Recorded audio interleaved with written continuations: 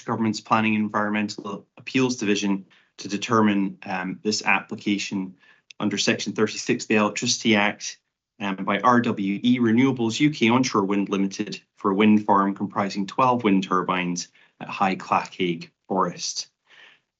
As per the following previous days, I'd just like to all parties introduce themselves before we go through the housekeeping arrangements. I'll start with the applicant, Mr. Fraser. Thank you, sir. Good morning, sir. My name is Vincent Fraser, King's Counsel. I'm instructed by Mr. McGovern of Pinsent Masons, who I think are on the call, sir. And of course, you heard from my witness, Mr. Weir, yesterday, sir. Thank you. Is Mr. Weir with us today? He's certainly observing, I think. Whether he's actually directly on the call or watching on the live stream, I'm not quite sure, sir. Thank you. And for the council? Good morning, sir. I'm Maurice O'Carroll, instructed by the Legal Department of Argyll and Bute Council, and I'm here today with my witness, Dr. Guy Wimble, who I'll introduce more fully later, and Mrs. Arlene Knox is also on the call. Much appreciated. Now, in terms of arrangements, they're the same as they have been before, so please be aware of your own fire arrangements in the building that you occupy. If you're using a microphone, please remember to turn it off when you're finished speaking. When you're speaking, to turn it on, and turn it off when you finish speaking.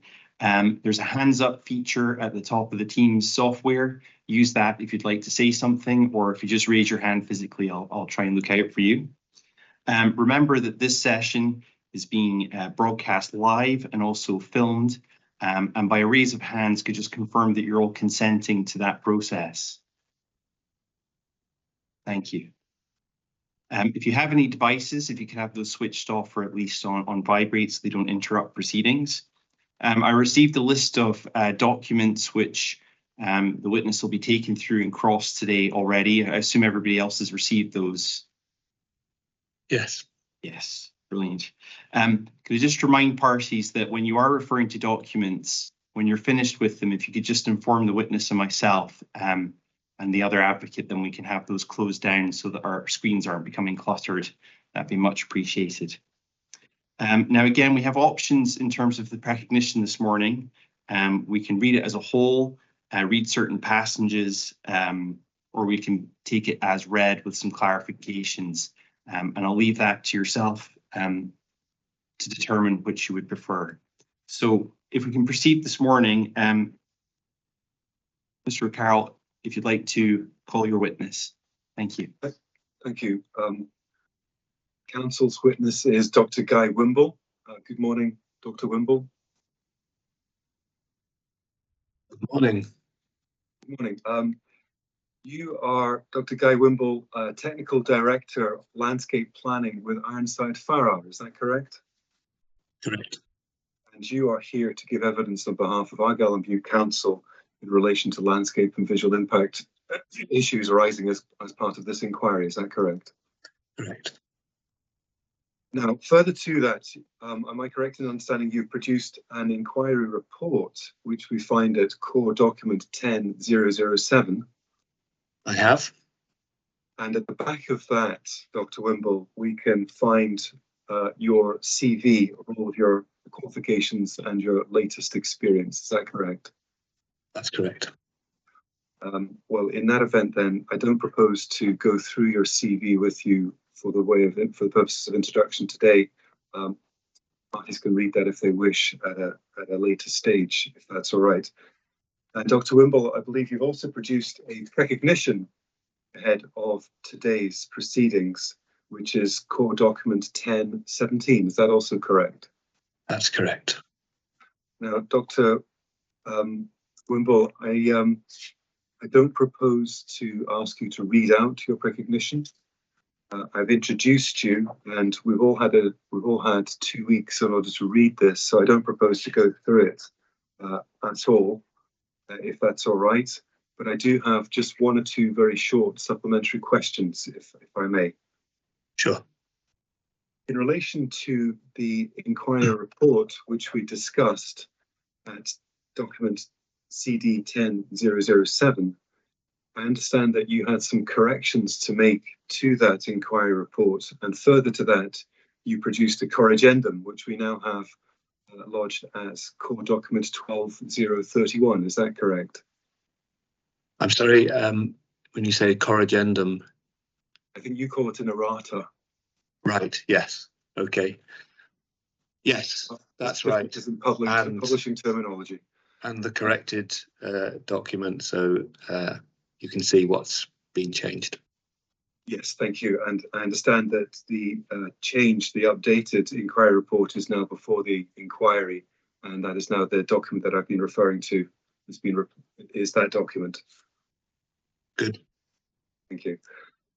Now, so much for your own evidence, and obviously we'll hear more from you in later. But for the moment, there's just one or two matters that have arisen. Some very brief points that I want to go to that haven't already been addressed from Mr. Nigel Weir's precognition. Mr. Nigel Weir, as you'll be aware, is the landscape and visual impact witness for the applicant. And I wonder if you wouldn't mind, please, having his precognition in front of you, and that is core document 1016.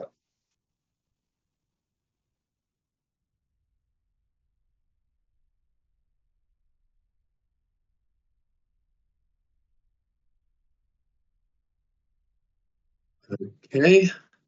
Thank you. And in particular, Dr. Wimble, I'd like to ask you about certain rebuttal comments he's made in response to your inquiry report, which you haven't so far had an opportunity to address in evidence. So could I ask you please to go to page 4? That's the internal page 4 of that recognition document.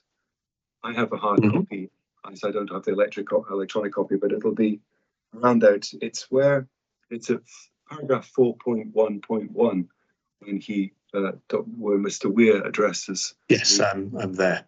You're there, thank you. Now, I'm not going to go through all of the rebuttal points because, as I say, a lot has been discussed already in evidence yesterday, but there's some points I'd like to clarify with you, if I may. The first one, he responds to paragraph 3.6 of your inquiry report. And at the end of that section, the small one, going over to page 5, he says that in comparison with the landform, the photo montage that he refers to in relation to viewpoint 8 shows the relative height of the turbines compared to landform, and they are perceived as 1/3 of its height or less. So with that understood, Dr. Wimble, can I ask, have you had the chance to run a scale over viewpoints 8, 10, and 15? Yes, I basically blew up the image on screen and held a ruler against it, and I felt that certainly the turbines that are more visible are closer to being half the height of the landform. I suppose you might say that they're 1/3 of the height of the landform plus the turbine together, but that's not what Mr. Weir says. Thank you. I don't propose to take you to viewpoints 8, 10, and 15, and perhaps you'll be discussing that later in any event. So I won't take up time doing that, if that's all right, Dr. Wimble. Yeah. The other main point that arose from the rebuttal is on that same page. I was then at page 5 of Mr. Weir's recognition, small 4. And this concerns the use of what's been termed split categories for sensitivity and magnitude. Do you have that section there? Yes, I do. Now, it's covered in that part of the precognition to a certain extent, but also was mentioned in evidence yesterday by Mr. Weir that the practice of using split categories for gradation of sensitivity and magnitude has been discontinued by many practitioners, I think was how it ended up. Could I ask, please, what has been your experience with regard to that issue? Well, my experience has been garnered through reviewing many environmental statements on behalf of government and local government organisations, and I would say that it varies across the practitioners. I wouldn't say there's a majority that do one or the other. Certainly the very last one that I reviewed had categories that were split into 3 with grades like moderate to moderate major. So I wouldn't say it's a dying practice.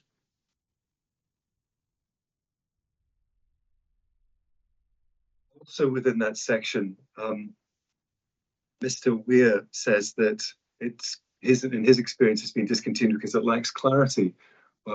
What is your view about the use of split categories?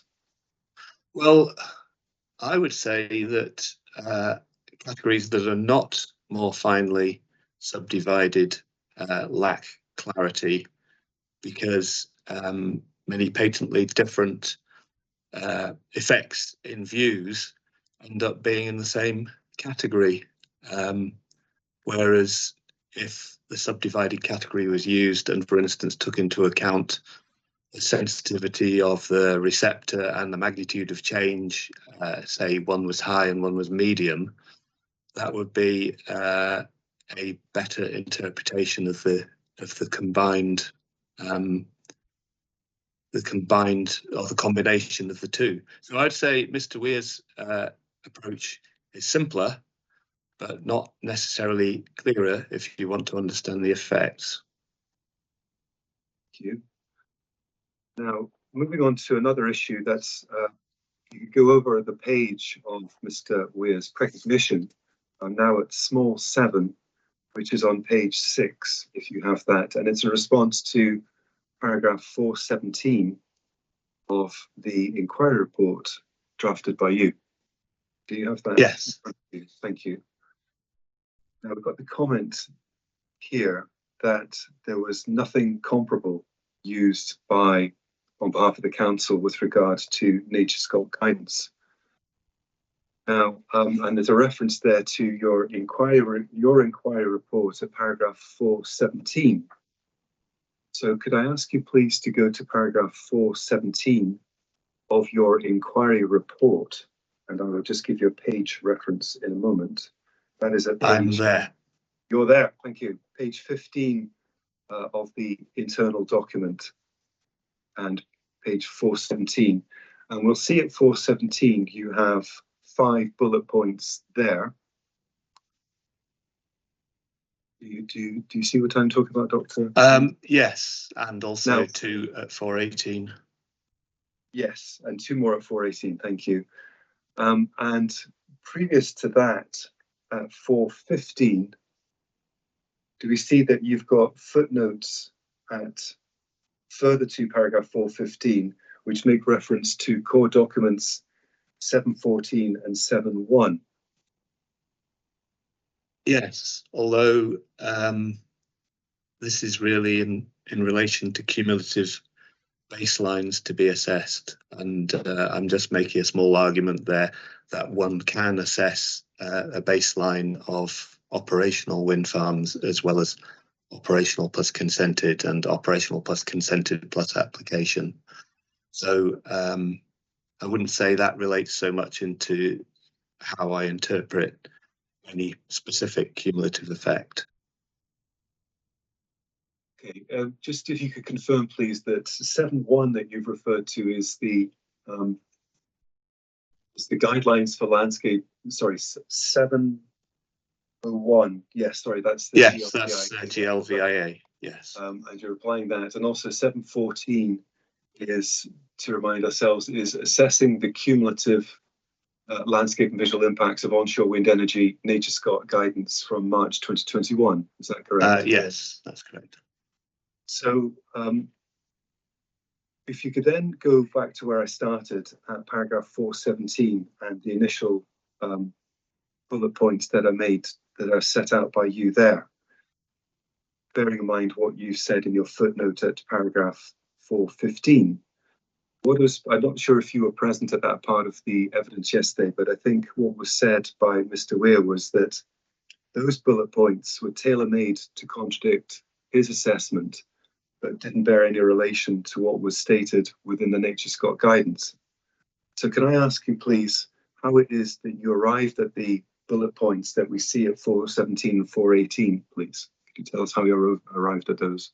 Well, I mean, the most important thing, first of all, is to say these are situations which I consider could contribute to significant effects. And then also in 418, what I consider might indicate that a cumulative effect is lower or not significant. So these are entirely down to me, but they obviously include the generic points that are raised in the guidance in terms of, for instance, differences in scale between developments, differences in location between developments, whether they spread across different landscape types, whether one is in front of you, another is behind you, and so on.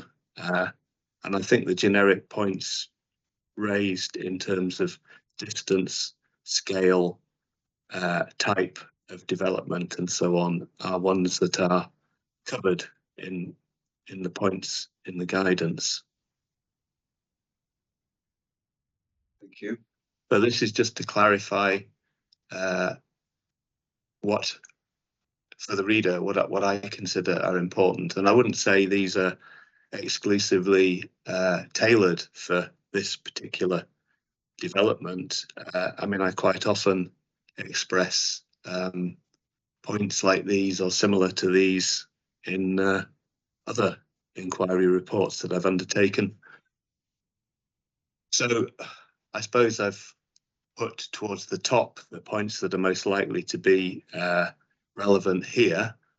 But for instance, the third point, the proposed development introduces or extends wind energy into a new landscape area or type.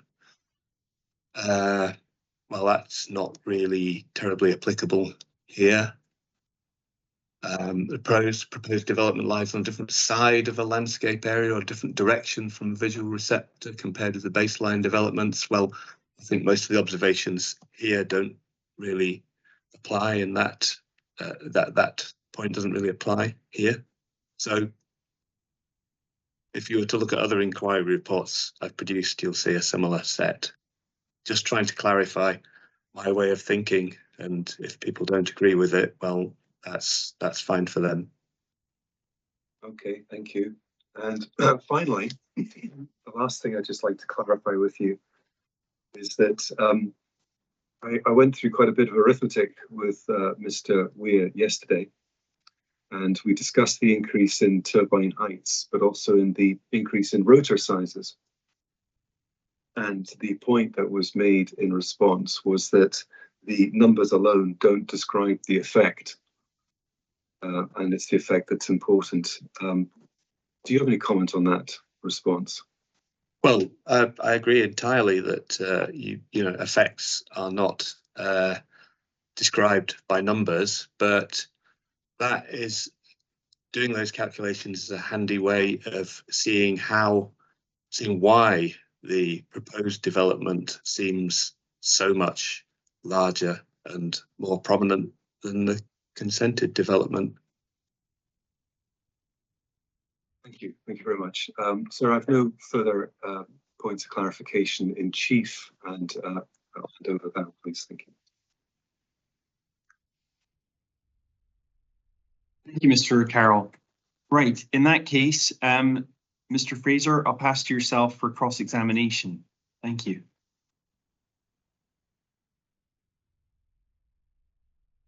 Thank you, sir. Good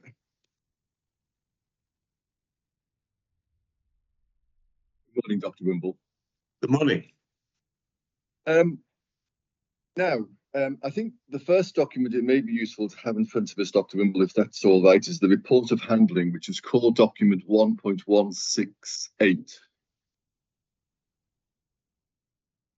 Okay. And if we turn to that document, if you've got it in electron, I'm afraid the pages aren't numbered in the original document. But if you've They got it never in are. no, I think that might be a point you could advise authorities that would be helpful in the future, so to speak, Dr. Wimble. But if you have it in electronic form, I think it's page 13 and 46.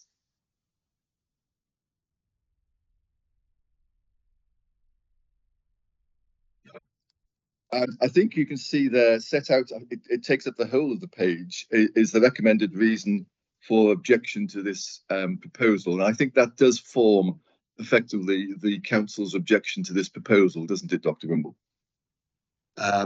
Yes. Thank you. So that is the reason why the council objected. And I think the reasons for that are then explained further later on in the report, because there's an element, there's a section that deals effectively with the landscape and visual impacts, which we'll come to in a moment. That's correct, isn't it, Dr. Wimble? Yes. Thank you. Now, can I just be clear that neither you nor the council now seek to go beyond those reasons? Well, as far as without reading them in detail just now, that's the general approach. Although obviously in my own work, I've made observations and come to conclusions. Yes, it's for example, as I understand it, at no time has the matter gone back to the council for the council to revise its objection, has it, Dr. Wimble? No. And at no time has the council produced any document, as I understand it, to suggest that it's revising its objection, has it? No.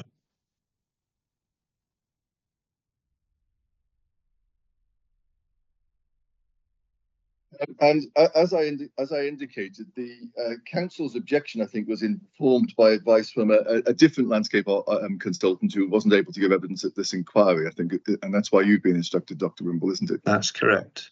And in fact, I don't think it's any secret, the consultant who advised the council at that time is also the author of what I'm going to call LVEX, the wind capacity study. Yes. Okay.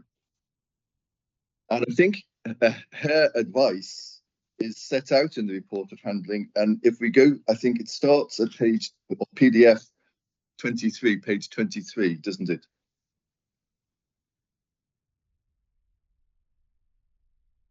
Yes. Thank you. And again, as I understand it, that is a fair, whether it's absolutely verbatim, I don't know, but it's a fair summary, as I understand it, of what Ms. Anderson advised the council, isn't it? Yes. Can I just understand then, if we, I'm not going to take you through it line by line, or indeed even page by page, because it would take too long. But is there anything in that section that you disagree with, Dr. Wimble?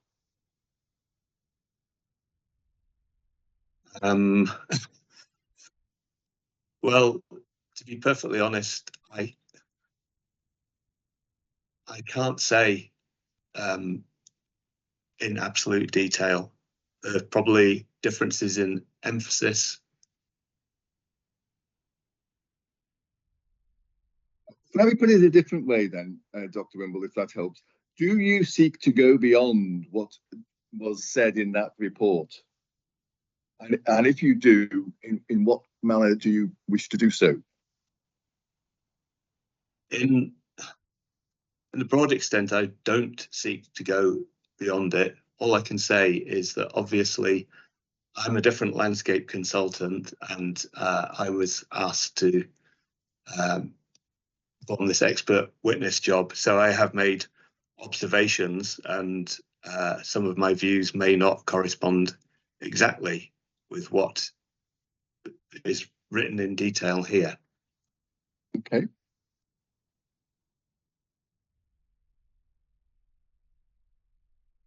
I think in a broad sense, it is pretty similar.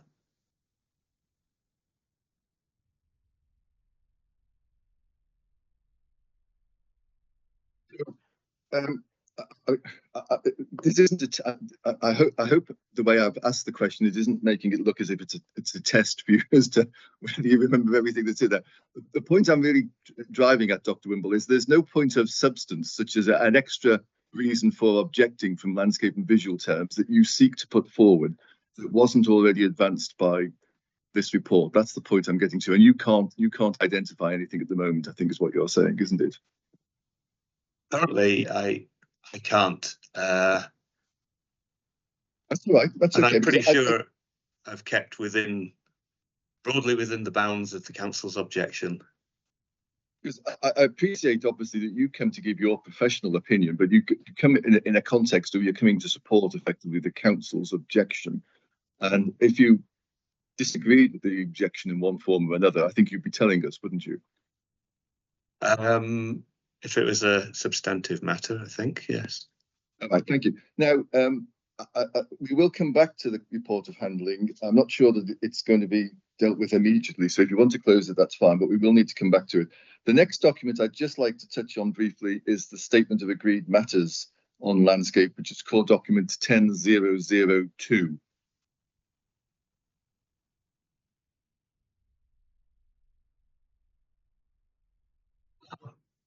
And I am assuming, unless you tell me to the contrary, Dr. Wimble, that you are in agreement with what is set out there in the Statement of Agreed Matters. Well, yes. I'm assuming it was run past you before it was agreed. Yes. I mean, there are certainly comments on one or two points. But yes, it is a Statement of Agreed Matters. Thank you. That's very helpful. So if we turn then, please, to, again, if you've got it in electronic form, I think it would be page 7, PDF page. So it's PDF page 7. It's normal page 4. I'm there. And just so that we know, if we just flick up, we can see this is within what's on my term section 2, which starts on page 3. And then if we go to what is effectively so paragraph 6 there, so it's paragraph 2.6. It's agreed between us, isn't it, that some significant landscape and visual effects are inevitable with commercial scale wind farms, and the finding of significant effects for environmental impact assessment purposes doesn't in themselves indicate if a wind farm's acceptable or not. That's our agreed starting point, I think, isn't it? That's correct. Thank you. And of course, it refers to significant landscape and visual effects being inevitable, but it is normal, is it not, to characterize such significant effects as adverse effects? That seems to be the agreed practice. Yeah. And so I think our starting point for inviting the reporter to consider these matters is that the mere presence of significant adverse landscape and visual effects isn't of itself a reason for rejecting a wind farm proposal in general, or this wind farm proposal in particular. That's correct. Thank you. And can we agree also that visual impacts and landscape character impacts are separate issues to be considered? Separate but related, yes. I can understand there's a relationship between them, but they are separate to be considered. And again, I hope we can agree that the mere presence of significant visual impacts of itself does not necessarily result in there being a significant landscape character impact. Not necessarily, but sometimes it can, depending on the influence of the visual effects. Okay. Now, I think we can probably put that to one side again for one moment, if that helps you. What I'd like to turn to now is your report. And in discussing your report, we'll probably be discussing the LVEX, which is core document.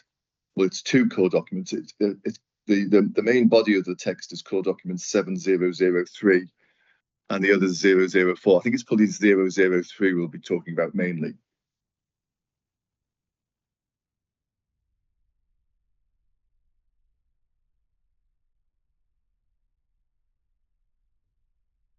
if we turn to your report, you... Sorry, Mr. Fraser. Sorry, Mr. Fraser, just check that the witness has that document before you proceed. Sorry. Thank you. I have the LWEX documents and my report. I'm looking at you. I printed your report off, so I'm looking at it, I'm afraid, in a hard copy. So I don't have immediately in front of me the PDF page reference, but I'm looking at page 8 of your report, which is where it's where at paragraph 3.12 you start discussing LWEX. Yes. Okay. And in 3.12, you tell us that it provides guidance on landscape sensitivity and capacity for wind energy in the entire area. Mm-hmm. Yeah. We can agree, I hope, that LWEX does not take into account any targets or numbers for wind energy development, does it? No, but it advises on the sort of development and amount of development that might be suitable for any particular area. You said no, but I'm interpreting that as agreement with the points I put. I think. Well, I think you. I think what you highlighted was something a bit more exact, in as opposed to. I mean, sensitivity and capacity in what used to be called a capacity study are obviously related. So I understand now that all capacity studies are mainly statements on sensitivity. Well, I think you know where I'm going to Yes. with this, Dr. Wimble. But just to go back to my question, because it's a matter of fact, really. So I don't want there to be confusion about it. LWEX does not take into account any targets or numbers for wind energy development. Now, you said no, but the way you said no, I think you were agreeing with me that as a matter of fact is the case, isn't it? Yes, what you said is a matter of fact, yes. It's correct. And you see, that's important, isn't it? Because there is now very clear guidance from Nature Scott that in order for a study to be a capacity study, it needs to have taken into account targets for development, doesn't it? I couldn't. I'm not entirely familiar with that fact. Right. Can I take you, please, to core document 7020?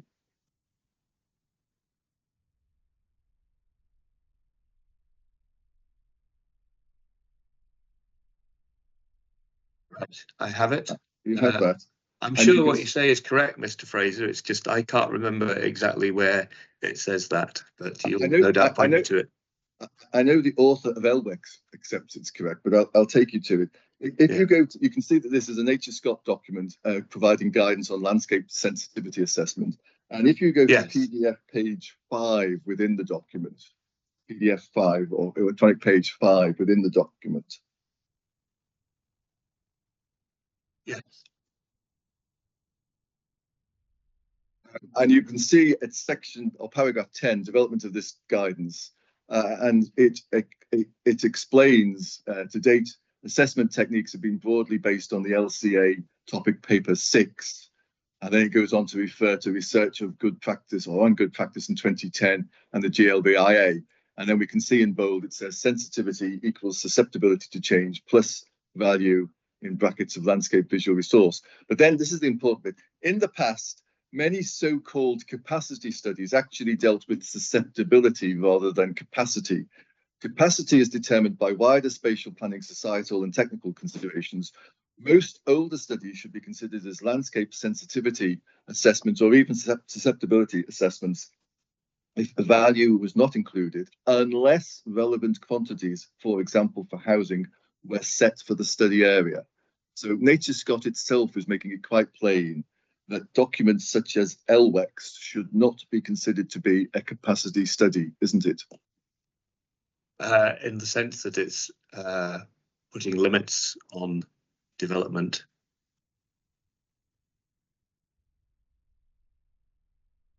Well, is that a yes? I think it's a yes, isn't it, Dr. Wimble? I'm very happy for you to qualify. Sorry, I'm looking at it helps first this of all to know statement whether it's a here, yes or no. Sorry, and it's, well, I'll say yes. Right. So in the light of that guidance, we can agree that we cannot treat LWEX as providing guidance on capacity, can we? No. Sorry. Yes, I think that's no in agreement. I Yes. know. Yes, I you're in agree. agreement. Yeah, that's Yeah. very helpful. Thank you very much. Now, if we then go to LWEX itself, which I promised you we would go to, which is core document 703. 7003. Uh-huh.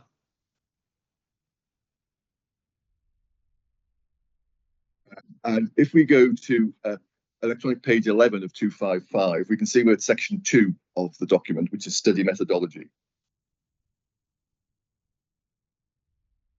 So if it helps you to, I think we can probably close 720. I think we've probably dealt with that. Right. Now, if we look at the study methodology in section 2.1, we can see that we have a definition provided of what is being considered to be landscape capacity in the first paragraph, isn't it?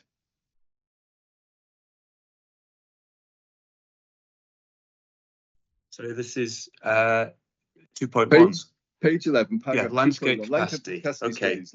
Landscape capacity is described as, and then we actually have a quotation, is described as the degree to which a particular landscape character, type, or area is able to accommodate change without significant effects on its character or overall change of landscape character type.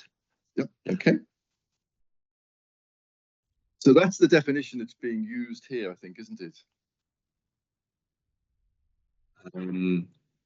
For capacity, yes. But we've already agreed, haven't we, that significant effects are an inevitable outcome of any wind farm proposal. Yes. So effectively, a test for capacity is being set in this document that by definition can never be met for a wind farm proposal, isn't it? Able to accommodate change without significant effects on its character or overall change of landscape character type. If that is the case, if significance is your test, then yes.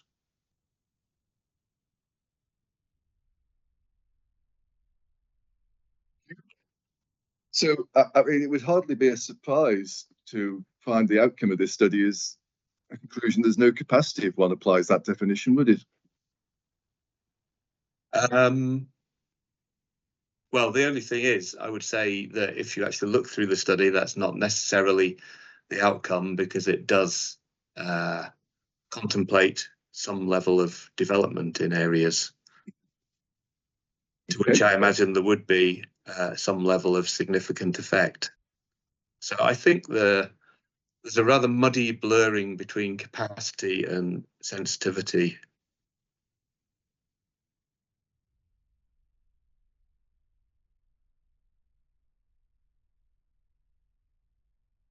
We'll come back to sensitivity, don't worry. We can remind ourselves, though, can't we, that this document is from 2017, and in fact, it was a revision of an earlier 2012 document, I think, wasn't it? That's correct. And of course, it chronologically, therefore, it very clearly predates both the current NPF4 and the onshore wind policy statement of last year. Yes. So if we could just very briefly turn to the onshore wind policy statement, please, which is core document 4004. I think Mr. Edwards.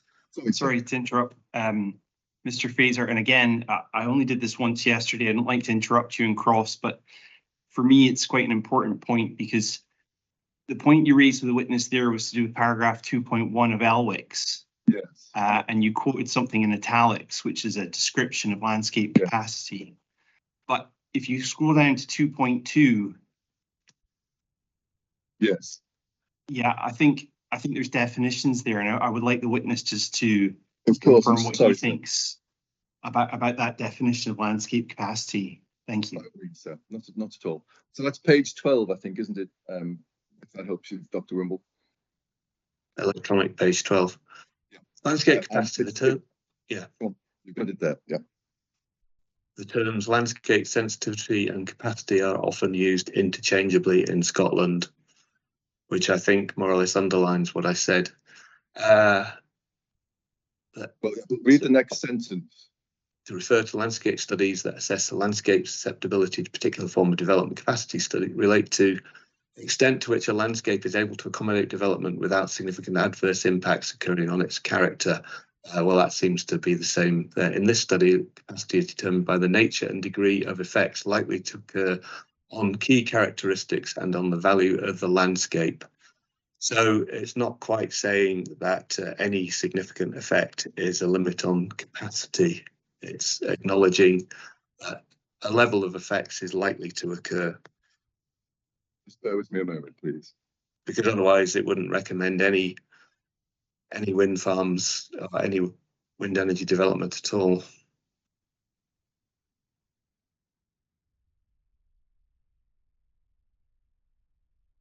Just bear with me a second, sorry. I just need to find something.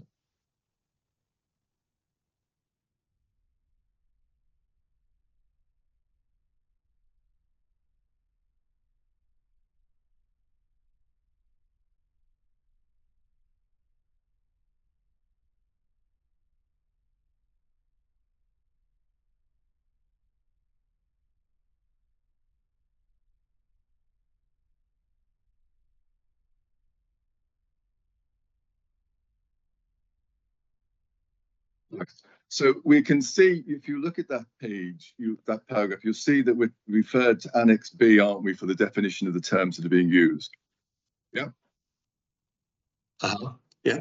So you need to go to PDF page 228 to get to Annex B, where you've got your glossary of terms. 228. 228.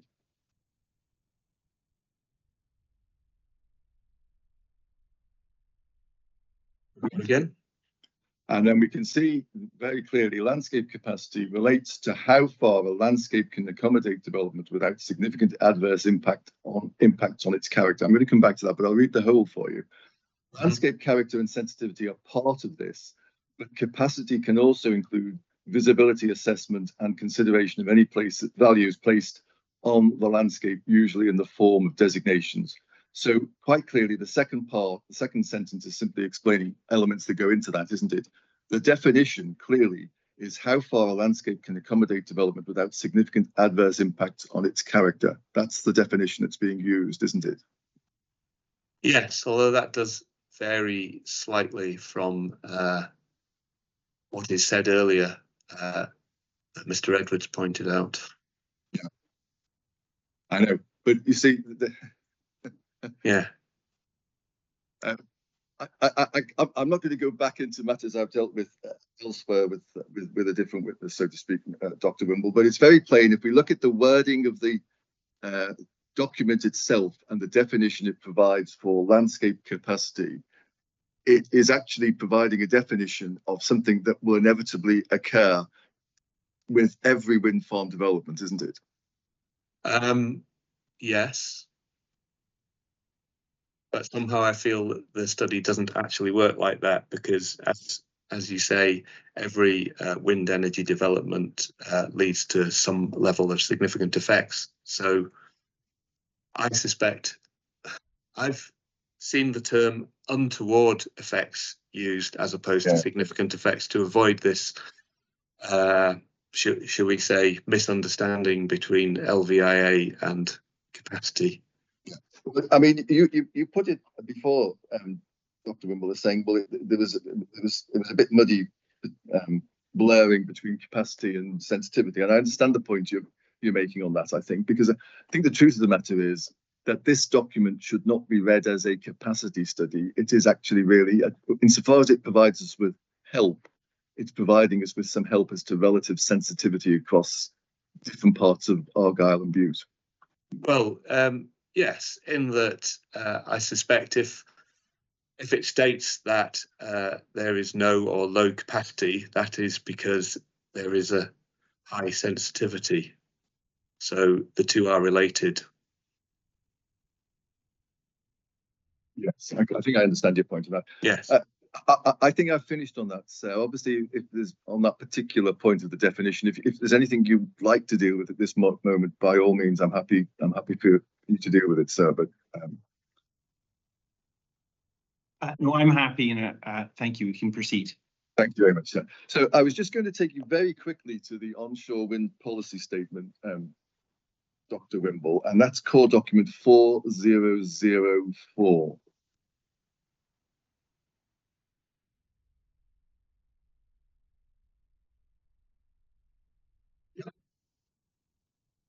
I'd like us just to go to paragraph 3.6, which is PDF electronic page 19 of 78. And this is providing some advice and guidance as to what the Scottish Government's position is with respect to landscape and visual amenity in the context of onshore wind development, isn't it, Dr. Wimble? Yes. And we can see that the question of targets is addressed straight away in paragraph 3.6.1 of the document, isn't it? And we're told that meeting the target that the government has set itself of a minimum installed capacity of 20 gigawatts of onshore wind by 2030 will require taller and more efficient turbines. And then we can see underlined in the document itself, this will change the landscape. Now, of course, that's something that just wasn't being taken into account of at all in LWEX, was it?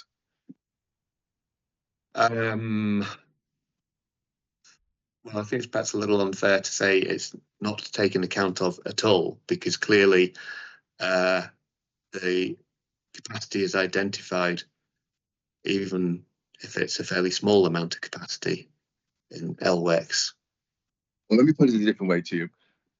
The document is making it plain, isn't it, that taller turbines, i.e. taller than are common in 2022 when this document was written, taller turbines are going to be required, and that will change the landscape. Now, that approach of accommodating taller turbines, which will change the landscape, is not something that was being taken into consideration at all in LWEX, was it? Well, I'd have to disagree with you on that. I'm sorry. Really? So I think what we're really looking here is a difference in the amount of change that is envisaged by LWEX as opposed to the policy. I'm not quite sure I understand. I'm not quite sure I understand the point you're making there, Dr. Wimble. Well, because Mr. Fraser, the LWEX already acknowledges that change has taken place in the landscape. If we stick to Kintyre, just to simplify the matter, there's lists of wind farms, maps showing where wind farms are located, and commentary on how that has changed the landscape. And then there is further commentary on what level of change would be accommodated as far as the author of the capacity study is concerned. Yeah, but I'm not sure that's taking what's being said in 3.6.1 into account. Let's just step back for a moment. LWEX effectively covers the whole of Argyll and Bute, doesn't it? Yes. And LWEX says really that it doesn't think there's capacity. There may be a little bit of wiggle room, but it doesn't really think it's capacity, because capacity is what you're saying, I think, for turbines in excess of 150 meters. That's what I understand it says, almost on the final page of the document. Yeah.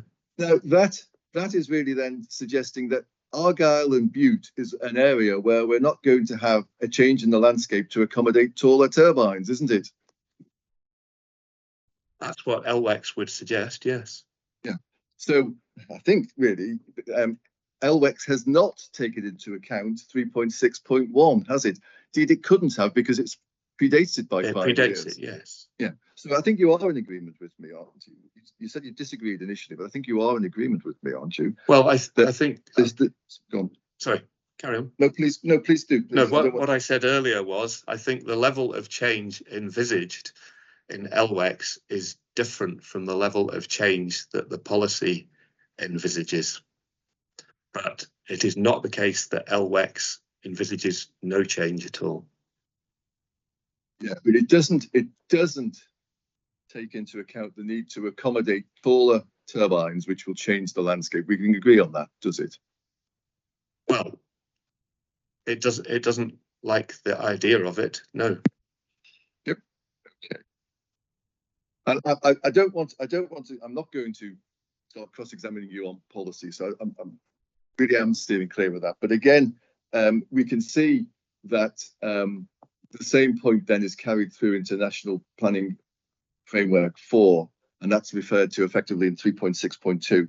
And we find that in particular then in policy 11 of the framework. So do you want me to go to that document, although I am aware of the policy?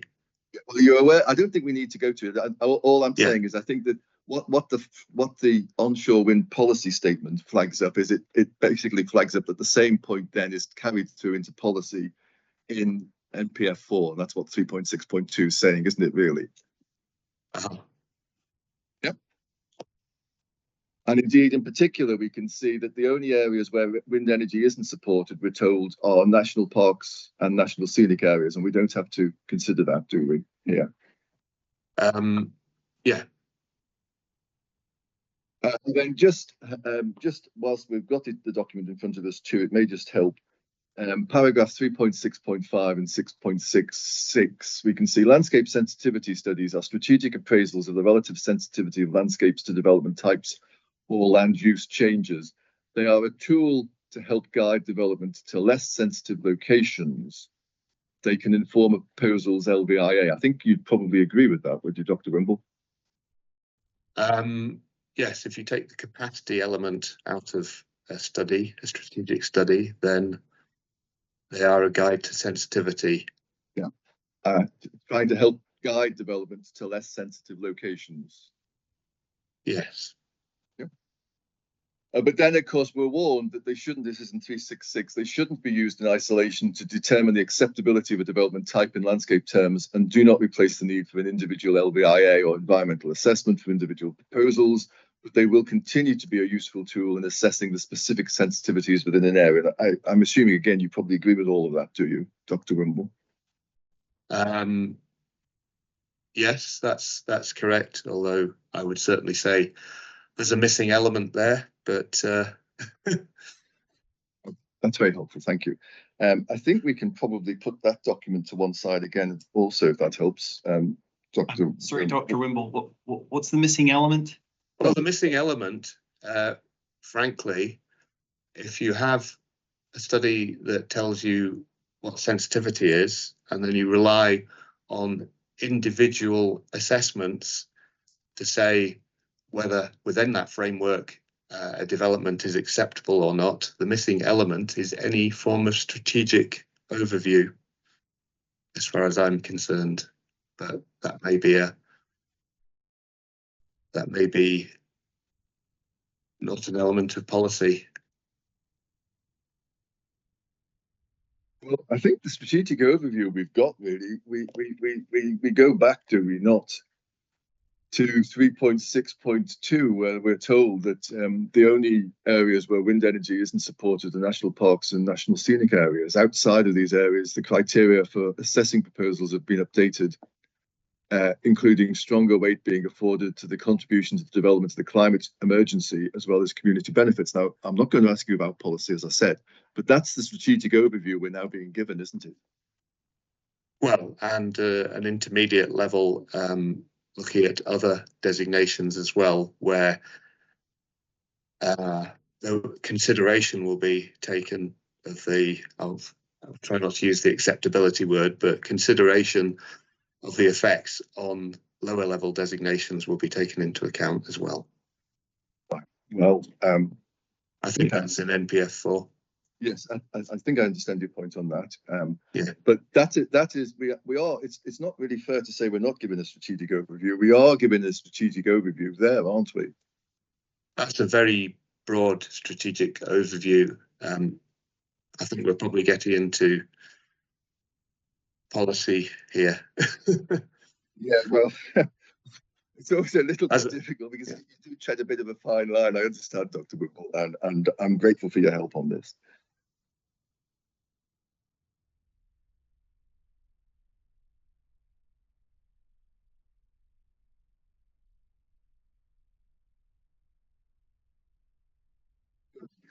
The position is this, isn't it? When we consider LWEX against that guidance that we looked at a few minutes ago from Nature Scott about what is and isn't a capacity study, and then when we take into account that LWEX predates the onshore wind policy statement and the quite significant change we see in 3.6.1, the conclusion is this, isn't it? That LWEX is plainly out of date. Well, certainly by definition, in terms of we're now in 2023 and that is 2017. However, I think as 365 and 366 in CD 44 say, it provides an indication of relative sensitivity of landscapes and also a lot of detail about the issues that may arise with scales of development that exceed the recommendations of the study. Well, I mean, I think you more or less anticipated my next question, because I was going to suggest to you that the most that we can really draw from LWEX is that it does provide us with some general advice on relative sensitivity of areas within Argyll and Bute in general, and obviously for our consideration here, Kintyre in particular. Yes, and it provides quite a lot of detail on what issues may arise. Indeed, I think to be fair, that was effectively the conclusion that the previous reporters arrived at when they looked at it in 2019, even before we had OPWS and OWPS and the advice from Nature Scott, wasn't it? So when you say the conclusion, do you mean as in what I've just said? That effectively LWEX provides us with some general advice on relative sensitivity. Yes, and detail of where adverse effects are most likely to arise should the recommendations be exceeded, I would say. Perhaps that's the best way of expressing it. Okay, I think I'd keep open LWEX for the moment, because I think we probably will have to go back to it. But just to cross-reference for the reporter's benefit, if we just take out the previous inquiry report, core document 6002.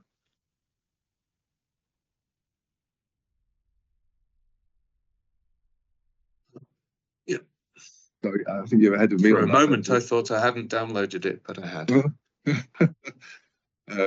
You're ahead of me. I'm just trying to find it now. If we go to, well, just so that we know where we are in this document, I think if we go first of all to electronic page 56 of the document.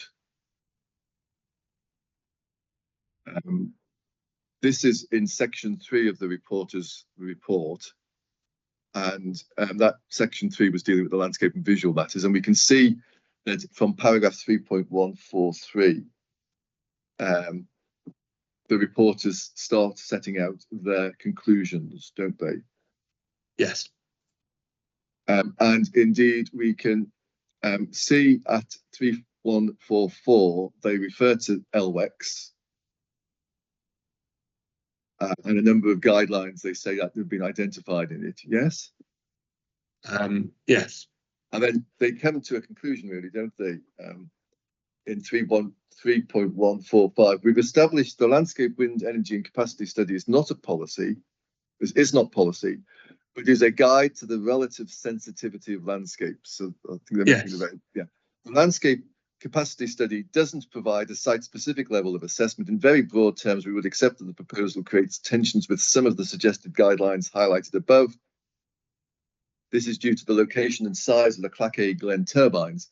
However, as the appellant has pointed out, it's the actual landscape visual and cumulative impact of the Clachaig Glen proposal on the ground, which is the key consideration. So just looking at their conclusions there.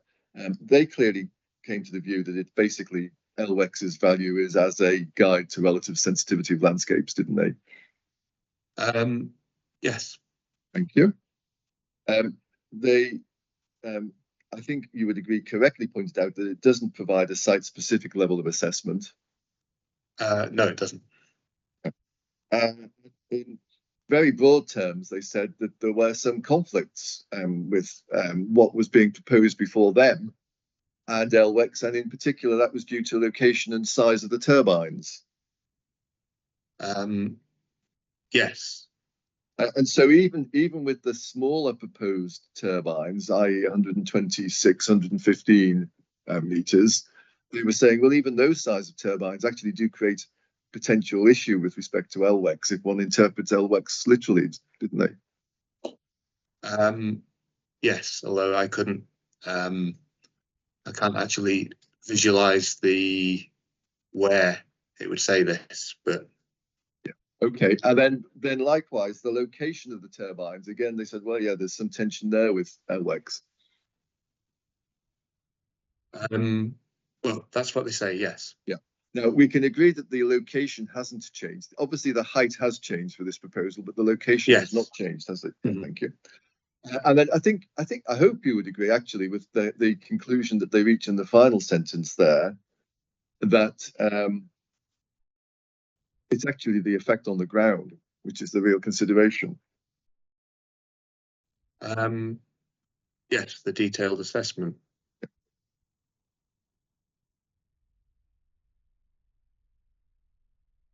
Now, it is clear, isn't it, I think, from LWEX, that LCT6, of all the landscape character type units within Argyll and Bute, is the least sensitive area for wind farm development. Again,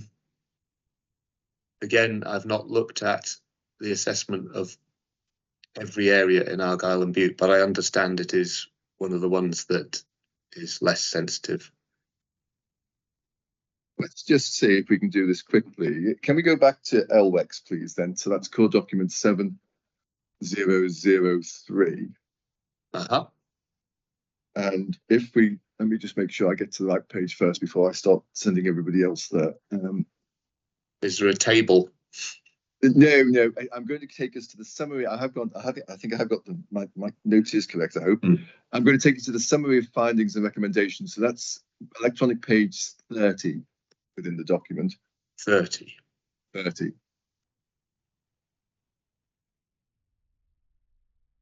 And we can see section 3 is a summary there, isn't it, of findings and recommendations.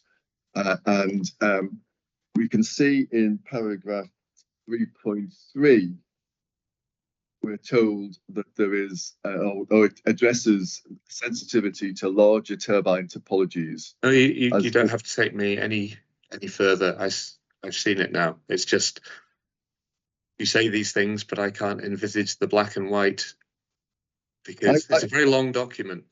But just trust me, the answer to every question I ask is yes, Dr.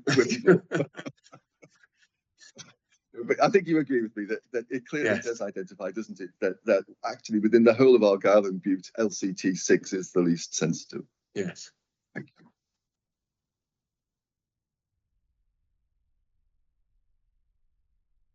And so, in reality, if one uses this document as a sensitivity assessment, trying to direct development to the less sensitive locations of all the areas within Argyll and Bute, it is in fact LCT6 that the council would be seeking to direct wind farm development, isn't it? On that basis?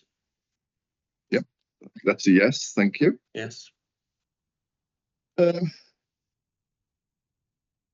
Now, if we just bear with me a moment, let me just check again.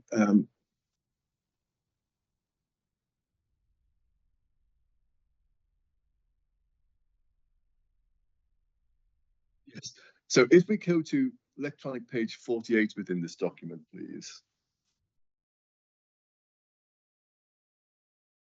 And we can see at section paragraph 4.2.1 we've got a section dealing with interpreting the overall sensitivity ratings. That's correct, isn't it? Yes. And we've seen from page 30, which we were just looking at, that for LCT6, the sensitivity rating for over 130 meter turbines is high medium, isn't it? Yes. And so just to understand what's being meant by that we look at the second paragraph there, don't we, I think? And high medium, it says landscape character type areas found to be of high medium sensitivity will have a number of significant constraints to wind farm turbine development. While some characteristics usually found in limited parts of these landscapes may relate better to such development, significant adverse landscape visual effects are likely to occur on other key characteristics. We consider that there's likely to be either no scope or very limited scope for development in a small part of these character type areas only. Okay, so pausing there again, we can see we're back again, aren't we, to this point about significant adverse effects likely to occur, aren't we? Mm-hmm. Which we've agreed always occur with commercial scale wind farm development, don't they? Yes. Yep. And then we're told that there's within, let me make sure I get it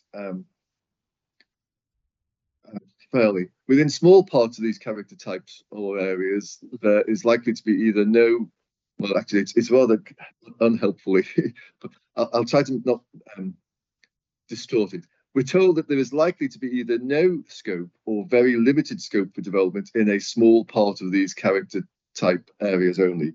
So I think it's split into two there, isn't it, really? There's either no scope, we're told, or in fact, there may be some limited scope within some limited areas.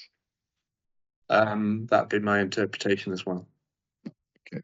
So even using the very high test that's been set about not having significant adverse effects, we can see that it does envisage that there may be some potential, which would obviously then be subject to an individual site-by-site appraisal. Mm-hmm. Yes? Yes. That's correct, isn't it? Now, if we turn back to your report, please. We were at the section where you're dealing with LWEX.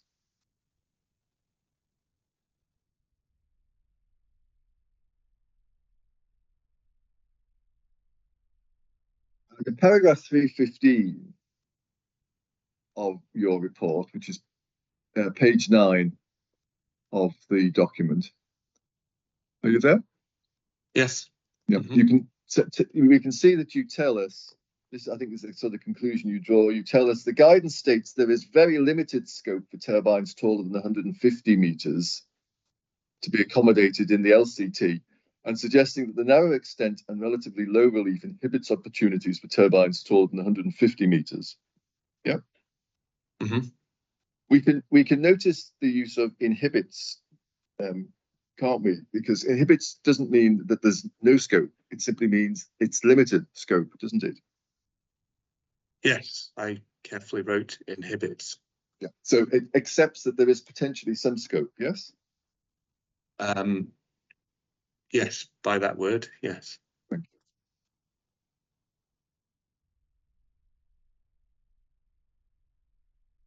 you. Just with LVEX, if we could just go back to the page we were looking at. So that's electronic page 48 again.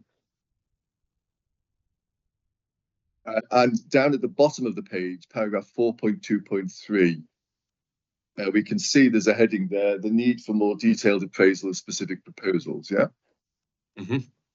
And we're told, aren't we, caution is needed in interpreting the combined sensitivity scores set out in this report, as they represent an average across broad character types and areas, and considerable variation can occur across these landscapes.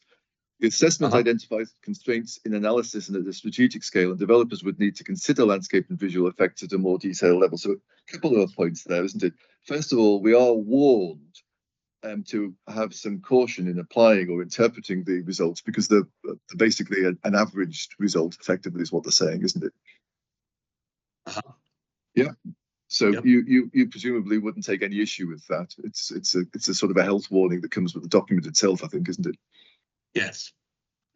And then again, it confirms the need, doesn't it, for obviously a detailed appraisal with the developers taking on board what is said in the document and looking at that amongst other things.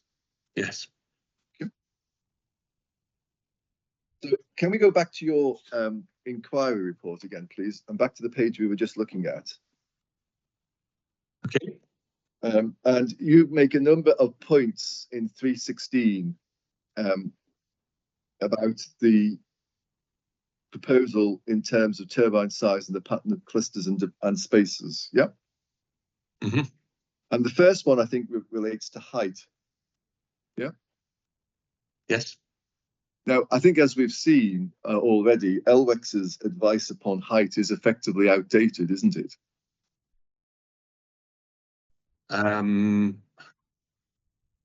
Well, in terms of there are higher turbines now being proposed commonly.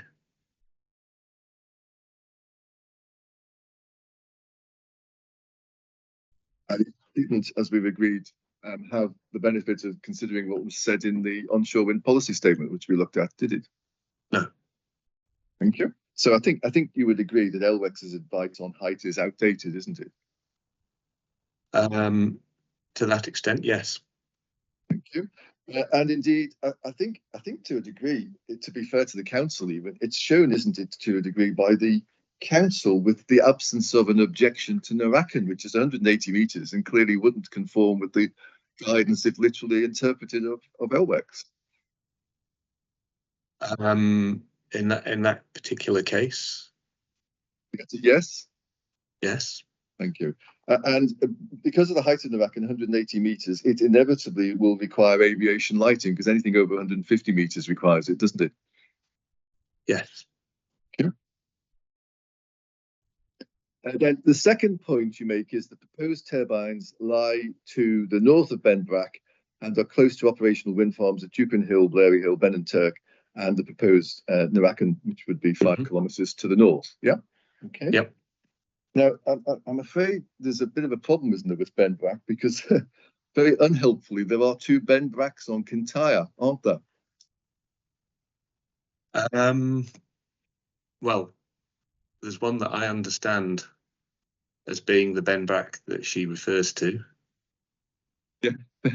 Well, there has to be one that she's referring to be fair, but there are in fact 2, aren't there? And if we go to core documents, for example, core document 1044, which is ES or EIA R figure 7.1, I think we can see that, can't we? Just let's just go to that. 1044. There's lots of plans, and I think the reporter actually has probably a better OS map than anything we're working off. But if we go to 1044, let me just get there myself. I haven't caught up with you yet. Sorry.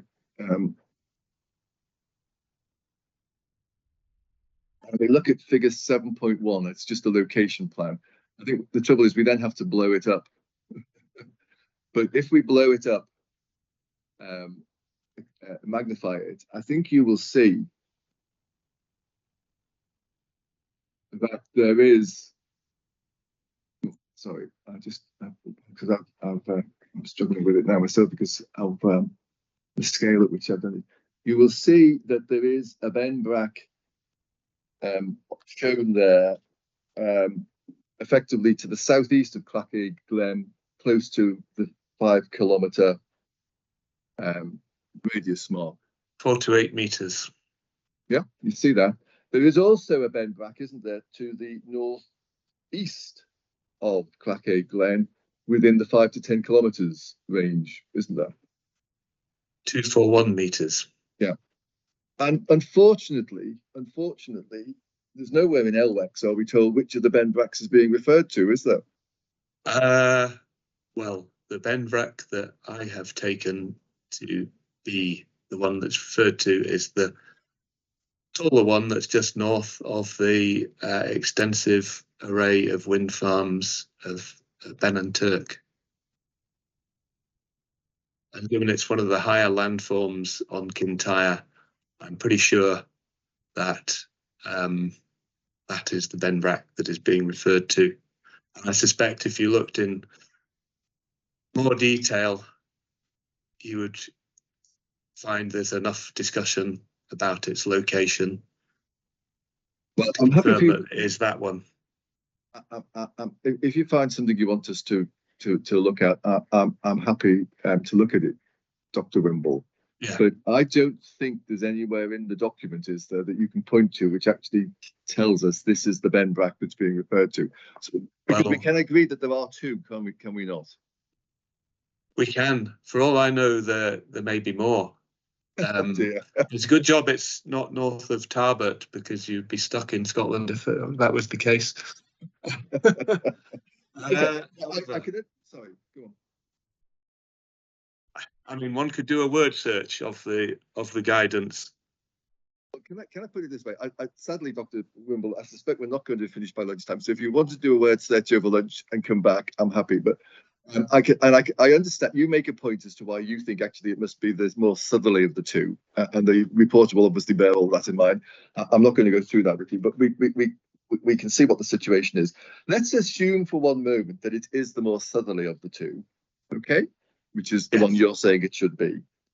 And we go back to your point about the proposals to the north of BEN-BRAC. Well, of course, Clachaig, the consented Clachaig Glen proposal, is also to the north of BEN-BRAC, isn't it? Mm-hmm. In exactly the same location. That's correct, isn't it? Uh-huh.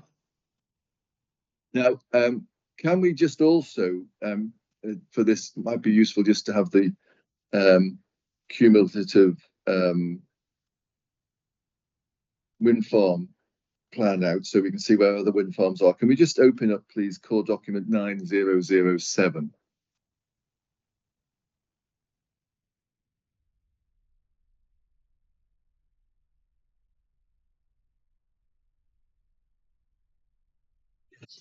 Now, bearing in mind that we've agreed that Clachaig Glen is north of that more southerly BEN-BRAC, we can see that likewise Dukeran Hill is north of that BEN-BRAC, isn't it? Which is an operational wind farm.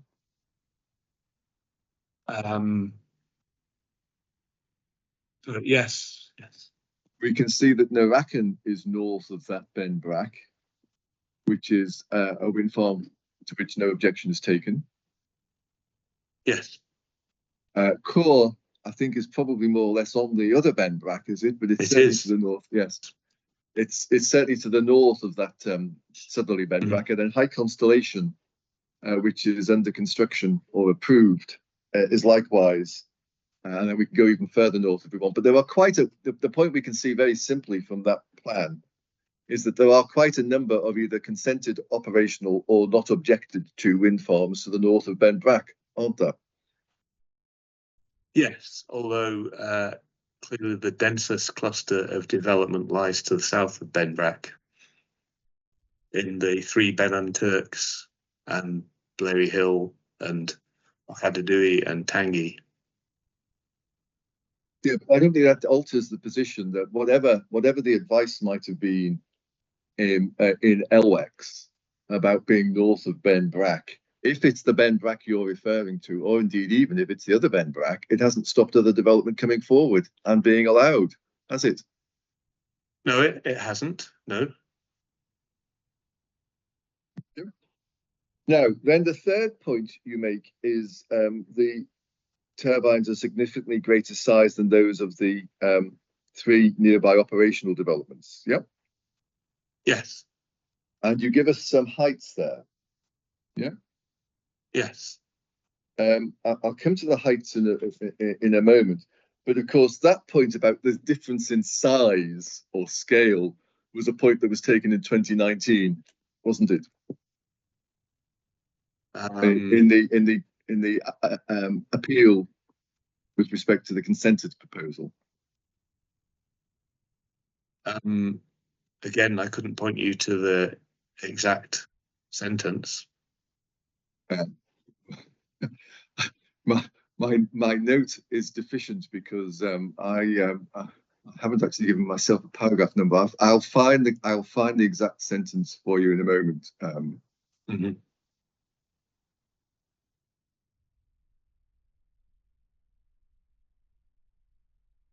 Mr. Fraser, at a point, if you could find a natural pause, that we can have a break, that would be appreciated. Thank you. Yeah, well, given that I've just said I'm going to have to find a paragraph, I'm obviously going to go through the rest of 316, but I'm happy to pause at this moment if that's a good point, sir. Yes. Well, if we take a break now and come back at 11:05. Thank you, sir. Thank you. Okay.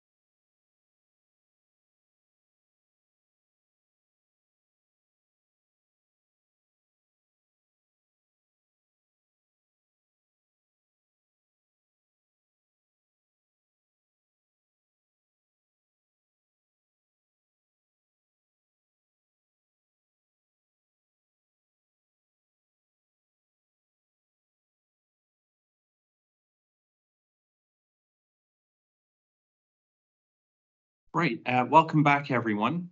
Mr. Fraser, again, as you're going through the cross, if you could find a pause for lunch, that would be much appreciated. If you'd like to pick up on your point, I think you had. Is there a particular, is it 12:30 or 1 o'clock or somewhere in between that you're looking for, sir? Well, let's see if we can find a pause in your cross that would work for everyone, and obviously depending on how the witness is doing as well. But maybe we could take a check at 12:30 and see how we're all doing. Please, I'll probably forget, sir. Please stop me at 12:30 and we can do it. Thank you, sir. Doctor, I think you might just have to put your, so you got your hand up, Dr. Wimble. Yes, sorry. Can I solve the Ben Vreck mystery for us? By all means, of course. Yes, I did invite you. Yeah, unfortunately, the document was immune to a word search, and Ben Vreck is spelt in different ways as well. However, if you go to page 48, is this electronic page 48? Yeah, of the first volume of the page 74 electronic. 54, okay. And it's CD 703. Yeah, the first volume.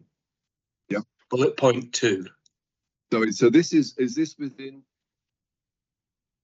Yeah, this is within. I think section 4.10.4, which starts over the page, and it's the second bullet point on the top of the page you're asking us to look at, is it? Yes, that's right. Thank you. So I'll just read it out. The more pronounced, rugged and higher hill summits, including Ben Vreek and Ben and Turk. So that's the first reference to it. Particularly visible from the sea and Arran and the east. So that tends to indicate it's the higher hill. And then further down, on page 49, paragraph 2, 1, 2, 3, 4, 5, 6, 6 lines down. So let's say 4 lines down. Turbines should not be sited on or close by the pronounced and higher hill summits found in the southern and northern part of this character type, including Ben Vreck and Ben and Turk, which form a scenic backdrop to the Carradale area. So those hills lie close to Carradale. So I'm pretty sure it's that Ben Vreck that we're not supposed to go north of. Okay, well, thank you for drawing our attention to those, Dr. Wimble. It's very helpful. And if there's any further as I say, over lunchtime, you find that you want to take us to, that's fine. I'm not going to take you any further on it because the reporter can read it himself and form his own view, obviously. But thank you. Can we go back then to where we were, which was core document 6002, and we were discussing the point about comparative heights of different turbines or wind farms, you recall, yeah? Core document 60. There we are. Yeah, it's the previous reporter's report. Yeah. Yes. And we were discussing. I said this point about relative heights was a point that was taken at the last inquiry, and you couldn't quite recall. Can I invite you to go to electronic page 62? So we're within the reporter's conclusions. Yeah. Right, I'm there. And then paragraph 3.183. And we can see, we note Scottish Natural Heritage comments on the height difference in comparison with other existing turbines. However, we are of the view that relative height in itself wouldn't be a reason for dismissing the proposal. It's the nature of the visual impact generated by the height of any turbines which should be the determining matter. Now, just I think 3 points there, really. First of all, we can agree clearly this point about relative height was taken and considered by the previous reporters, wasn't it? Yes. Thank you. Secondly, we can see that they concluded that relative height in itself shouldn't be a reason for dismissing that proposal, but any proposal, I think, would be what they were saying. Would you agree with that also? Should not be a reason for dismissing the proposal. Yeah. So this proposal. Yeah. But they're taking a point that they think relative height in itself would not be a reason for dismissing the proposal. I think I would suggest to you that that's a general principle they're applying, not just specific to that proposal. But the point I'm putting to you is, would you agree that's not what it says. Anyway, would you agree with them? in the case of this proposal, they've decided that's not an issue for dismissing it. Yeah, well, they're saying that they don't think you should dismiss that proposal on the basis of relative height in itself. And that principle would apply to any proposal, wouldn't it, Dr. Wimble? The point they're saying is what matters actually is the visual impact, and that is really what matters, isn't it? Yes, but I can't agree. Because the words don't say the proposal or any proposal, I'm not going to agree with you on that point, because it's the proposal. Yeah. We can see what the words say. They're saying that they don't think it should be a reason for dismissing the proposal. It's the nature of the visual impact generated by the height of any turbines which should be the determining matter. Would you agree with that it's the nature of the visual impact generated by the height of any turbines which should be the determining matter? Yes, it's the specific situation. Right. So you do agree with that. Thank you. Now, yes. If we just go back to your report, it's interesting, isn't it? When you tell us in that third bullet point in paragraph 316 about the differences in height, you draw attention to Ben and Turk as being 63.5 meters in height. Now, can we actually just have a look at the heights of Ben and Turk and some of the other wind farms as well? So for that, if we could go to core document 1.030, 130, please. 1.030.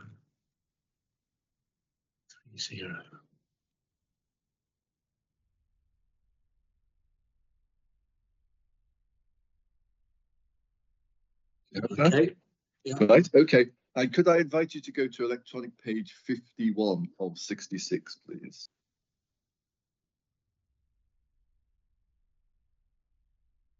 Yes. Now, we can see in table 7.7 details of all the wind farms considered in the cumulative assessment are set out, aren't they? Yeah. Yeah. And Ben and Turk, we can see, in actual fact, comprises three different elements, doesn't it? Two of which are operational and one of which was under construction as of 2021. Correct. And you only draw our attention to the smallest one, Ben and Turk 1, which is 63.5 meters, correct? Well, because it's the closest to the Ben and Turk. Well, sorry, go on. It's what I say, then those of the three nearby operational developments. I could have listed all the other developments, but these are the closest developments. So I think that's a relevant point. Yeah, okay, and we can agree, can we not? I'm perfectly aware there are other taller turbines in the area. We can agree, can we not, that Ben and Turk 2 and Ben and Turk 3 are closer to Ben and Turk 1 than Clachaig Glen is?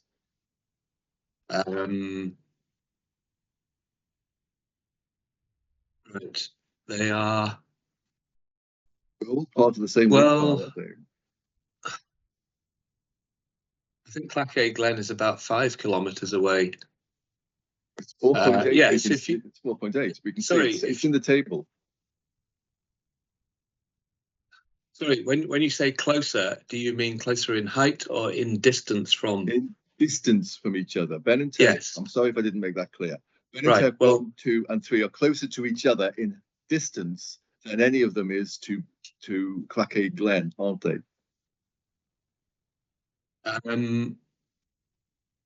Yes, well,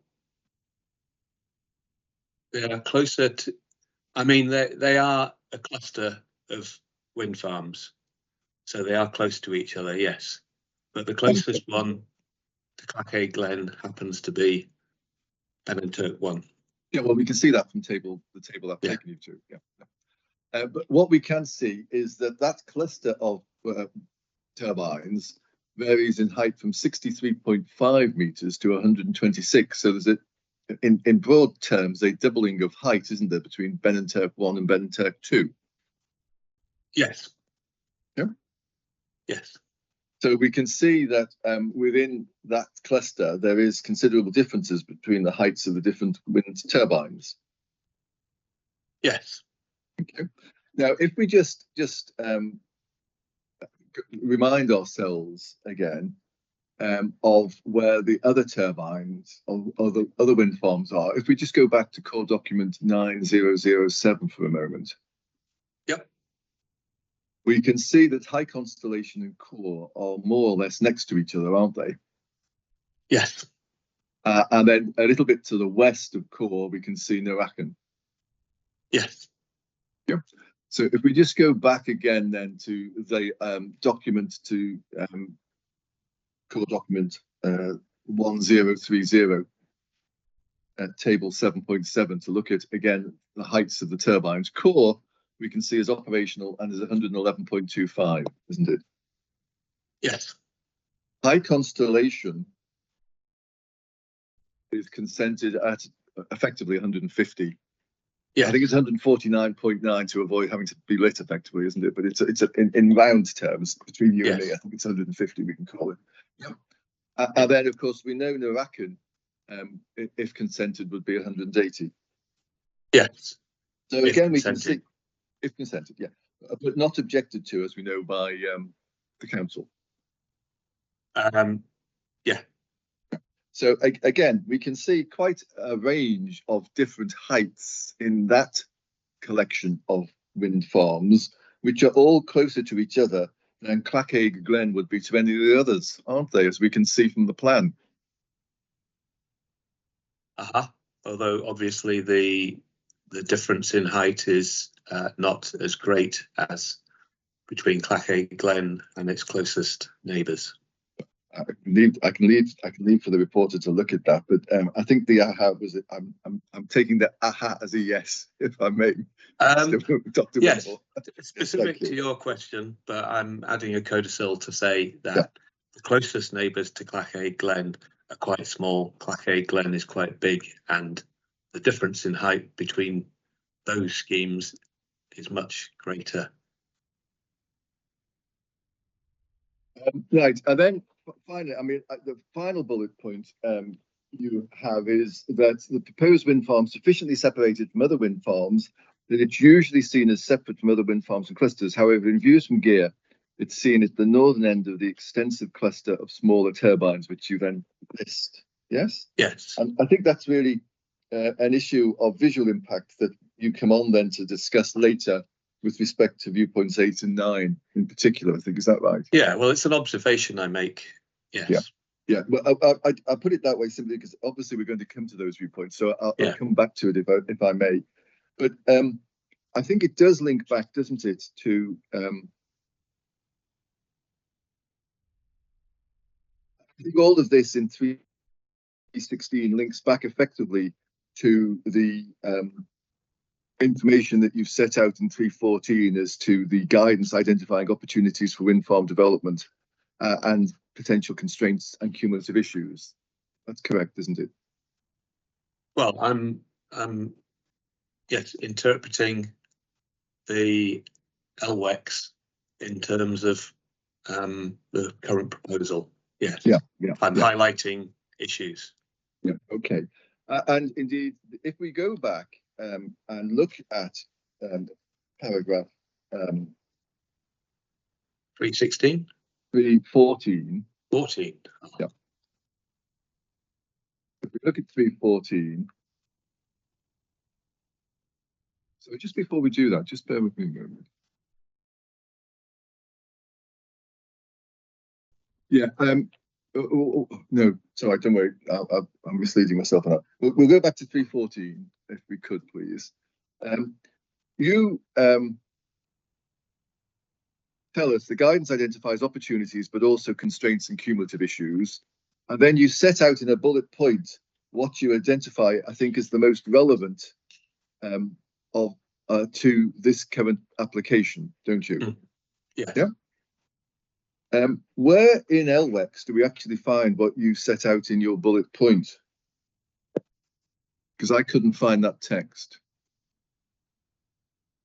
It may be a paraphrase.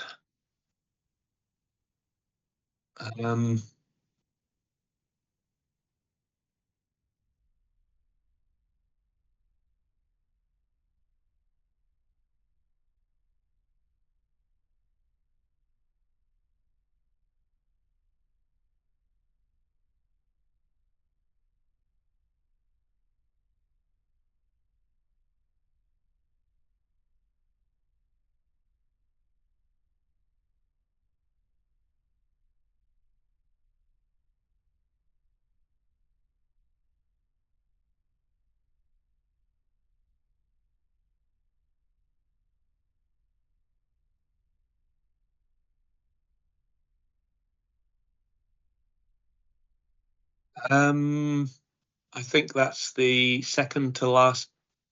So page 47 of Is volume this, 1. Yeah. Okay. Is this, sorry, electronic page again, or is it? Electronic 73. Just let me get there. Yep. Okay. Yep. And it's the second to last bullet point of the long list of bullet points that starts at the top of the page. Okay, so that's what you want us to look at, is it? Yeah. And you think really that? Well, that's what I'm highlighting as a potential issue of cumulative constraint. Yeah. Yeah. Okay. So you're really seeking to direct the reporter to that penultimate bullet point in 4.10.3. Yeah. Yes.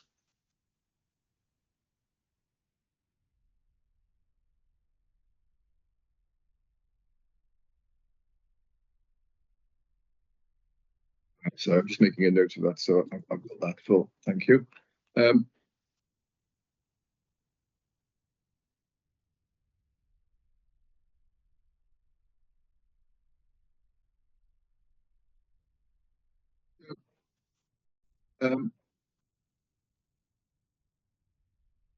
just have a look at that for a minute then, as to the concern that's being expressed in that bullet point.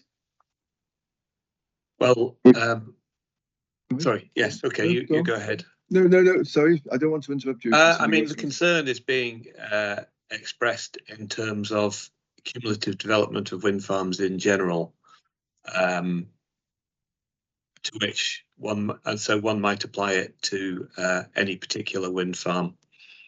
But it isn't, you see, that's the problem. It's quite specific, this bullet point, and that's the concern I have, that you're actually not properly applying LWEX. Let's just go and look at this specific bullet point. Significant increases in the extent of wind farm development as gaps between present clusters of turbines are potentially filled, seen in views from Arran and GIA, which could present a dominant, continuous and dense band of turbines seen on the skyline. So first of all, we can agree, can we not, that views from Arran are not a concern here? Yes, that's correct. Thank you. Okay. Secondly, we can actually then see where the areas of concern might be with respect to effects. This could include a coalescing effect experienced when looking south down the Kilbrannan Sound. Now, the Kilbrannan Sound is the sound between Arran and Kintyre, isn't it? Yes. From North Arran and from the Lacranza Cloan, sorry if I'm tangling the word, the Lacranza Ferry, which again I think is the ferry across from Arran to Kintyre, isn't it? Yes, that's right. These are all concerns being expressed on the other side of the peninsula, which are not concerns that arise in this case, are they? Well, after the dash, that's right. But before the dash, it says, you'll agree, seen in views from Arran and GIA, which could present a dominant, continuous and dense band of turbines seen on the skyline. And it says, this could include, so effectively they're citing an example there. Obviously, that's not an example relevant to us. The example relevant to us would be, for instance, viewpoints 8, 9 and SW2 on GIA, where the proposed development overlaps or is very close to the existing cluster of wind farms. Okay. To the south. What we can see there is no concern is expressed about the sound of GIA.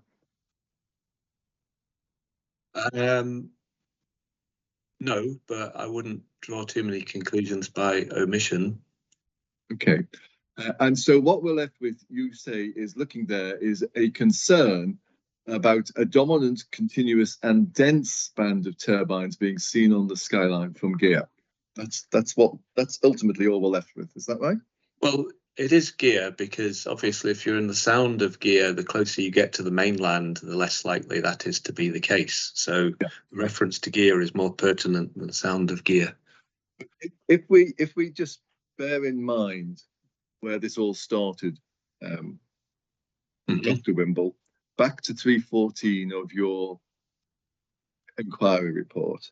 314 of your inquiry report refers us to LWEX, and you tell us in 314 the issue, the potential constraints and cumulative issues, the one that's really relevant to consideration here, we can see narrows down to views from GEA which might or could present a dominant, continuous and dense band of turbines seen on the skyline. That is the sole concern from LWEX that you identify essentially, ultimately, as the real matter of concern in your report, isn't it?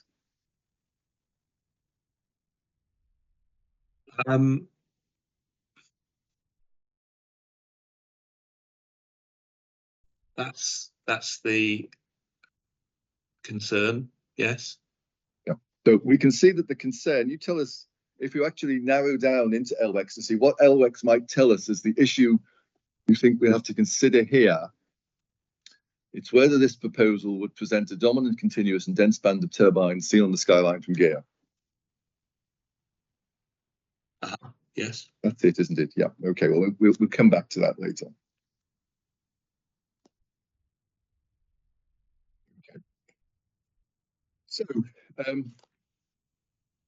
if we could move on to a separate topic. So, I suspect you may be able to. No. Yes, I suspect you may be able to close the LWEX for the moment, if that helps you, and probably most of the other documents we've been looking at for the moment, because I'm going to move on to some more general points on methodology. That helps you, Dr. Wimble. Now, you do make some points, I think, on methodology, but you agree, do you not, that the assessment carried out by the applicants accords with the current relevant guidance and best practice? Yes. Thank you.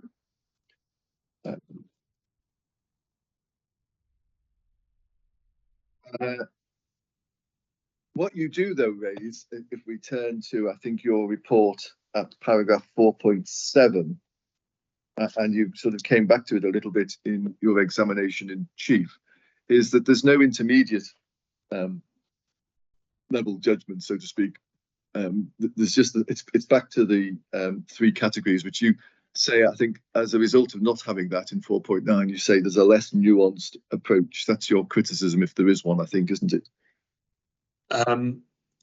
Yes. Thank you. Can we agree, though, that there is no requirement in GLVIA to have intermediate categories? No, GLVIA doesn't go down to that sort of level of direction. I think that, well, you said no, but I think yes. Yes, yeah. That's yes, indeed. If we just take out GLVIA for one moment, please. That's core document 7001. Just have that, please.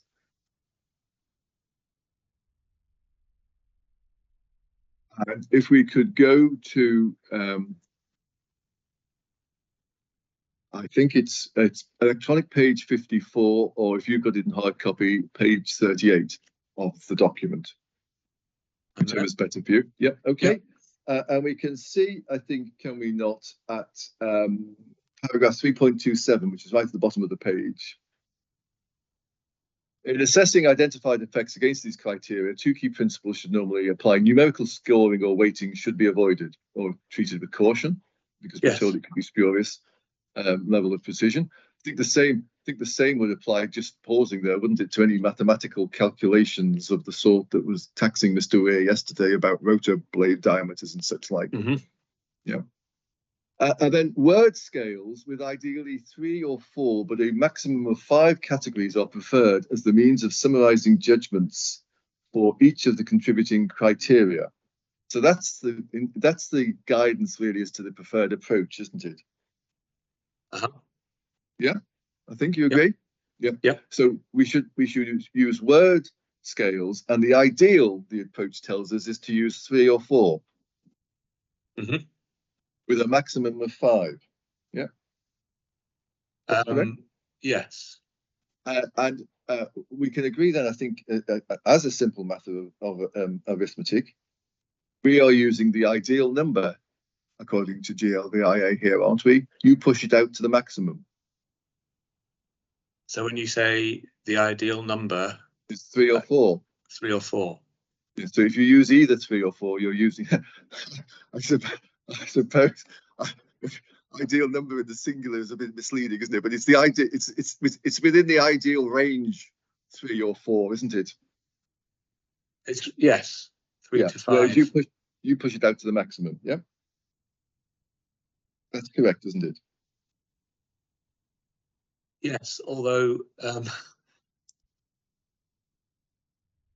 well, the word scales are often put into tables, so you can envisage a situation where you have, say, 3 or 4 levels in a table, which might be high, medium, low. Well, let's say 3 for the sake of argument: high, medium, low. But I don't think that precludes you in then coming to a conclusion that says something is high, medium, or medium, low. So I think that's, if you like, separate from the specified word scale. Well, yeah, but they're categories now. Because it's not whether they're words; it's whether you're using different categories. Whatever words you apply to them, they don't mind. It's the categories that they're interested in. How many of those you have, isn't it?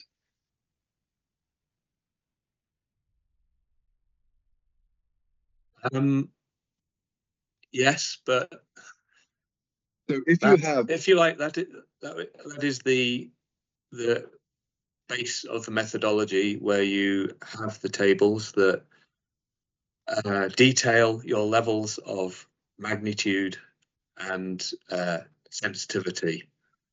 And I would agree that 3, 4, or maximum of 5 categories is correct there. But what I'm saying is, if, say, you get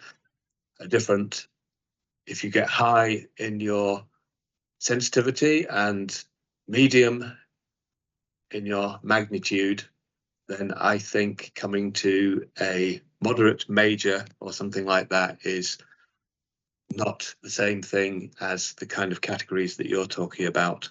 It's taking the original scale and coming to a judgment specific to the scheme. I can make submissions on that, don't worry. The other point, though, is this: if we were to expand this out, say, to 5 categories, and we've started as we could see here with low, medium, and high. As Mr. Weir explained yesterday, if you're then going to expand it out to something below low and something above high, very low, very high, it's only going to make a difference if you actually have examples in your analysis that would fall within it, isn't it?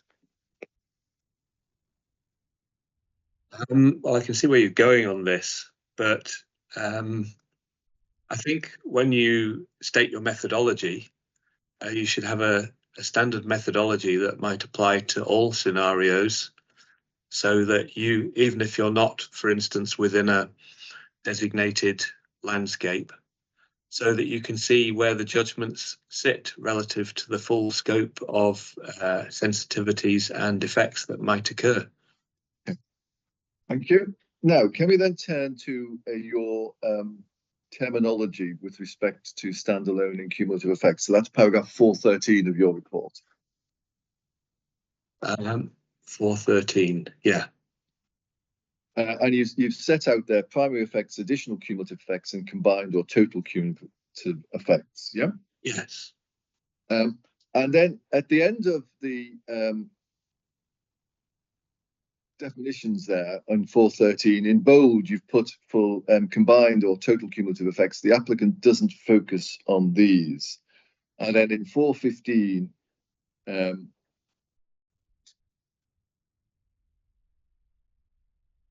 you then I'm not sure actually in 415 really. In 415 you say the applicants only assess primary effects for the existing baseline of operational under construction developments and doesn't make a cumulative assessment. Now, when you say that, do you mean by that he doesn't undertake a combined cumulative assessment, or are you saying there's no cumulative assessment at all? There's no cumulative assessment at all against the baseline of operational and under construction developments. So either additional or combined. However, I mean, I wouldn't take this as a very heavy criticism. Yeah. Because of the nature of the array of developments we have. Yeah, I know, but you see, when you say, I think you accept that is a cumulative assessment. I think your criticism, if it is a criticism, is that we haven't done a combined, what you define as a combined or total cumulative effects assessment. Well, I think I just want to make sure I understand what you're referring to first. It's not a criticism in particular. It's a statement of fact as far as I can see. I mean, the most important thing to do. Well, can I start from the point of view that the reason I put this section in this and many other inquiry reports is to make it crystal clear what I think cumulative effects are about, what I think the terminology is, and to try and differentiate when I do a detailed assessment so that people understand what I'm talking about. Yeah. So I pointed out that the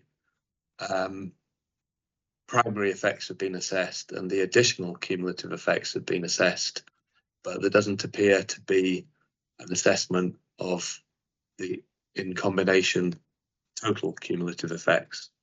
Yeah, which is not essential. Well, that's what I understood you to say. It's just in 415 you actually say doesn't make a cumulative assessment. That's the bit that worried me a little bit, and which seemed to contradict a little bit what you were saying in 413, because I think you accept in 413 that what you refer to as an additional cumulative effects assessment has been undertaken. What you say hasn't really been undertaken, I think, is the combined cumulative effects assessment. I just want to make sure I'm understanding correctly what you're saying. No, you're wrong there. I'm saying that no kind of cumulative assessment has been done in respect of the baseline of existing wind farms. The cumulative assessment is scenario 1, which is operational, under construction and consented, and scenario 2, where you add application stage to those. So it's just a small criticism, but it's not very important because there are very few consented but unbuilt schemes.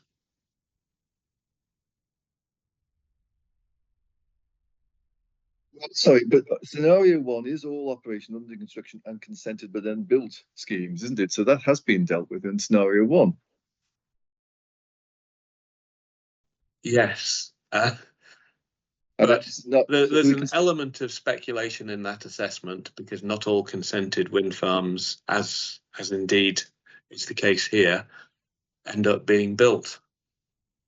Yeah, I understand all of that.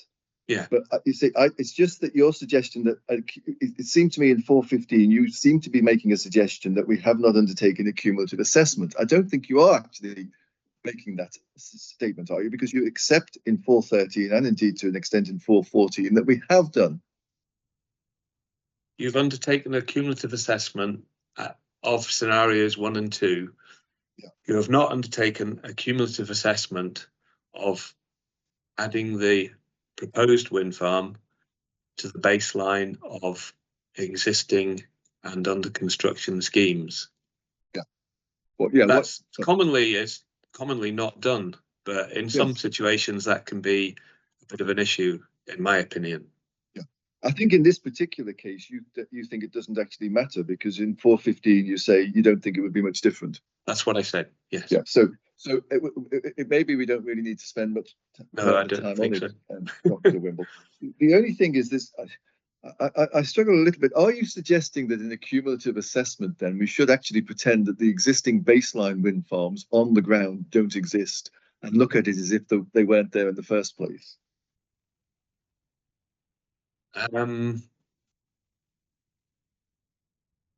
You assume that the proposed wind farm doesn't exist, and you add it to the baseline of wind farms that you then add it to the baseline of wind farms that are there. Yeah. So I just wanted, because again, I wasn't sure reading what you were saying, whether you were suggesting we should sort of enter into a hypothetical world of what it was like before any wind farms were developed, but you're not asking us to do that. No. Yeah. Right. Now, can we then just see what actually where we get to as to what the real differences between you and Mr. Weir are? First of all, instances where you find there is a significant effect, where Mr. Weir doesn't find there to be a significant effect, I think that they are limited to 3 instances, aren't they? First of all, you find a significant effect on the seascape character unit for the sounder gear. Yes. Secondly, you find significant visual impacts at viewpoints 11 and 12. Yes. And thirdly, I think you find a significant impact at viewpoint 13 with respect to aviation light. You both agreed there's a significant impact during the day, but you find a significant impact with respect to aviation lighting, I think. Yes. I and I suppose think you those. could add, Sorry, go on. sorry. I suppose you could add to that viewpoint 8, in that I find a significant effect at the lower level intensity of aviation lighting. That's a fair qualification. He only finds it at the higher level. Yeah. Okay. So there's an issue. There's a sort of a 2-pronged issue with respect to aviation lighting. That's a fair point. I failed to pick that up. You're quite right, Dr. Wimble. I think with respect to where there's a difference of opinion between you and Mr. Weir as to whether there are significant effects, it's limited to those 3 topics, isn't it? Really, sound of gear. To my memory, yes. Yeah, that's good. Thank you. And I'm trying to do it without us spending time looking at core document 10.018, but I think if we go back and look at it, that seems to be the situation. And then on a number of issues, whilst you may both agree as to whether there's a significant effect or not, you find effectively that it's a half category higher the level of effect or impact than Mr. Weir does. Because of the approach that I take of the split categories, yes. Yeah, but that, as I say, that doesn't really feed through, I think, anywhere into differences of opinion on significance. And I think ultimately that is the difference between you and Mr. Weir, isn't it? That's where we see the differences. Yes. I couldn't spot any other, and I think you're agreeing with me. Okay, landscape and seascape issues then are limited, I think, to LCT 6 and the sounder gear seascape character unit that you've identified. You mean significant effects? Yeah. On landscape stroke seascape. Yeah. Yes, that's right. Okay. And can we agree that the sounder gear seascape character unit that you've identified isn't found in any published document? Well, we can agree with that, yes, because I've done a detailed assessment of the area, so quite often that is the case. Yeah, it's effectively been created by you for the purposes of this inquiry. Identified by me. Right, all right. And we can agree also that the sounder gear isn't designated for scenic or landscape reasons. That's correct. The only designation is the coastline of Kintyre. That's the APQ. The APQ. Okay. And likewise, gear isn't designated for scenic or landscape reasons. No, it's not. And indeed, again, there's no issue taken with respect to impact upon any designated area. That's correct as a whole. Yeah. Yeah. Thank you. So there isn't, for example, an objection with respect to the APQ. No. think that's a yes. You mean there isn't an objection? It's a yes. It's a yes. Thank you very much. Now, the absence of any objection with respect to the APQ, of course, contrasts with the position taken by the council in 2019, doesn't it? I think you'll have to take me there. Okay, I'll take you there. Thank you.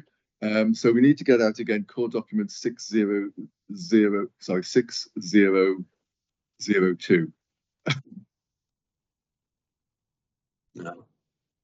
Just bear with me. I'm just getting there myself. And then if I could take you 6002. Yes. Okay. Yeah.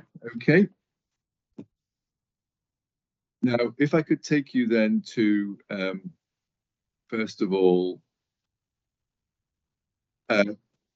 electronic page 45, which I think the electronic pages are the same as, fortunately, are the same as the ordinary numbered pages. So if you go to 45, you'll see that that's the section where the reporters start to summarise the main points taken for the council as part of their objection of why they've refused planning permission. That's correct, isn't it? Yeah.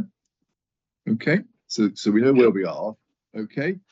And if we then turn to, main points for the council. Yeah. Sorry, I was on the wrong page. Yeah. Don't worry. So if we then turn to page 48, please. Yeah. Yep. And then we can see on paragraph 3.92, there's a section that starts with the APQ. Yeah. Yep. And we can see the council's reasons for refusal concluded the proposal would impinge on sensitive coastal skylines, which provide a setting for the coast which is characterised by a contrast between the land and sea. As such, it would undermine the qualities and character of the West Kintyre area of panoramic quality. So it was raising an objection with respect to the impact upon the APQ, wasn't it? That would seem to be the case, yeah. Yeah. So in actual fact, ironically, in this instance, the council raises less objection to this proposal than it did to the consented one. Yes. Thank you. Okay. Now, again, I don't think any issue is taken as such with the design of the scheme, is it? Not a fundamental issue. There are obviously issues about how it appears from certain viewpoints. Well, for example, it isn't suggested that in practical terms, further mitigation could be undertaken to limit the impacts. There's no mitigation proposed, for example, by the council that we were asked to consider that we didn't, is there? I don't think so. Yeah, thank you. So again, so there's no suggestion that appropriate design mitigation has not been taken by us if we're going to have turbines of this height, is it? I honestly can't remember whether any comment was made in the council's objection about the potential for reducing effects. That would be in the detailed section J, if there was.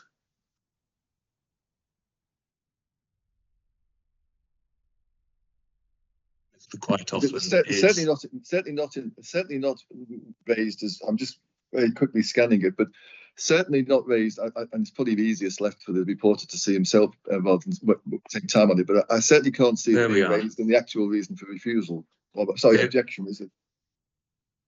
Yes, but in the background report, which go to electronic page 28.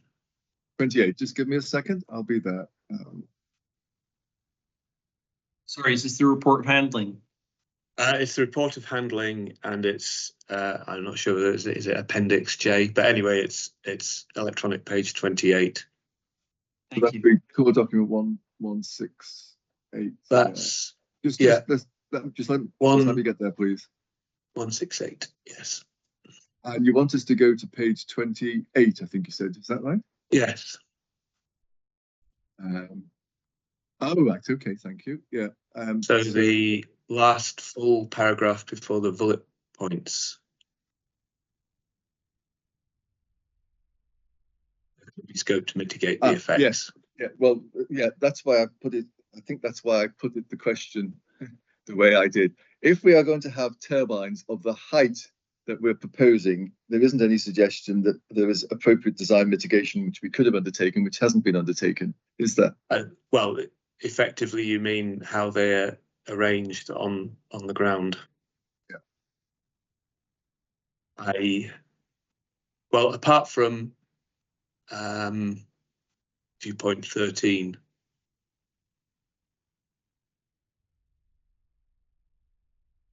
Viewpoint 13. I'm pretty sure there's a criticism.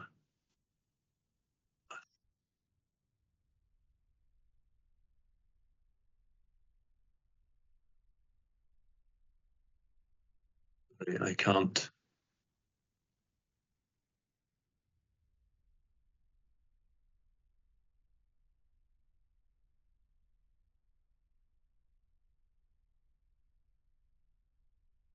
Right, yes, okay. If you go to electronic page 24. Yep. And the last full paragraph. So just so we know where we are, this is in the section that's headed the design of the proposal, is it? Yes, that's Yeah, right. okay, that's right. That's fine. And it says halfway across line 2, in general, the design layout of turbines appears reasonably well balanced from representative viewpoints, with the exception of viewpoint 13, where I don't think we need to go into the details. Yeah, we can just notice that's the paragraph that says, although not specifically noted as a design objective, that appears to have been designed to minimise intrusion on the west coast, on the West Kintyre coast, doesn't it? Yeah. Right, okay.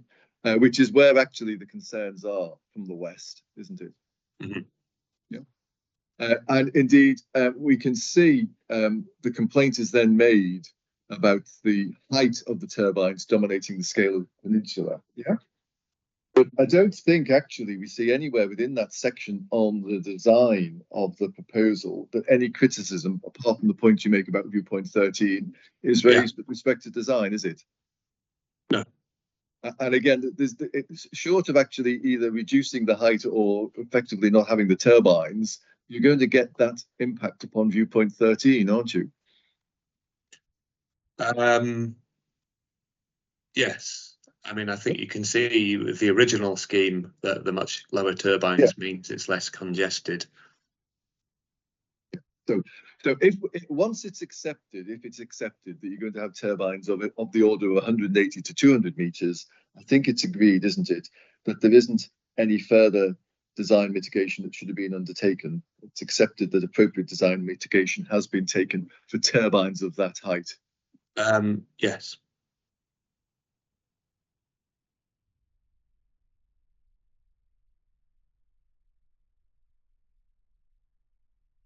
Right.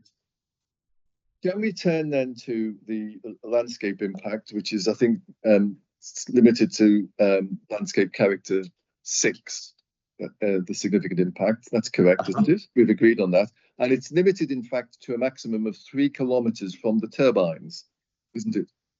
Yes, between 2 and 3 kilometers maximum. From the actual turbines. Yes. Thank you.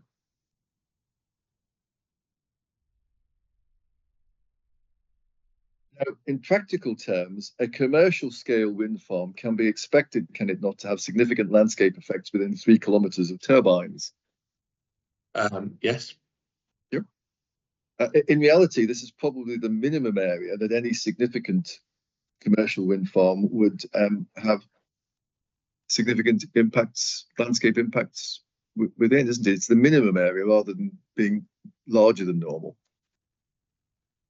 Well, I can't swear by example, but there are ones that have a wider effect. Yeah. Yes. Okay.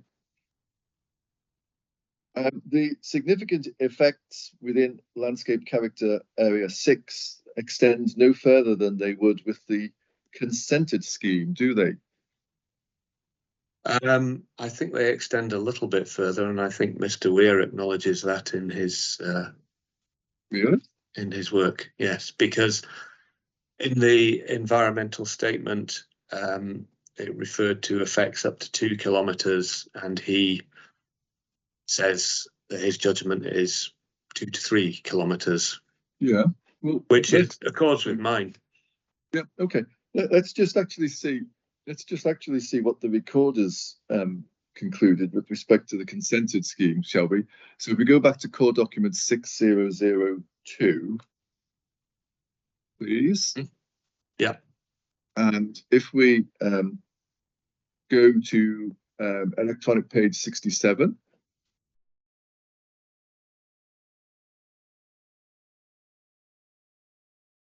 Yep. And we can see in paragraph 3.211, they come to their overall conclusions. Yeah. Yes. And we can see they say, we conclude overall that significant landscape and visual impacts, including cumulative, would arise in a limited number of areas and primarily within 2 to 3 kilometres of the site or on gear. Now, 2 to 3 kilometres of the site would be talking about the landscape impacts, wouldn't it?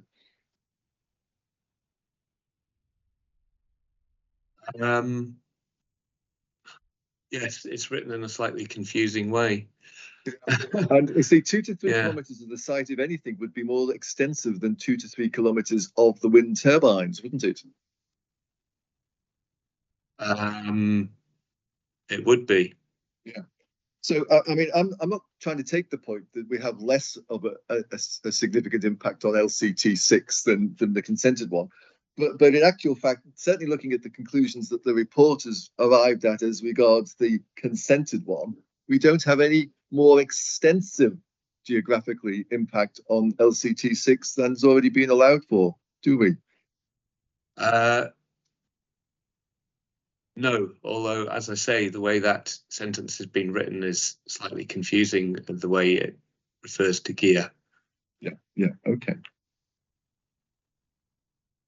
And then it does say later on where significant visual impacts would arise, for example, on gear, which perhaps clarifies that the mention of gear is more in relation to visual effects and not landscape effects. Oh, it definitely is, because that's something that they addressed, because there was an issue taken as to whether there was a landscape character effect on gear by the council last time, and the reporters concluded the council was wrong on that. It was visual. Yeah. Yeah. Okay. Okay. No problem about that. Just bear with me a minute. I just want to make sure I understand my point. Yeah. Yes. So if we just go back within the report to the reporter's landscape conclusions, and you'll find that at electronic page 61. Yes. And we can see from paragraph 3.176, they give us their landscape conclusions, and they tell us our key conclusions in relation to landscape impacts are that we've found no adverse impacts on any national landscape designations, and that significant landscape effects would be localized. So splitting that into two parts, again, it remains the position that there are no adverse impacts on any national landscape designations, doesn't it? Yes. And it remains the case that any significant landscape effects are localized, doesn't it? Yes. Thank you. And then they go on to say such localized effects would be inevitable for any commercial scale wind farm. Again, that remains the case, doesn't it? Yes. Yep. Then they tell us they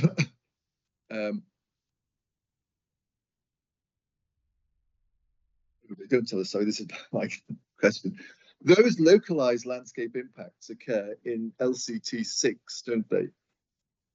Yes. Which is the landscape character unit or type, which is found in LWEX to be the most suitable for a wind farm within the whole of Argyll and Bute, isn't it? Yes. Yep.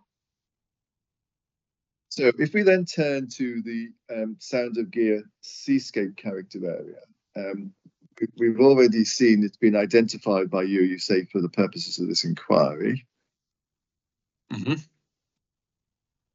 And the guidance you rely upon for it, I think, is in let me just check actually.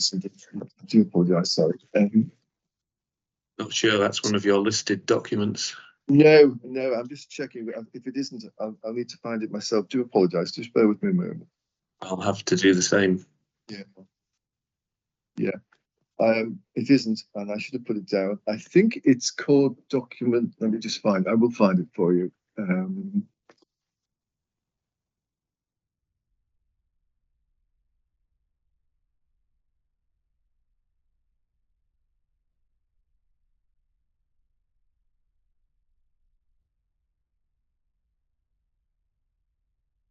I've got it. Can you tell me which one it is? Unfortunately, it's just on my desktop, Oh, so right, I okay. can't tell you which one it is. Don't worry, that's my fault. I thought I'd made a note of every document, and I.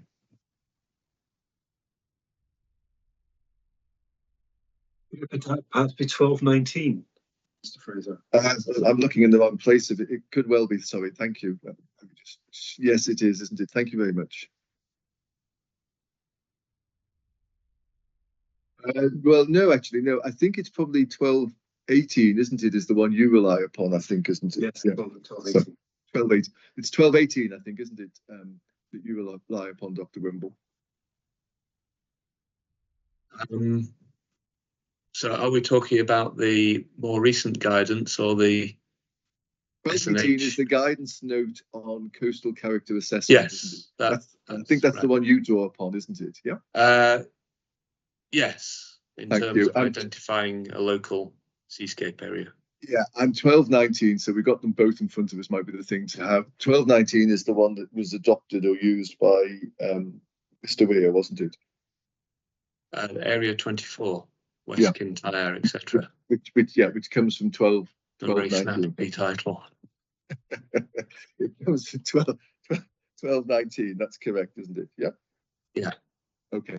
Let's just go very quickly on this. If we could just bear with me a moment, and I'll find it because I didn't make a proper note. I do apologise.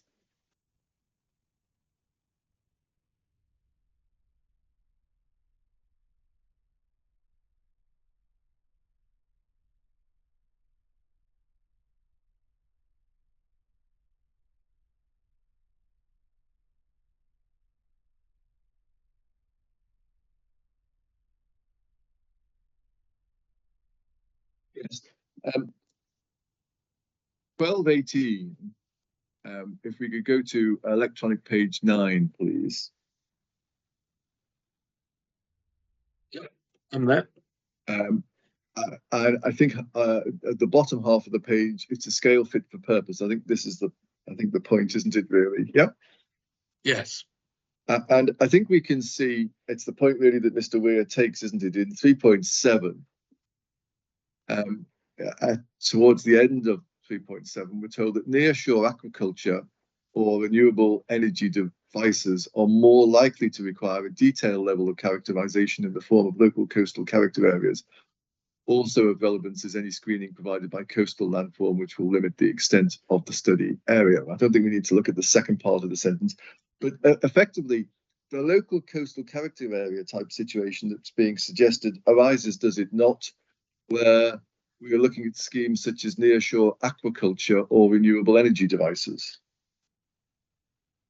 Well, that's examples cited, but my feeling is that a development that's on the shore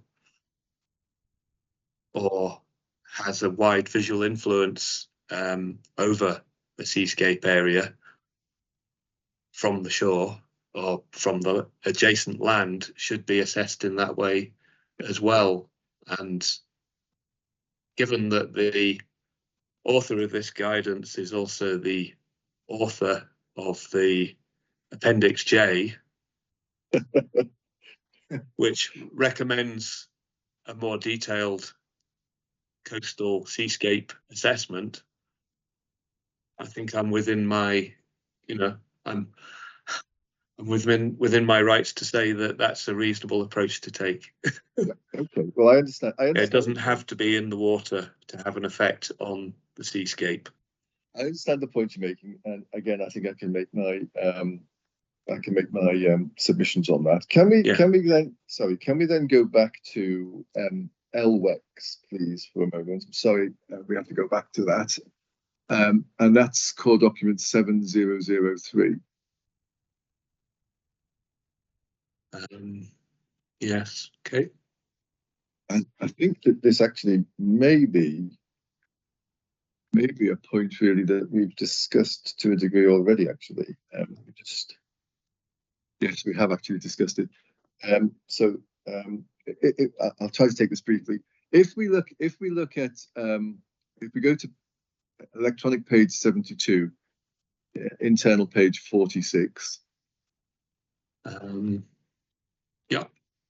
We can see at the very bottom of the page, key cumulative landscape and visual issues that may arise include, and the one that you told us that's relevant is the penultimate bullet point. Yeah. Mm-hmm. Yeah, and I'm not going to obviously go back on that because we've already discussed it. But also we can see that there are key constraints are identified, aren't they? Yeah. Uh-huh. And I don't think again, if we look at the key constraints, we will see sound of gear being raised as a key constraint anywhere. We can see again in the very final bullet point, Kilbrannan sound again raised as a key constraint, but the sound of gear we do not see identified as a key constraint, do we? I don't think so, no. Yeah.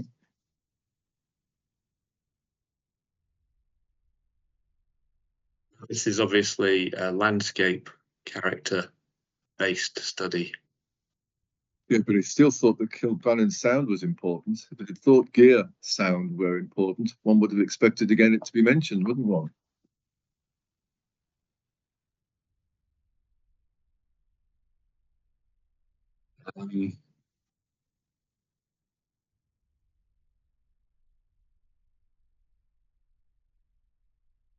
It refers to views from gear, anyway.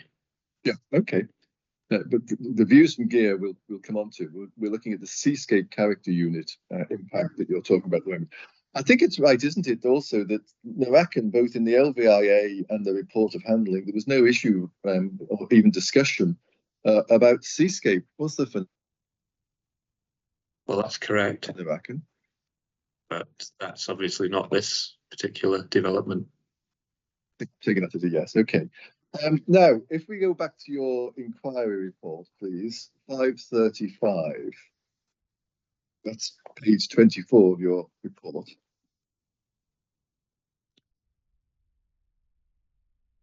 Yeah, you there? Yep. We can see in 535, you told us that, because this is where you're discussing, we can remind ourselves the sound of gear, isn't it? Because you start that on page 22. Mm-hmm. Yeah. And you say the coastal edge is similar on both sides of the sound, belonging to the coastal character type 9. That's correct, isn't it? Yeah. Yes. Which isn't limited, of course, to the isn't limited to the sound of gear. It extends beyond that to the wider seascape character unit that Mr. Weir was looking at, doesn't it? With these, the coastal character types are very broad areas, only really shown on a national scale map. Yeah. So that's a yes, is it? Can you repeat what you said? The coastal character type 9, because you draw attention to the fact that the character type 9 is found on both sides of the sound. That also applies to the wider seascape character unit that Mr. Weir identified, doesn't it? it applies to some of it. I don't think it actually applies to all of it. I think, for instance, Mull of Kintyre has a different coastal character type. Well, So you'd have to actually go to the coastal character type map, which is in the S&H report. is that I'm sorry, because I got this off my... yeah, so is that the 12? No, it isn't, is it? Is it 12, 19? Do we go for that, or is that somewhere else? I would have to... I'll tell you what. I'll tell you what, Dr. Wimble. Again, I don't want to take up time unnecessarily. I'm very happy for you to have a look at over lunch if you want to, and you can come back to me if you think you need to. Okay. Okay. Thanks very much. In 538, you draw attention, don't you, in 538 to the turbines on gear? Yeah. Yes. And you say they're relatively small scale, only prominent because of the smaller scale of the landscape in which they sit. So I think you do acknowledge, do you not, that from within the sound of gear, the turbines on gear are prominent? I think that they're only prominent from the immediate surroundings. So only from very close to gear or on the southern part of gear, having been there. Well, yeah, but you see, you're talking here about the sound of gear. This is the section where you're discussing the character of the sound of gear. And you, I have to say, it seems to me, concede in 538 that from the sound of gear, the turbines are prominent. I think that's the fair way of reading 538, isn't it, Dr. Wimble? No, I don't think so. So I say there are wind energy schemes on both sides of the sound. However, I think I'm dismissing them as an effect. However, the 4 turbines on gear are relatively small scale, community development only prominent because of the smaller scale of the landscape in which they sit. So for purposes of clarifying this, I do not think they have anything other than a very localized effect on the western part of the sound of gear. So the western part, and that's interesting, isn't it? Because what you're saying is that on the western part, as you get closer to gear, they assume a prominence. Interestingly, though, of course, what you tell us with, if we go on in 538, is you talk about the other wind energy development that's either there under construction or consented within Kintyre, don't you? Mm-hmm. And you tell us the visibility of these is greatest from gear. So the visibility is actually greatest the further you go away, is what you're saying, isn't it? Over on the other side of the sound. Although many turbines are visible, the closest turbines to the sound are older, smaller scale turbines that don't sit prominently on the horizon. On approaching the Kintyre coast across the sound, fewer are visible as they drop behind the foreground slopes. And that again it's the effect really of geometry, really, isn't it? Because the closer you get to the slopes, the more they obstruct effectively views in the distance. Yes. Okay. Now, I mean, any impact on the sound of gear arises solely from visual effects of being able to see the wind turbines, doesn't it? The proposed wind turbines, yes. Yeah. And that would be in the context of already seeing, you say, at least from the western part of the sound of gear, prominent wind turbines on gear. Yes, but I must stress that is a very localized effect. We went to viewpoint 15 yesterday to show the contrast between the proposed development and the relatively small scale of the turbines on gear. The visual impact upon people within the sound of gear is in fact an indirect effect, isn't it? Yes. And indeed, isn't it really, when you're looking at the sound of gear, isn't it really a visual impact issue that you're raising rather than a landscape or seascape character issue? Well, it could be if it was a fairly limited visual effect. But my judgment is that the visibility of the turbines is so pervasive, and the effect they have on the appearance of the containing skyline to the east is such that this counts as a significant seascape effect. Because the thing about seascapes is they are obviously a stretch of water, but they are defined by their containing landscapes if they are within a sound or a broader area. So the coastline and the hinterland are very important in the assessment of a seascape. Yes, but of course, you're within the sound of gear, you're going to be seeing the turbines from exactly the same locations as you would have been seeing turbines with the consented proposal, aren't you?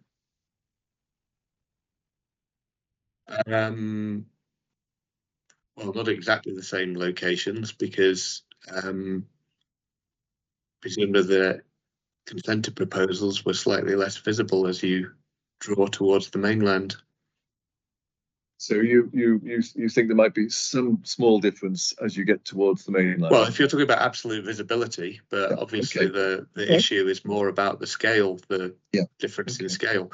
I thought this development was the assessment of this development was standing on its own as far as the applicant is concerned. It does, but the ZTV over the sound of gear is identical for both proposals, isn't it? Well, I think as a matter of fact, it wouldn't be, because the number of, if the ZTV includes the differentiation according to the number of turbines you can see, then it will be different. I don't think that's actually right, but we can check on that if you think it's of significance, Dr. Wimble.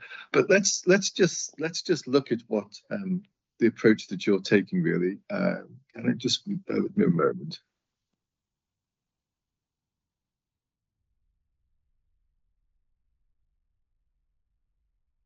You see, I have to say, I'd suggest to you, Dr. Wimble, that the approach that you're taking here, trying to suggest that it's a seascape character unit effect as opposed to a visual effect, really mirrors the approach that was being taken by the council, doesn't it, at the 2019 inquiry, which was where they were trying to argue, or indeed did argue, that there was a landscape character effect upon gear.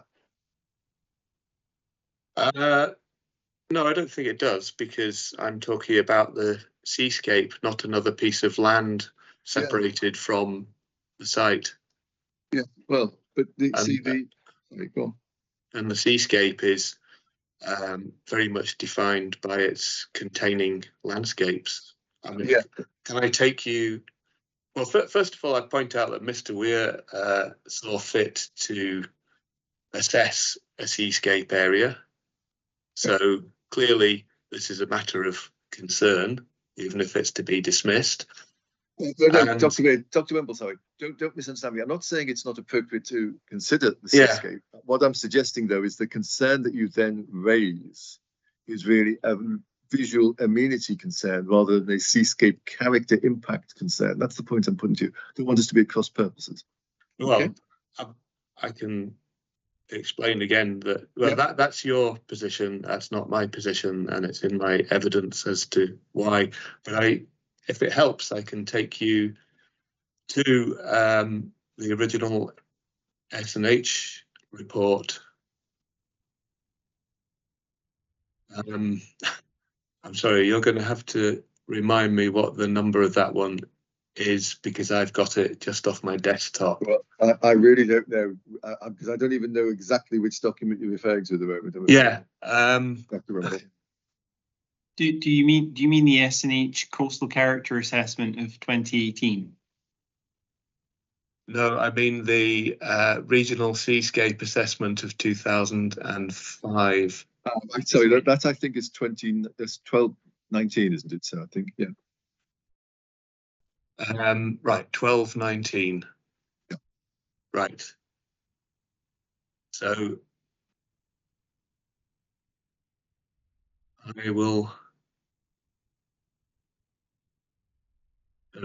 If you go to area 24, which is electronic page 101, and look at the map. Just let me get there, please. Yeah. Area 24. Yeah. Yeah.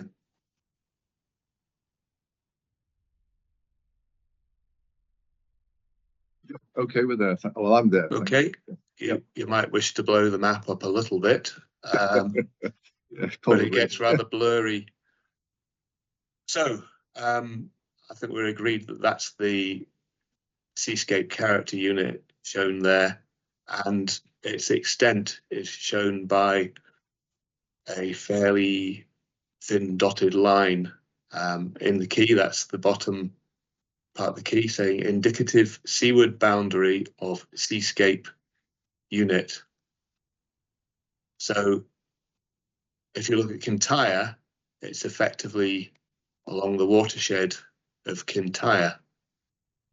The point being that I think you'll find elsewhere in that guidance, and certainly in the 2018 guidance, that containing landscapes are an important element of a seascape area. If something happening within that dotted line has relevance to a seascape unit. We're looking at Mr. Weir's chosen seascape unit. Yeah. I chose to drill down a bit and look at the Sound of Gear. Yeah, but if we go back to your figure 1, page 23 of your report, you do not seek to incorporate any of the landform within your seascape unit, do you? You've taken a different approach. Well, I've just put 2 broad lines at the top and bottom of what I think is the actual stretch of water, but the principles of assessment include the backdrop, the containing coasts, and therefore visual effects that are located from developments in those areas. Right. So in actual fact, you don't give us a plan anywhere that shows us what your seascape character unit is. Is that what you're now telling me?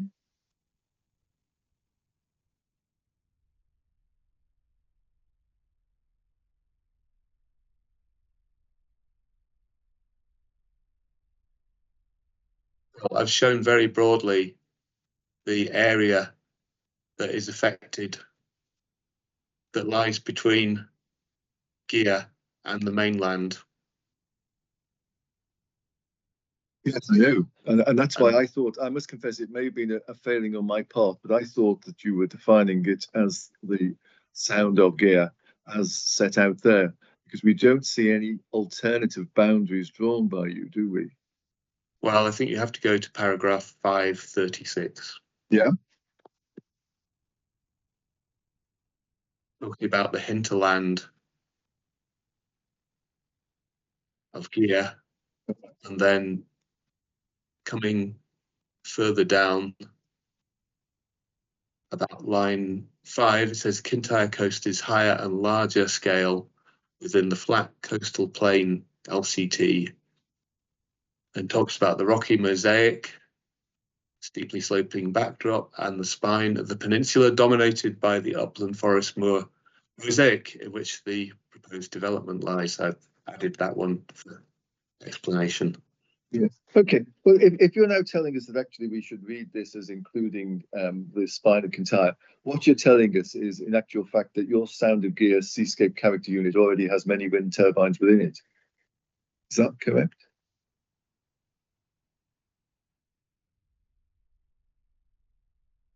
Well,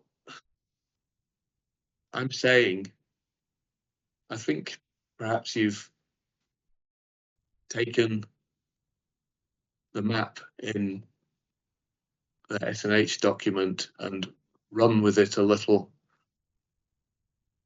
What I'm saying is the area of sea that is affected is the sound of gear as shown in that plan, but there are areas of landscape that contain it either side that have an influence on how that area is perceived. So the Yes, sound well, of gear lies within the larger regional seascape unit 24. And the larger seascape unit 24 is defined by that dotted line. yes. So But I've that taken a doesn't- regional, sorry, carry on.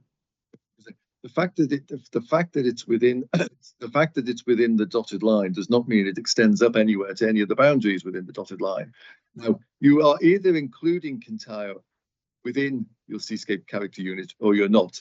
I have to say, I didn't understand you to be including it before.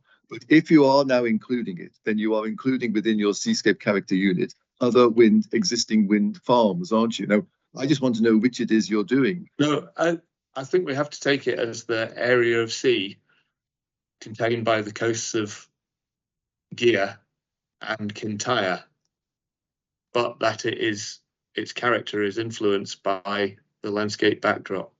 Yeah, and the landscape backdrop, of course, on the western coast of Kintyre is a different landscape character unit to LCT 6, which this site sits within, isn't it? Because the slopes going up are a different LCT, aren't they? Well, the crest of the slopes, the upper part, includes LCT 6. No, you see, I would suggest to you, and this is where this interesting conversation started, that you really are taking the same sort of approach as the council sought to take last time. And can we just turn then to see what was said by the reporters about that? It's core document 6002.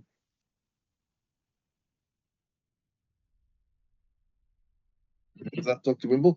Yes. It's electronic page 59. And we can see towards the bottom of the page, they have a section, coastal parallel ridges and gear. Do you see that? Yep. And in 3166, they say, although the council and their witness has maintained that a significant effect would arise on the character of gear, the arguments put forward do not have direct relationships with landscape character. Gear is some 3 kilometers across the sound of Gear and is around 8 kilometers from the proposed turbines. It's our conclusion that what is being expressed by the council and its witnesses relates to visual effects. It's clear from their responses that neither Scottish Natural Heritage nor West Kintyre Community Council consider impacts on Gear or Cara to be a landscape matter. Now, just looking at this, sound of Gear, of course, is between 5 and 8 kilometers from the turbines, isn't it?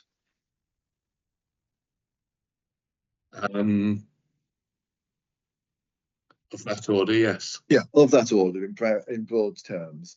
The impact, again, we can see is an indirect visual impact. And indeed, the sound of Gear, as you seem to have defined it, is separated from the landscape character type or the unit that the application sits in by other landscape character types and units, isn't it? So the same sort of separation that's being identified by the reporters in 2019 applies here, doesn't it? And it's the same sort of impact that you're concerned about, isn't it? I think we have to consider the magnitude of the impact. We have to consider the size of the turbines that are referred to in that report compared with what is proposed now. Yeah, but I think we can consider all of that, but we go back to the point I put to you. It's the same situation, isn't it? In that it is a visual effect on the seascape area, or in the case of that report, they're referring to a remote landscape area. It's development some distance removed and in fact separated by other landscape character types in between. That's the same situation, isn't it? Yes, but those landscape character types form part of the backdrop of the seascape area. Right. So I can see it's 12:30. I'd like to just finish with the sound of gear, put it back in another 5 minutes or so, and then if that's a convenient time to stop. Thank you, sir. Okay, thank you, Dr. Wimble. Fairly simple point, really. The views that one would obtain from within the sound of gear will depend upon just where you are within the sound of gear, won't they? Some will see more of the turbines than others, effectively, won't they? Well, and obviously at different distances as well. Yeah, at different distances. And it also, to a degree, will depend upon the direction of travel, because obviously, if you're traveling towards the west, I'm not saying you wouldn't do it, but if you're traveling towards the west, you have to look back over your shoulder to look towards the turbines, don't you? If you're talking about or being turn on around. Yeah. on a vessel of some sort within the sound of gear. Yeah. Well, I suppose unless you're swimming, you are going to be on a vessel of some sort, I think, aren't you? And I can't imagine that you're swimming, that you're going to be too bothered by looking at the turbines, really. This really applies to almost any linear receptor, so I don't think it's. Yeah, but you see, what I would suggest is, obviously it does depend upon your direction of travel, and then turning it around the other way. Obviously, if you're traveling from the west to the east, you are looking towards them. I accept that, Dr. Wimble. Yes. But what we've got to bear in mind is, if you're in the sound of gear, what might be the primary focus of interest to people? And really, the primary focus of interest to people is still going to be to the west, isn't it? Looking towards Gear and Jura. I think it could be yes, but also other areas, depending on which direction you're traveling in. Primary focus might be Gear itself if you're in a kayak paddling to Gear. Yeah. Okay. Thank you. We were a little bit faster than I thought. So I'm happy. I've finished, I think, with the sound of Gear. So I'm happy to break there, and we can move on to other topics this afternoon. Okay, thank you very much. How long would parties be content with? 45 minutes, or do you need the full hour? Excuse me, sir. 45 minutes is fine with me, as long as Dr. Wimble's happy with that. Yeah, are you content, Mr. Wimble? Yes. Okay, right, we'll reconvene at 1:15 then. Okay. Thank you.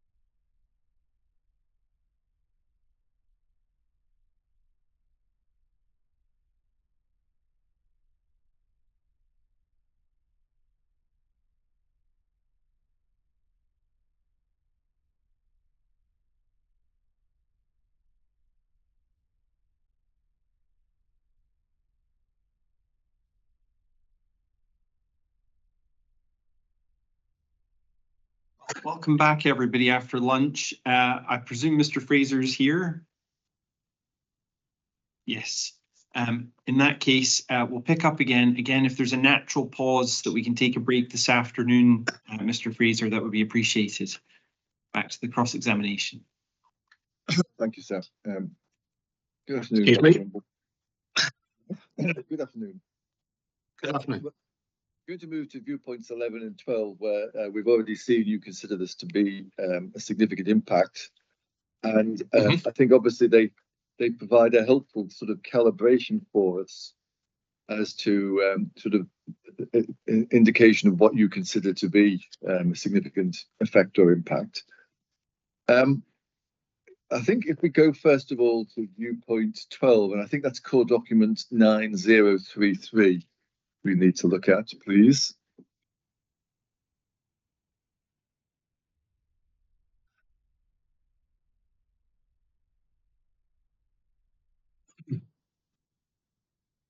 You got that?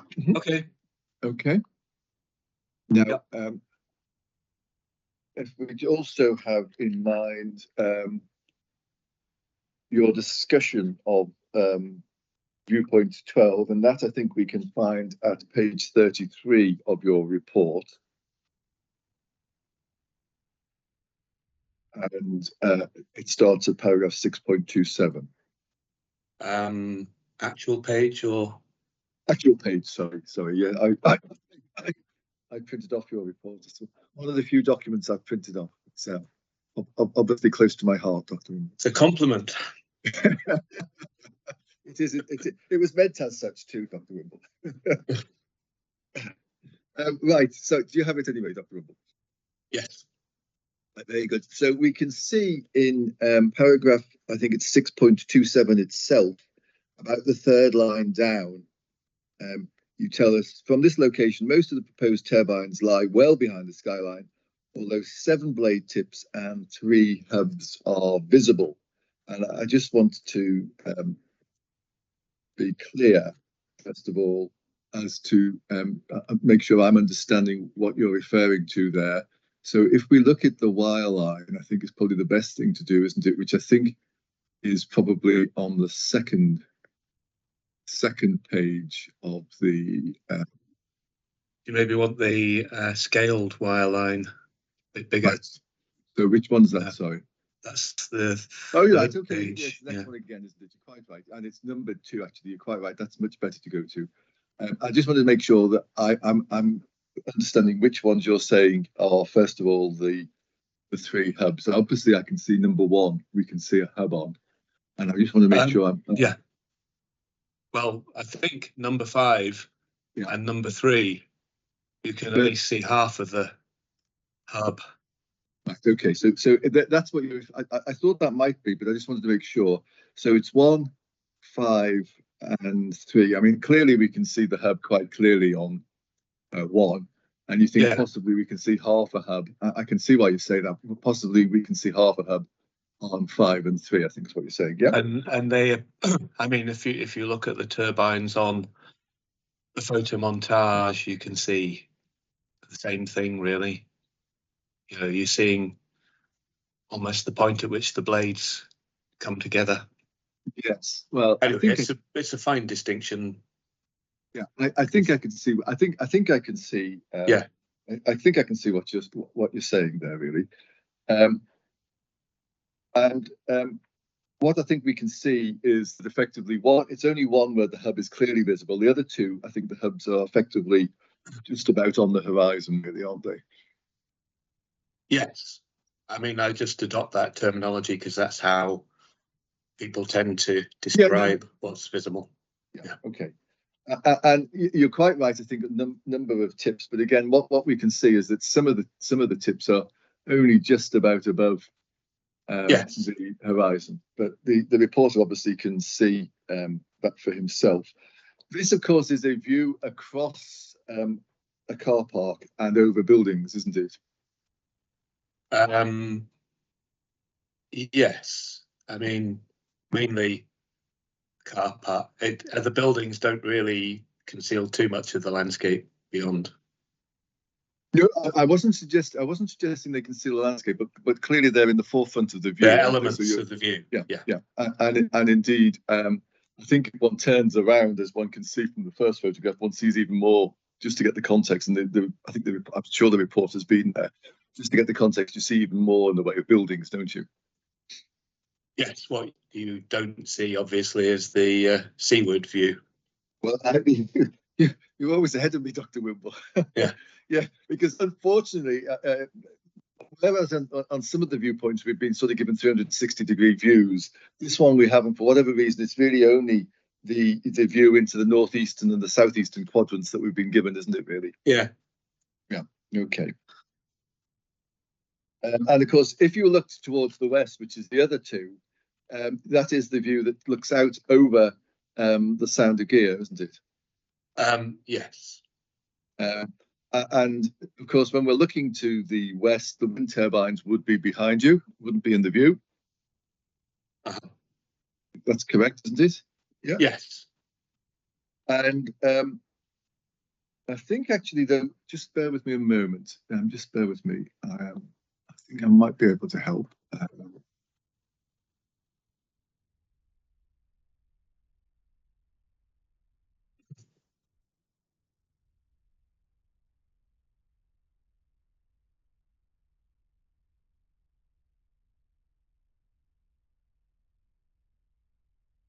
No, so I don't think I need to do that. The view to the west, of course, to the Sound of over the Sound of Gear, that's the view to Gear and to Jura beyond. Yes. And isn't that, in practical terms, if you're down in that location, isn't that in practical terms the view that's going to be the focus of anybody's interest and views? Well, given the location, waiting for the ferry, I think people, if they're not staying in their cars, might well go to the cafe or to the toilet. But there are also people walking the Kintyre Way at this point. I believe it. I don't know exactly where it passes through this area, but possibly just beyond the edge of the car park. Well, yes, I think it is. I think if you want to see that, actually, I can probably help you on that if it helps, Dr. Wimble. If we go to core document 102, so it's 1.102. Is this one on your list? No, I'm not. I don't know whether it was. Hang on a minute. You're not going to test me on what's on my list, Dr. Wimble. Well, it just involves a longer process. Oh, I'm sorry. I'm just trying to help you. Yes, it is. Yes, it is. Yeah. It is. Oh, good. The reason I'm just taking you to it was I was trying to help you with your question, because I think you will see that 1.102 is the one from the original EAIR, which shows where the viewpoint was taken from. And I think you can see, you can just about make out on the plan there where I think the Kintyre Way is the sort of line with sort of square markings on it, isn't it? I think. In fact, if you go up to the point. Sorry. Are you on the map now? Yeah. Yeah, I'm on the map. I was looking at the photograph. Sorry. No. If you go I know that. If you go up to the very top, near where our point is, you can see it is the Kintyre Way. It tells us that. Yeah. Yes, it's. Yeah. I mean that's well, it's going to be either crossing the car park or going around it. I don't think that map really shows any more. Yeah. Okay. Fine. But it's very close there, is what you're saying. It's somewhere in the. But again, I have to say, obviously, it depends to a degree which direction you're walking in, whether you're walking north or south.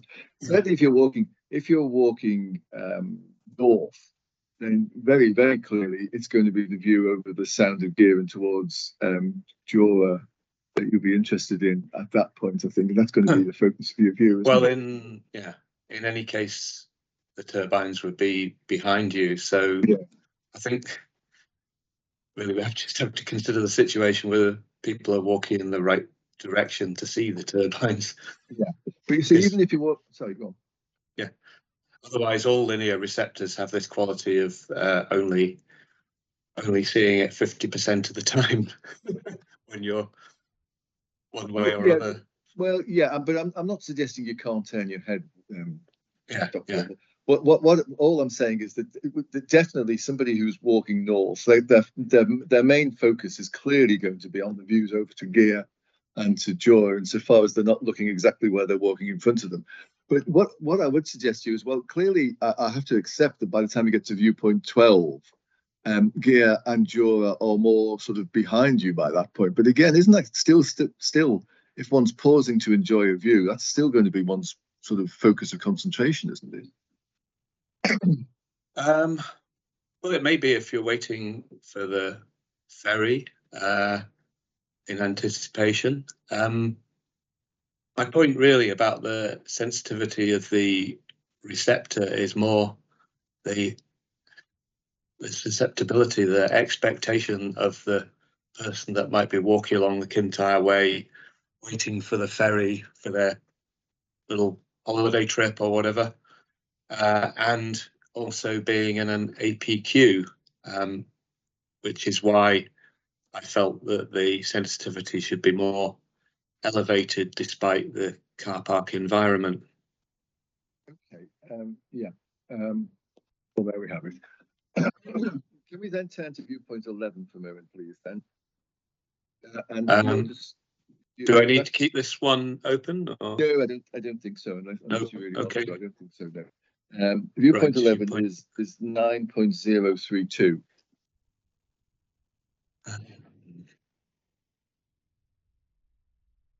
Confident. I am right for once. There we go. Yeah. Yes. Viewpoint 11 is 9032.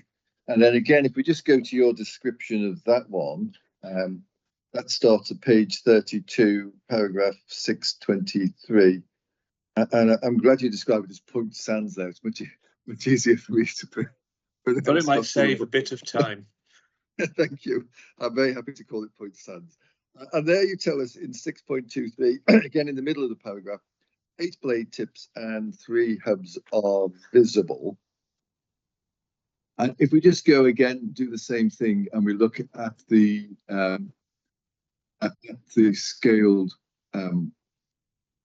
wireframe, I think you're probably referring there to the ones that are visible to numbers. I think it's 1 rather than 7, isn't it? 1. Yes, it's 1, 3, and 3, 6. and 6. That's I what I mean, thought. I Yeah. guess you could argue that 4 might be visible as well, but anyway, that is a fine point of judgment. Yeah, okay, I understand that. But you see, the trouble with this is it is a wireframe, isn't it? And so it doesn't take into account what else is on the ground, if I might put it that way, such as vegetation. And if you go to look at the photo montage on the next page, I think very much the vegetation there does screen the view. So that in actual fact, it is just one where you see the hubs, isn't it? I think it's difficult to say. Possibly between the trees, you might see the one on the left. Difficult to say. Difficult to say that. But I mean, it's there or thereabouts. If you're not actually seeing, one, sorry, isn't it? Yeah, if you're not actually seeing the hub, you're seeing a good length of blade. Okay. Well, anyway, I put the point to you. I certainly think the one to the right, you're not suggesting that you see the hub, are you? Oh, sorry, the one to the right. No. Thank you. So at most it's 2. It's 1/2 is what you're saying, isn't it? Yeah. Yes, I think so. The one that I identified as potential, I don't think that shows in the montage. Yeah. Now, this one is one where fortunately we do get a wider sort of set of views, don't we? Yes. And very fortunately, we can see, if we just scroll down from the top, we can see first of all we do have the view which is sort of roughly to the south, isn't it? Really, where the turbines would appear, and it's obviously if you were looking down to the south, you'd see them. The moment we turn to we turn effectively in the viewpoint to our right and look out towards the west, we get the view that we see there, don't we? Yeah. On the next page Of gear. Yeah. Yes. And then further, turning around further, we get Jura in the background, as we can see in that particular photograph, don't we? That's quite a hazy day. So A hazy day, but you can see. You can see. I will concede that you can see Jura on a clearer day. You can even see it on that day. I agree it's hazy, but you can certainly actually see it. You don't need the. But I probably don't have a very good screen. Well, no, I hope the reporter's site's good. Shall we say that? I personally don't think you need the wireline to see it, but I'll leave that again for the reporter to view. And again, obviously, it does depend upon the visibility on the day. We can agree on that, Dr. Wimble. Oh, I might be. I might be confusing Jura with part of gear because it's very hazy. Yeah. Okay. Anyway. Okay, I'll leave it. Yeah. I mean, and I think we'll all agree it's something best experienced on the ground, and the reporter will have gone and looked at it. Yes. And we know he's going back up into the area anyway to do some accompanied site work. So he's going to take on board all of the things he's heard today and yesterday when he goes there, obviously. Yeah. Just as a point of correction, I think you are most likely to see Jura, as in the paps of Jura, when you're walking to the north. So that's on sheet number 3, page number 3. You can see they're outlined there, but not visible. Yeah. Yeah. Well, it's when you're looking north. So we're looking at panel 3 of 3, I think it says, doesn't it, at the bottom? Yes. Yeah. And it clearly does have north marked for us on the wire line drawing. Yeah. You can certainly see on the wire line drawing where Jura is. I think you can see it on the photograph, but I'm going to leave that to the reporter because there's no point in us discussing what you and I both see in one sense, really. No, indeed. Okay. But again, I would suggest to you that those two panels, i.e. to the west and the north, if you're on the beach, whatever you're doing on the beach, if you're interested in taking in the view, they are going to again be your primary focus of interest, aren't they? If you are on the beach, yes. Obviously, if you're walking the Kintyre Way to the south towards Tay and Lone, then you're going to be walking straight towards the turbines. Yeah. Okay, I understand that point. Right. Okay.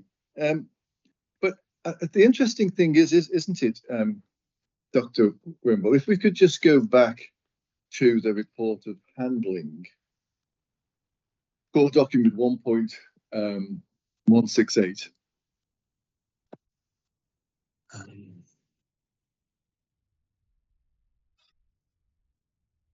might have had that open, but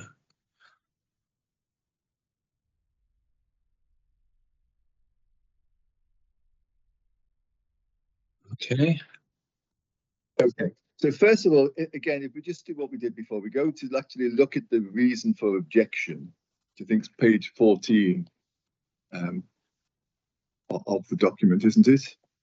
Or PDF 14, PDF page 14 of the document. You got that there? Yes. Yep. Now, impact on views from viewpoints 11 and 12 forms no part of the objection, does it?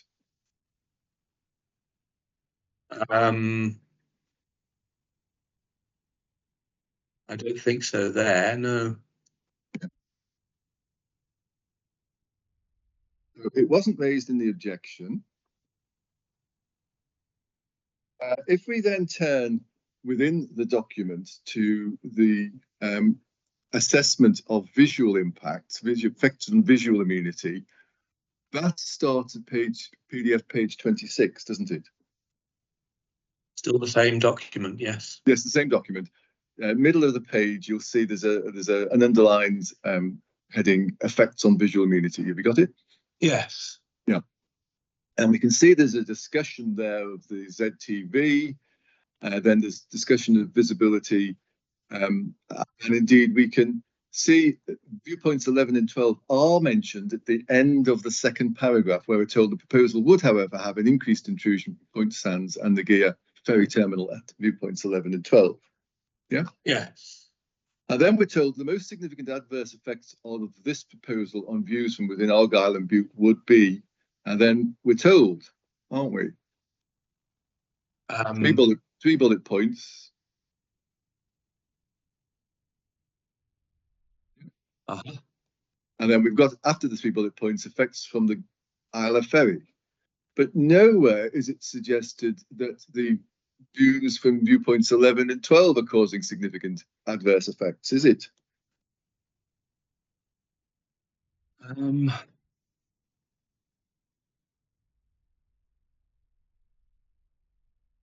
Well, at the end of the bit about the Kintyre Way, first bullet point, it says, last sentence, this proposal will contribute to the negative incremental effects of wind farm development on the experience of receptors across the length of the route.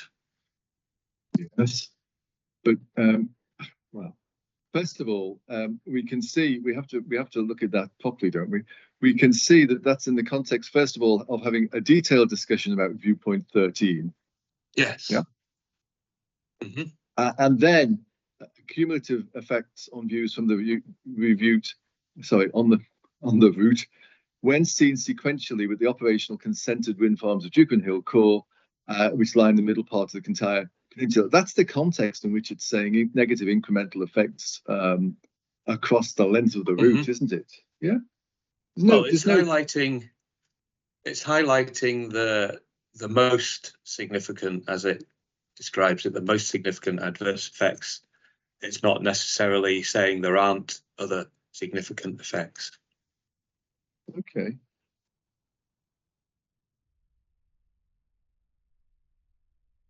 You see, very interestingly too, if we just go on in the report of handling to page 28, PDF page 28.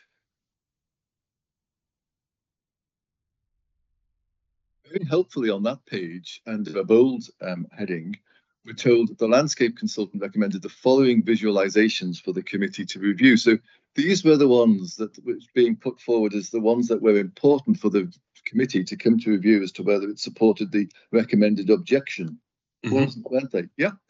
And we can see, can we not, that viewpoints 11 and 12 are not amongst them, are they? No.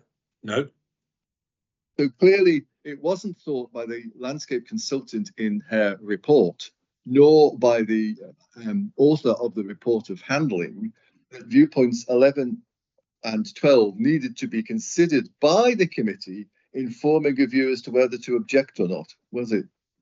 Well, we don't know the exact reasons why the landscape consultant chose these particular viewpoints, but I imagine it's related to these being the most significant, as opposed to dragging everybody around every single viewpoint.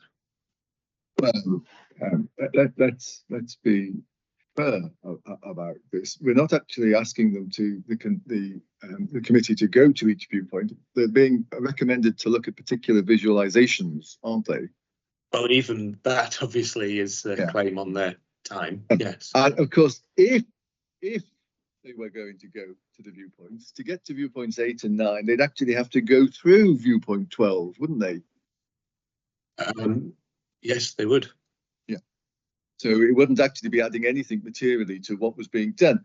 But you see, I'd suggest to you the reason why we don't get viewpoints 11 and 12 mentioned here are for the very reason that we don't find any, as you've accepted, any reference to them being raised in the reason for objection, or indeed in the analysis as to what were the significant visual impact. It's because the author of the report took a different view to yourself, Dr. Wimble, and did not think that they had a significant impact. They didn't include them amongst the most significant impacts, which I would agree with. However, they did highlight that there were increased effects at those viewpoints compared with the consented scheme.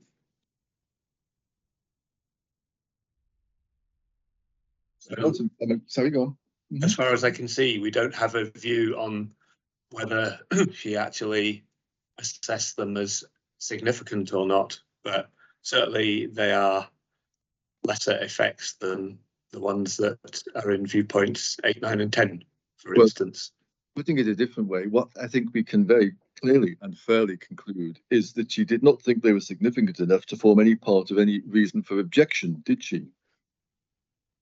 As far as I can see from that written objection, that is the case. She just highlighted that the effects were increased.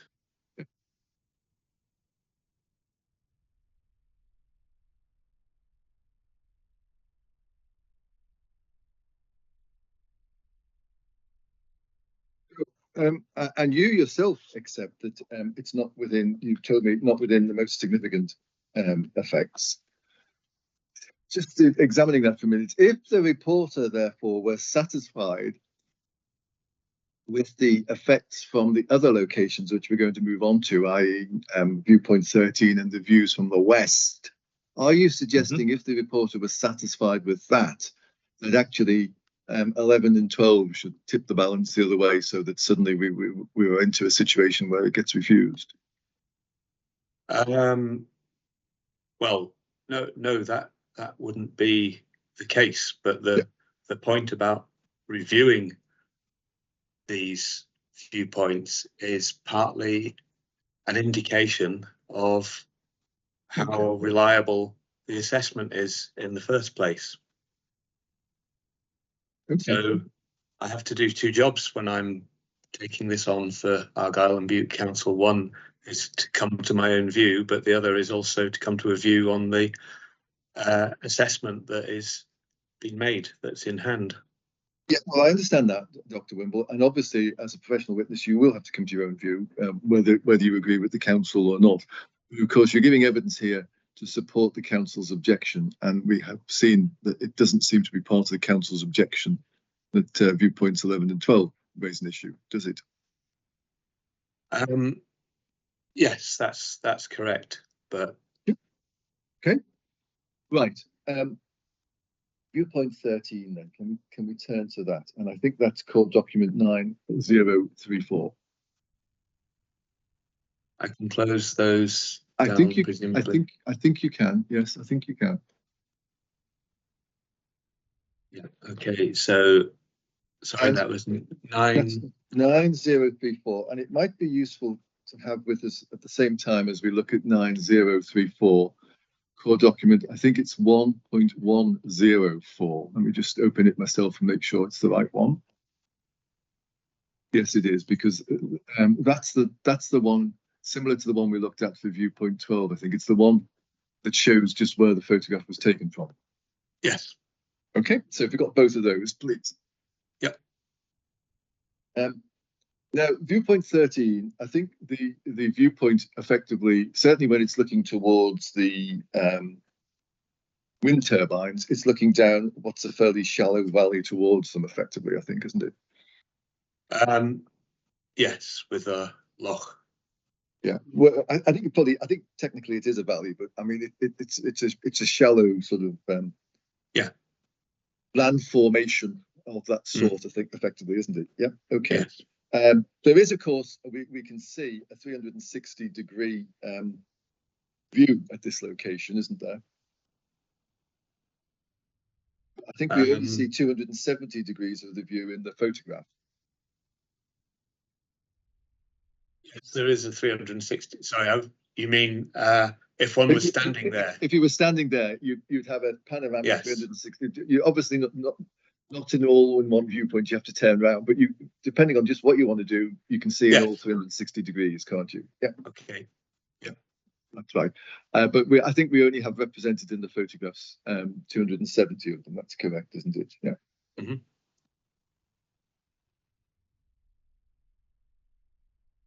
The wire lines, again, we have to bear in mind here, don't take into account the shielding that might come from forestry. That's right. Yeah. And I think, as we can see, I think from the photo montage, this really is the point, isn't it? Where you get maximum visibility from the Kintyre of the proposal from the Kintyre Way. Yes. Yep. Now, I think there was a discussion yesterday about it, and I think Mr. Weir was saying, well, it was taken as for representing about a 1.5 to 2 kilometre area that this photograph was looking at. Yeah. You mean length of the length of, yes, sorry, length yeah. of the way. Okay. I put that way back. Yeah. Okay. But if we just turn, let's just put that in context, shall we, for a minute? Can we turn to core document 1.104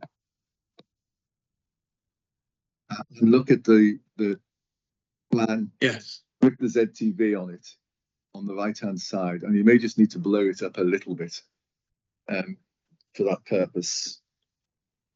Yes. You have that? Now, can I just understand, Indeed. first of all, I have assumed, and tell me if my assumption is incorrect, but we can see there's a grid pattern on the plan, and I've assumed they're 1 kilometre grids. Is that correct? Should be, yes. Yeah, I've assumed that that's what it is, just coming from the, I think it's coming from a base OS plan effectively, hasn't it? Yeah, okay. Yeah. And so if we were walking the Kintyre Way from east to west, let me get my cardinal points correct, from east to west, i.e. on this plan from right to left, yeah, we can see that there would be some limited visibility of the wind farm as one was walking through Dukerin Hill wind farm to the east. Yeah. Yes. You're walking through the green and yellow sort of gradations, which you can see from the key means. You're not seeing everything, but you are seeing some. Yeah. Yeah. Okay. And then you obviously, I think you dip down into a little valley there, or a little glen there, and then you head back up north. And it's only when you come up to the top again, I would suggest probably only about 250 meters from viewpoint 13, that you actually start getting a view, isn't it?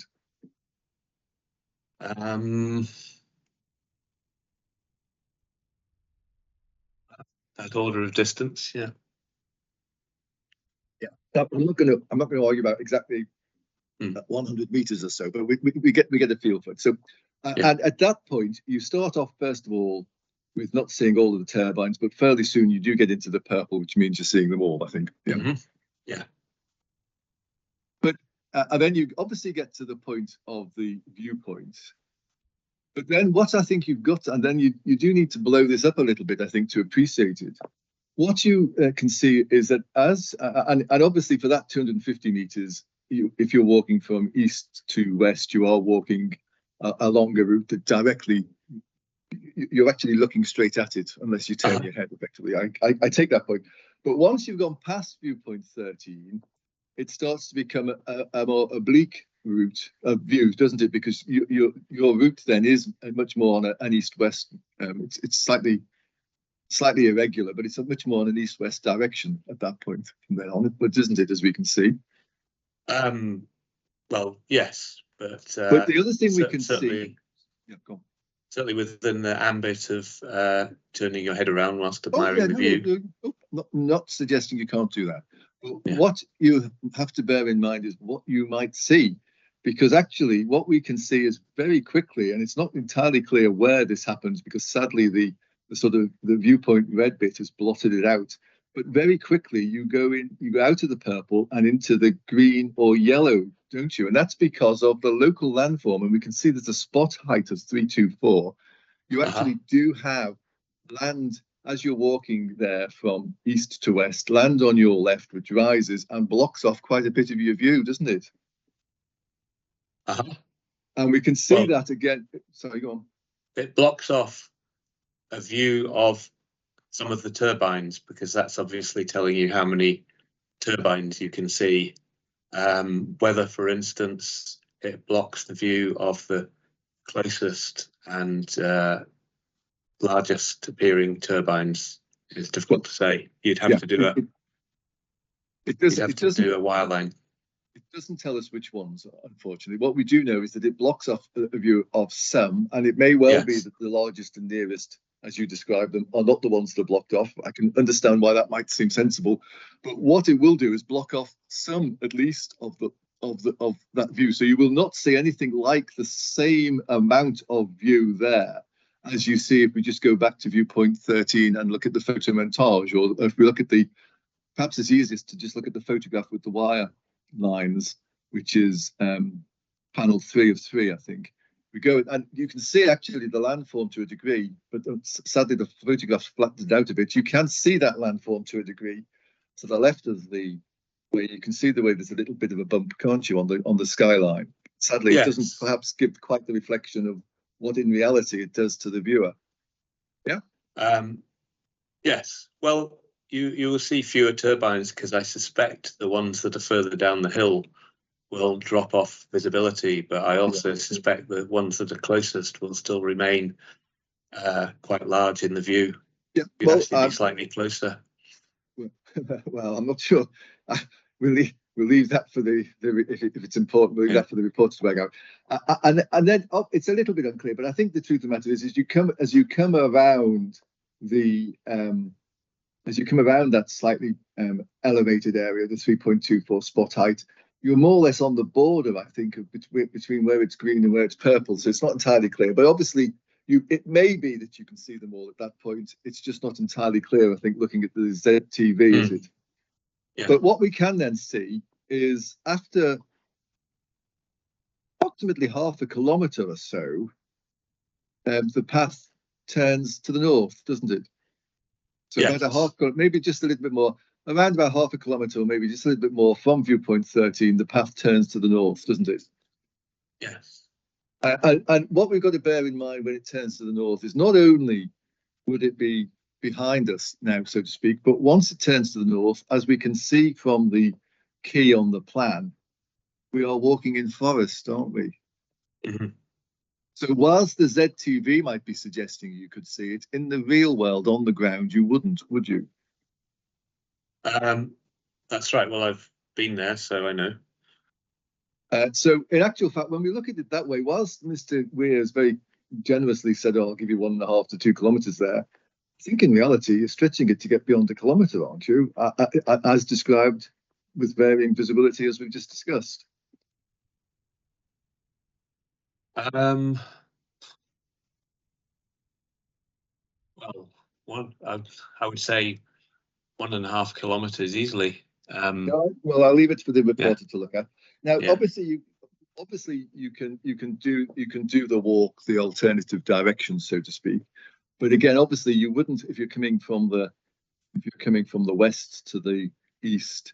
You wouldn't again see anything until you've come out of the forest, would you? Well, you would probably see something from the area below the forest, around Braids. Right, sorry. Yes, you may see it down there. You're quite right. But certainly anywhere within the vicinity of viewpoint 13, you wouldn't see it until you've come out of the forest, would you? That's right. Thank you. And then obviously, when you're walking from west to east, in addition to all the other factors that we've discussed, the turbines are very much more oblique to your view, because they're really very much over your shoulder and more behind you in reality, aren't they? It's correct, isn't it? Yes. Yeah. Okay. Thank you very much.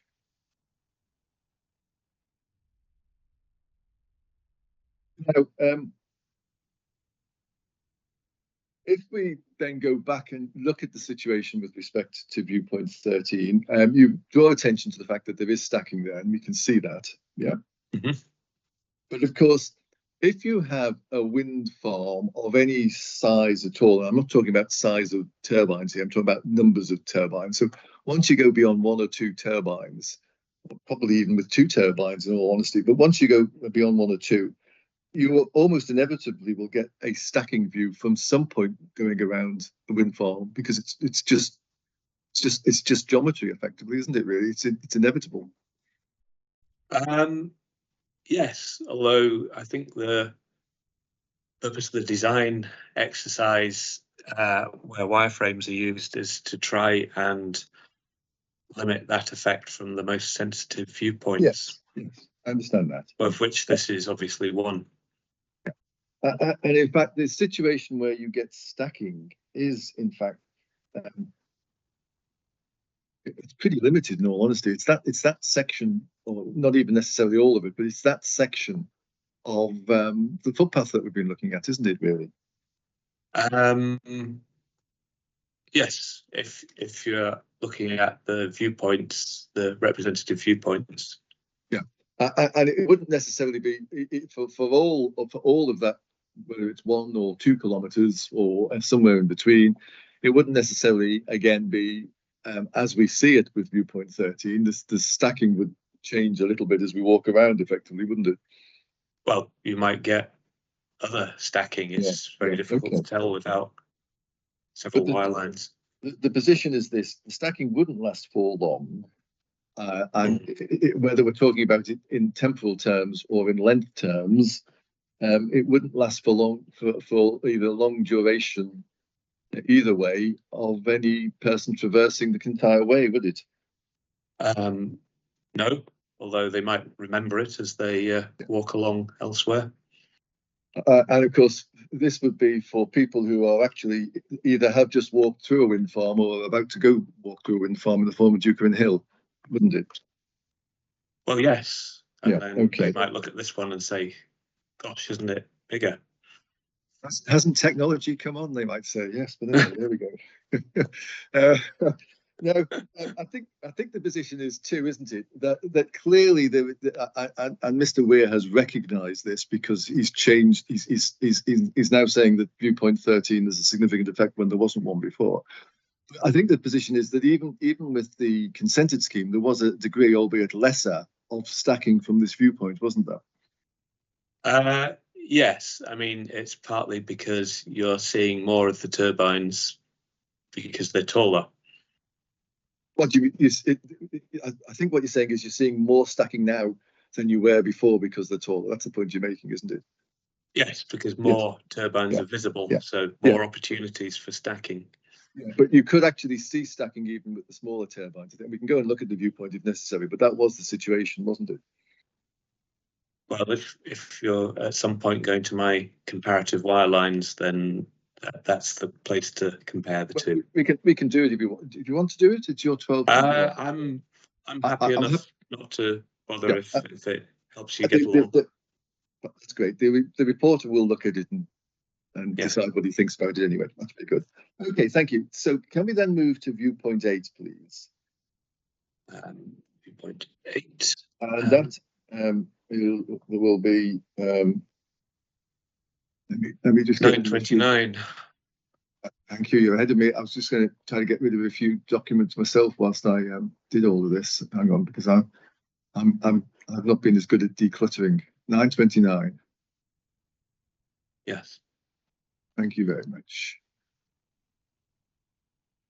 Now, just before we look at it in a little more detail, I think it's right to say, isn't it, that this particular viewpoint was selected as the likely worst case visual effects for receptors on gear, wasn't it? In terms of the sensitivity of the receptor and the magnitude of effect, yes. Yeah. And I mean, I don't think, given you've accepted that, we don't need to go to. But if the reporter wanted a cross-reference for that, sir, you'll see that as essentially set out in the volume 3, appendix 7.5 to the EIAR, which is core document 1.075 at electronic page 94, if that helps you. But there's agreement that that's why it was chosen. I mean, I would add to that there are obviously other locations that would have a similar view. Okay. Right. But it is a representative viewpoint, and you can't take a photograph from everywhere. Okay, that's fair. Okay. Now, you describe it in your inquiry report. We just turn to that for one moment at 6:10. You describe it as located in the main settlement above the main access point to the island via the Tay and Lowen ferry, and on the main road, which is also a core path. Now, that's identification of it as in the main settlement above the main access point and on the main road. I'm not sure that actually is technically correct, is it? If we look at where it was taken from. I think it's quite near the hotel. Yes. And Well, let's go. Oh, sorry. Yeah.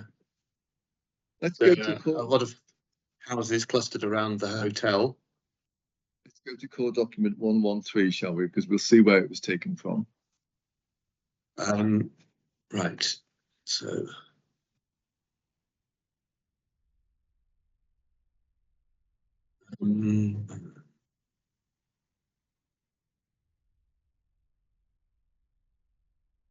Okay. Might actually have 113. Yeah. Yeah. Core document 113. 113. Sorry. Yeah. Okay. Yeah. You got it? Yeah. You got it open. That's good. Okay. And we can Yeah. see this viewpoint 8. And if we just look at the description of it, actually, we're told it's from the car park south of Ardminish, opposite the Gear Hotel. And we can actually see where it's been set up. The photograph, and it is clearly that is the car park. It's just beyond the car park, in fact, because the hard surfacing, it's by the bench there. The hard surfacing for the car park's behind, isn't it? So that's actually where it is, isn't it? Yeah. And it's deliberately chosen there because actually, as one goes along that road, and clearly you've come off the road and you've gone beyond the car park even, it's a particularly open location for looking directly towards the turbines, isn't it? It's open to the east, yes. Yeah. Okay. Now, whilst we've got that document in front of us also, and we can sort of blow it up a little bit, helpfully, we've got the ZTV shown on the document again, haven't we? Yeah? Yes. And we can see that what the perhaps not particularly surprising really, but what the ZTV shows is that the visibility of the proposal on Gear is predominantly largely confined to the eastern side of Gear, isn't it? Yes. Okay. But of course, that again takes no account of any natural screening or any structures that might be providing screening within the on Gear. Apart from trees and buildings. Yeah, apart from the landform itself, does it? Yeah. Yes, that's correct. Yeah, and the fact that it sort of exaggerates visibility is perhaps shown, isn't it, by some of the other material that we've got in the documents? Because, for example, I hope I get this right, Ackermore House is shown on the ZTV as having visibility of all 12 turbines, isn't it? But we can see again, if we look, because Ackermore House was specifically assessed, I think, for cultural heritage reasons, wasn't it? Yes. Yeah? And so if we look at core document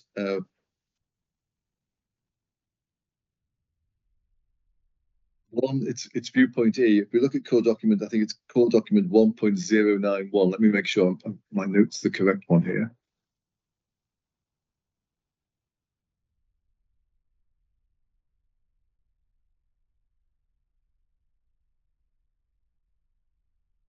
Yes, it is Ackermore House, viewpoint E. And we can see that we only have to open it up. We can see that there's absolutely no visibility, is there? So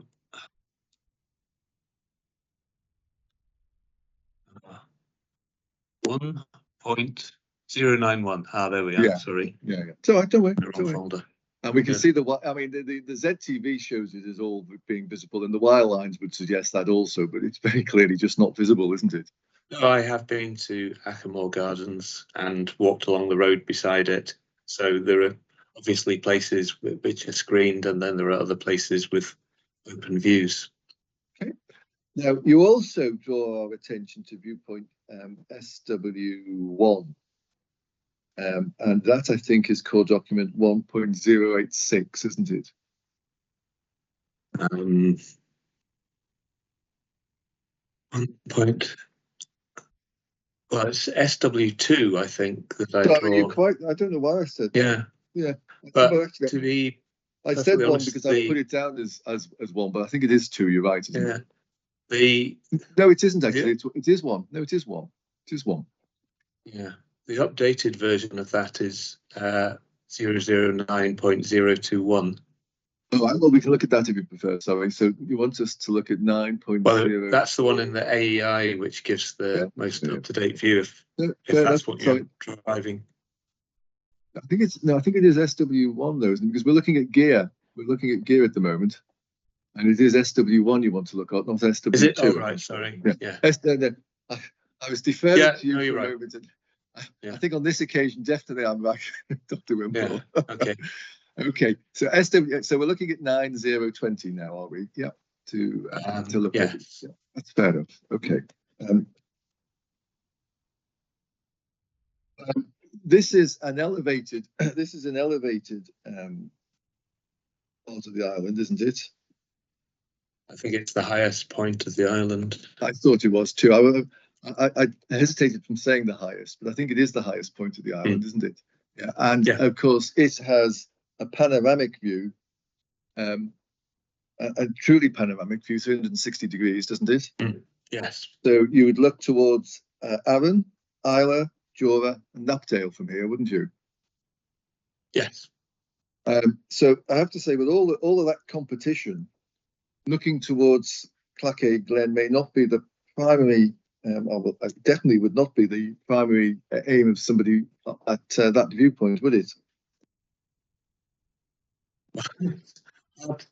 Hard to say. I think they would, as you say, it's a 360 panorama, so they would look around, and I'm sure various things would catch their eye.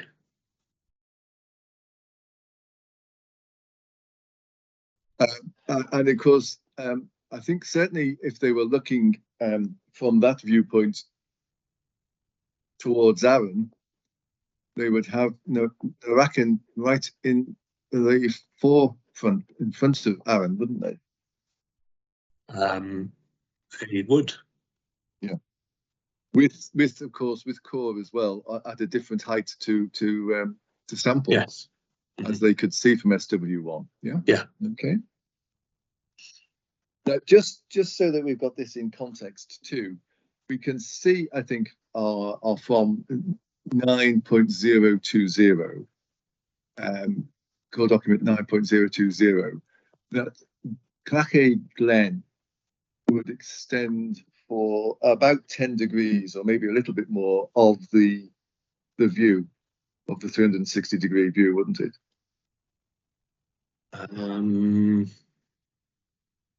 Well, I would say close to 15, but well, 15 if you want. Yeah. I'm not going to fall out over 2 or 3 degrees. Yeah. I hope it's up to one, but closer to 15. Okay. So between 10 and 15 anyway.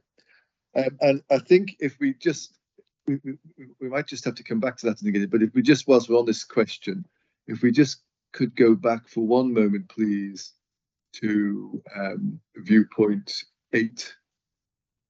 That's core document 20.029.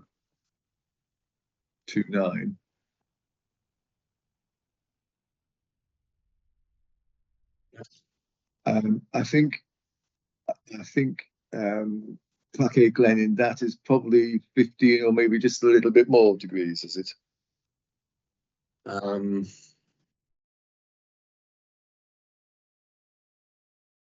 Yes. Yeah.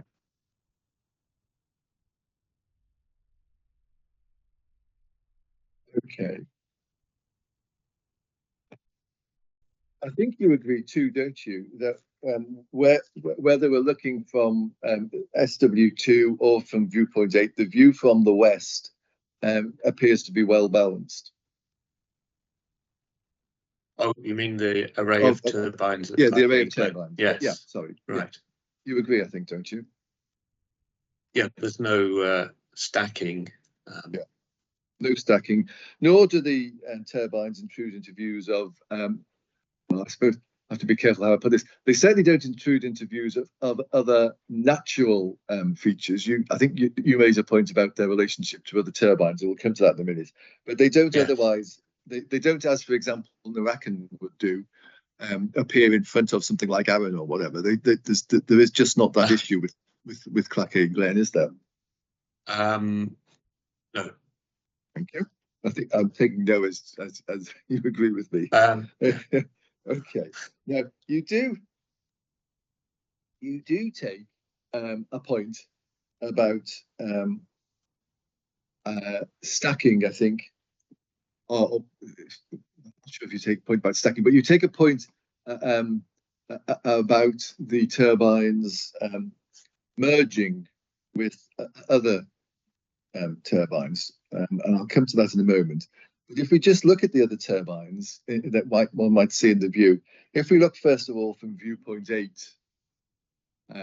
we can see there that we've got potential views of Ben and Turk, Blairy Hill, Ochaduri, and Tangi 4. Yeah. Yes. And there is clearly, it's quite clear from the wire lines that we've got there, that when you get those views, you get views of stacking turbines there, don't you, with those wind farms? So are you referring to the other wind farms? Yes, with the stacking Ben turbines? Yes. Well, there's so many turbines that it would be quite difficult not to. Yeah.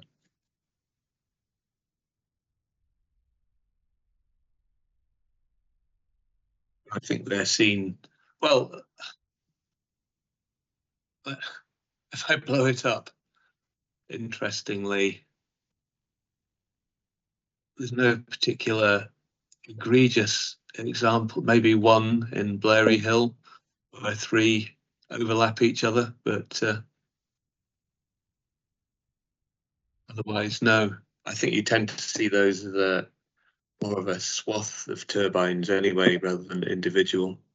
I've put the point to you, and I'm happy to leave it for the report to look at. Now, if we then turn to viewpoint SW1, which is core document 920. Yes. And we can see very clearly we do have stacking from 920. We do have stacking for Narrackan on its own. We do, don't we? And then there's an element of it then, of course, interacting with core as well, is there not? So in Narrackan, we have 2 turbines that one behind the other, and another one where the blade overlaps with those 2. Apart from that, I don't think it's not stacking to the extent that you see in viewpoint 13 for Clachaig Glen. Right. Well, we can see that. Thank you very much. In fact, Narrackan, just bear with me a moment. Just let me make sure I got this right.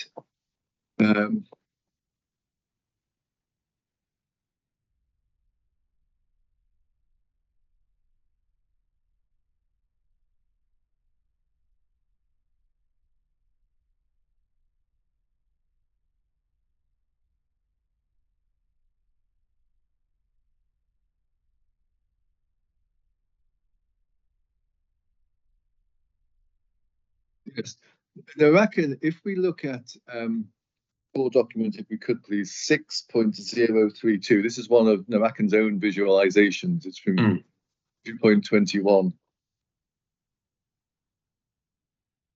Yeah. 6.032. Yes. 32. It's viewpoint, should be viewpoint 21.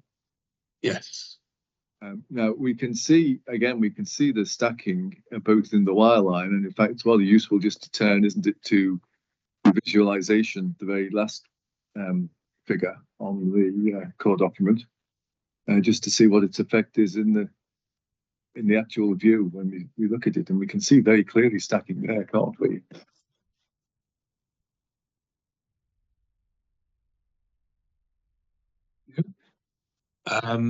There's 2 examples of turbines standing in front of each other. Yeah, couldn't really make that out on the smaller one.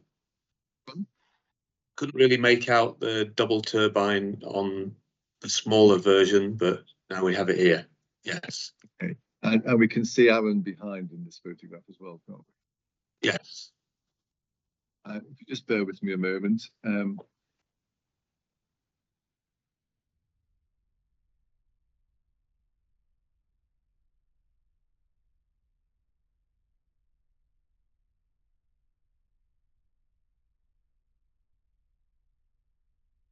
I think, again, if we turn to 6.33, which is another view from the west for Narakan, again, if you look at the actual visualization, we see a similar situation again, don't we? From Tarbert Bay.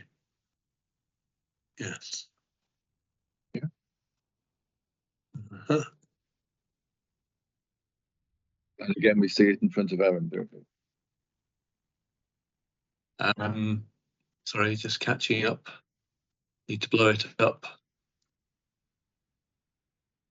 Yeah, I mean, in front of Aaron, but less obviously Aaron, because you're lower down.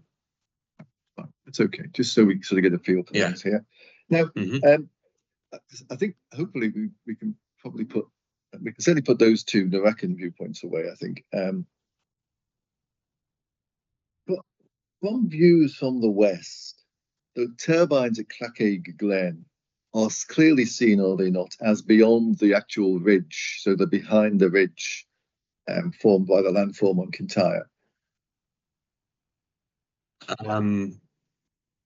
Yes, but I would argue that also applies to Narakan if you're trying to draw a comparison. Well, I wasn't, but anyway, I'm happy for you to. Okay. Yeah. So applies Narakan. Okay, thank you very much. And in clear, again, the view that we have from the west, they are viewed as being in a different landscape and area to the hillside that's actually visible from the west, aren't they? Sorry, you'll have to run that one by me again.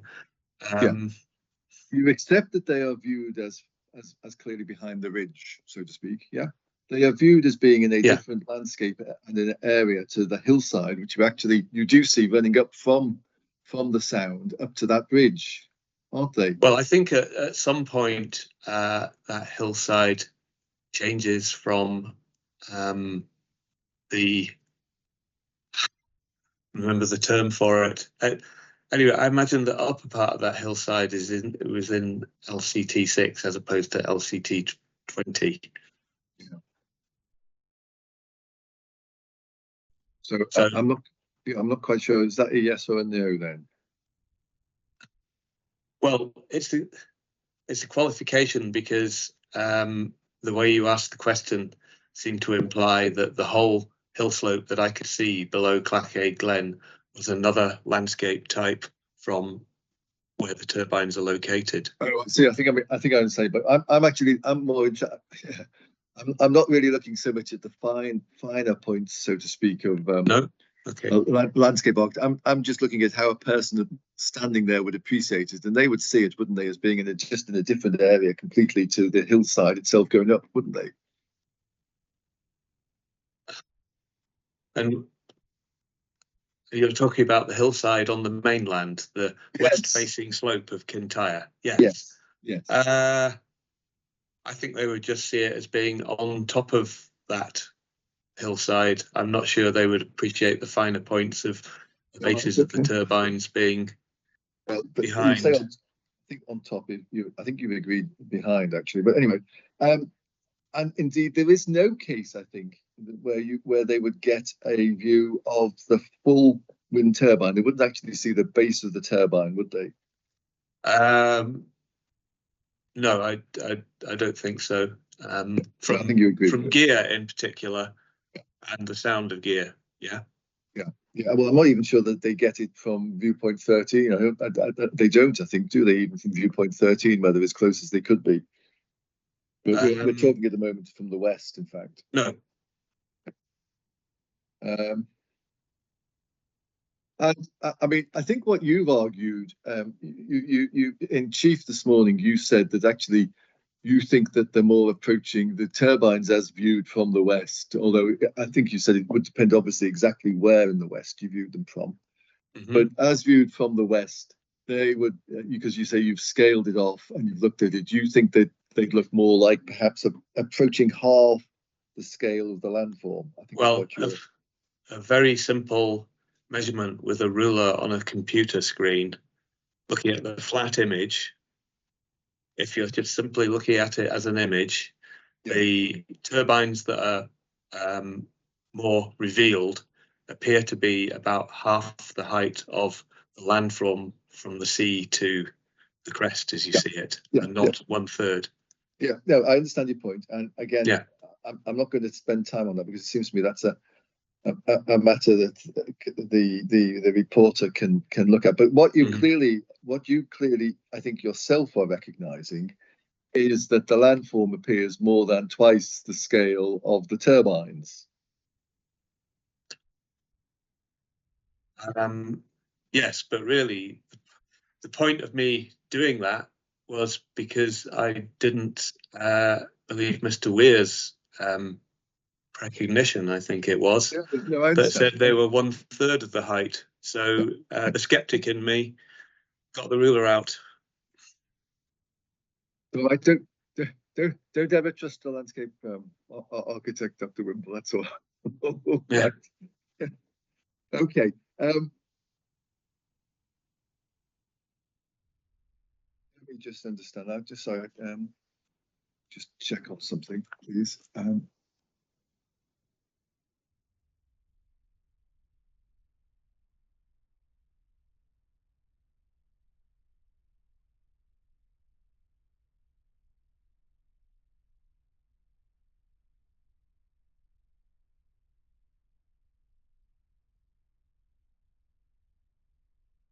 Yeah, sorry. I perhaps I got you to close one of the core documents prematurely, so to speak. Could we just go back to core document 632, please? 6032. Now, which one is? That's Narakan Wind Farm Viewpoint 21 that we were looking at before. I didn't close it. Oh, brilliant! That's even better then.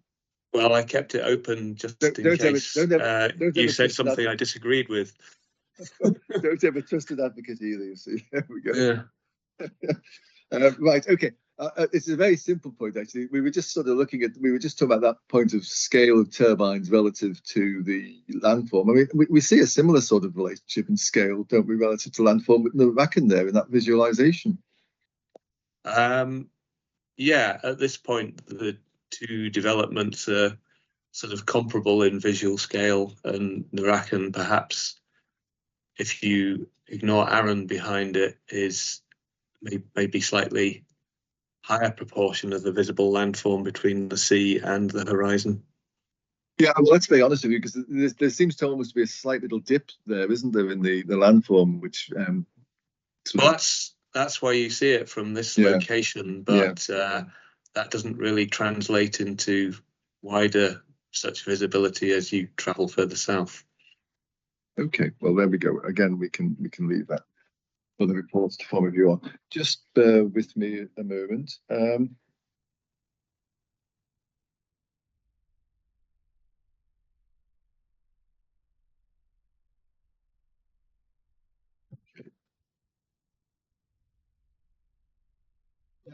You make the point that the turbines would be seen on the skyline, but again, most turbines on Kintyre are seen on the skyline, aren't they?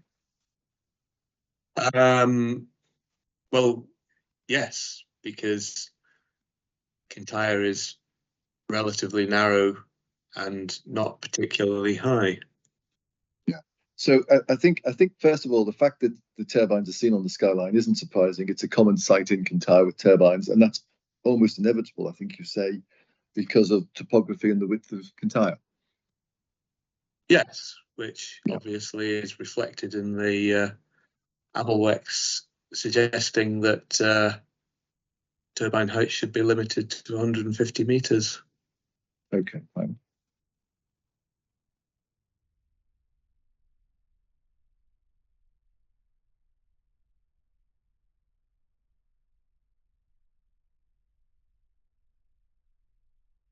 Right.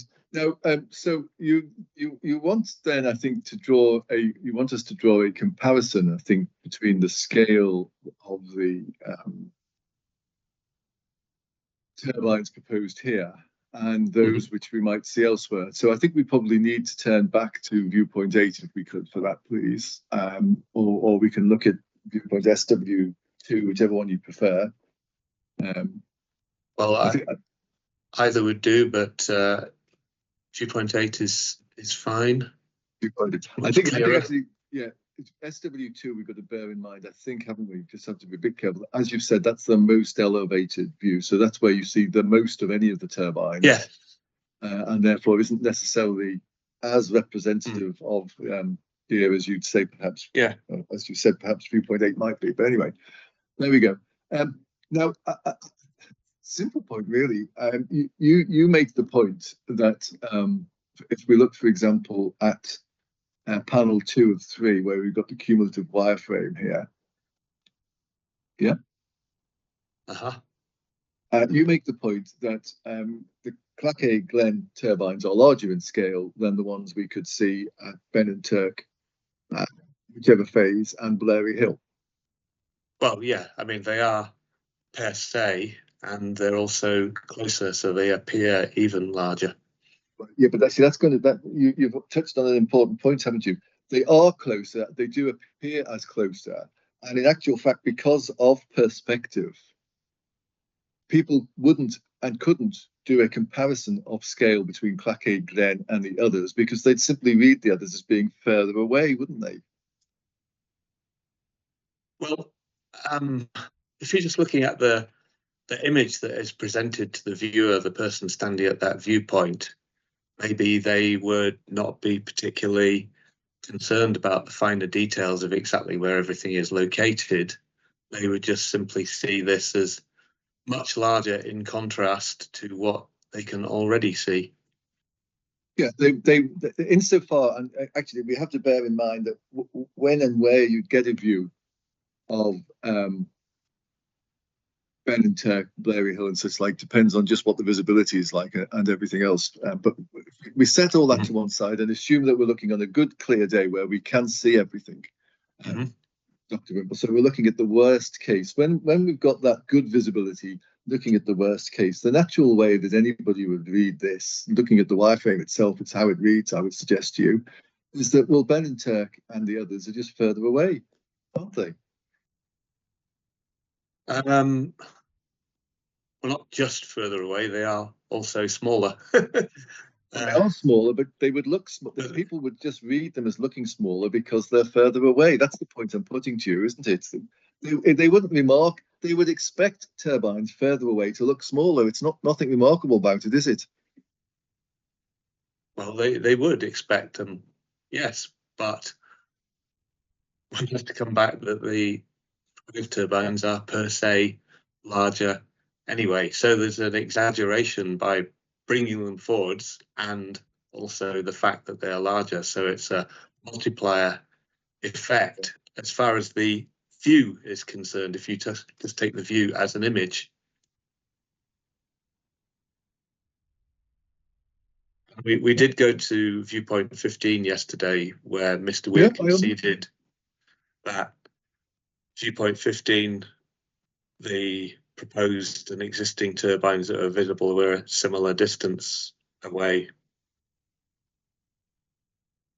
Yes, and so the fact that they're a similar distance away, what point are you making there? The proposed turbines still appear hugely larger than the other turbines that you can see.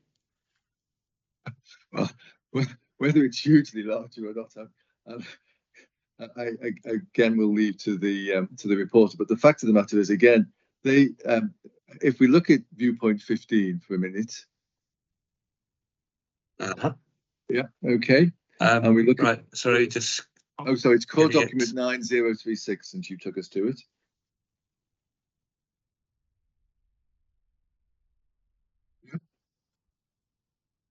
Yes. 9036.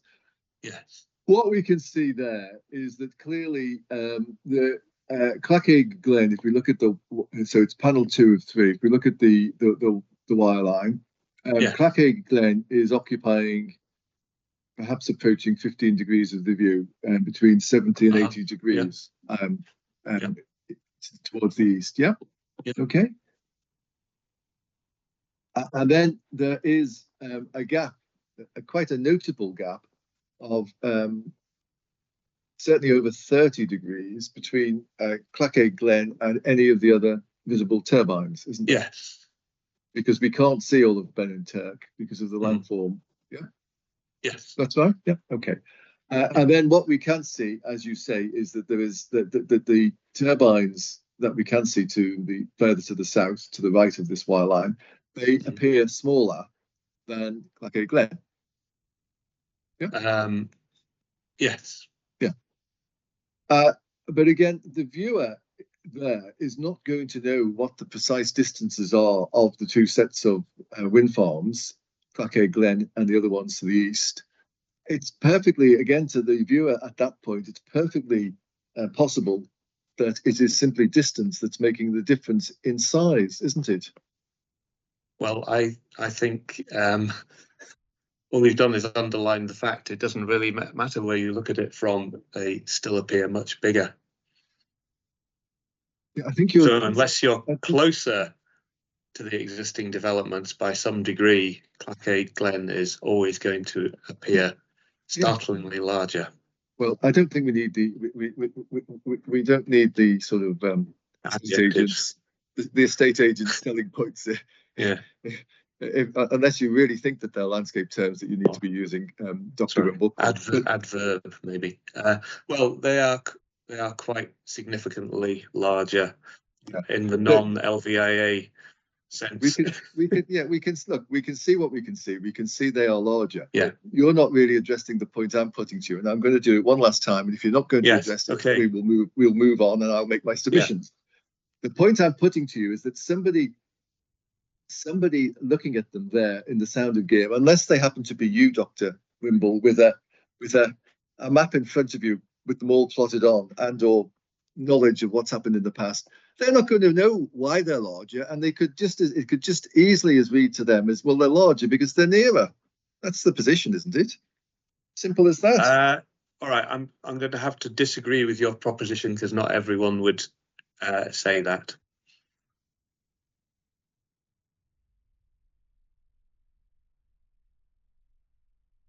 I think you could usefully move on now. I've clearly got both the sets of arguments in the area of disagreement. I'm going to, sir. I said I was going to do that.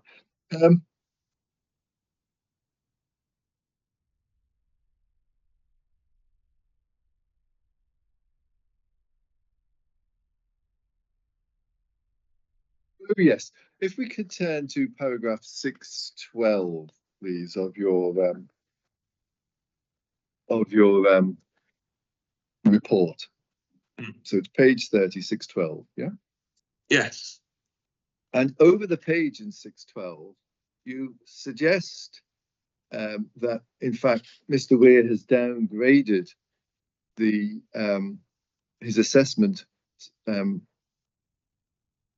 for this proposal, his assessment of the impact for this proposal on viewpoint 8 compared to that for the 2019 consented development, even though the 2019 consented development was for a smaller turbine. That's, I think, is the point you're making, isn't it? So you say 612? 612.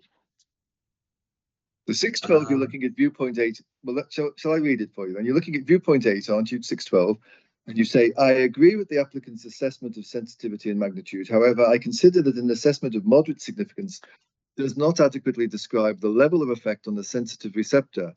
I assess a moderate major adverse primary effect. I note this was the assessment for the consented development, despite its much less prominent appearance. So I think the point you're making is, well, you think really there's some inconsistency here. Mr. WIA was accepting a higher level of impact for a smaller turbine from viewpoint 8 last time than he is now accepting for the larger. That's the point you're trying to make, isn't it? It was the terms in which you couched it that I was accusing Mr. WIA of deliberately downgrading his assessment. I just saying I think it should be this, but I felt I should note that a much smaller development seemed to have that level of effect as well in the 2016 assessment.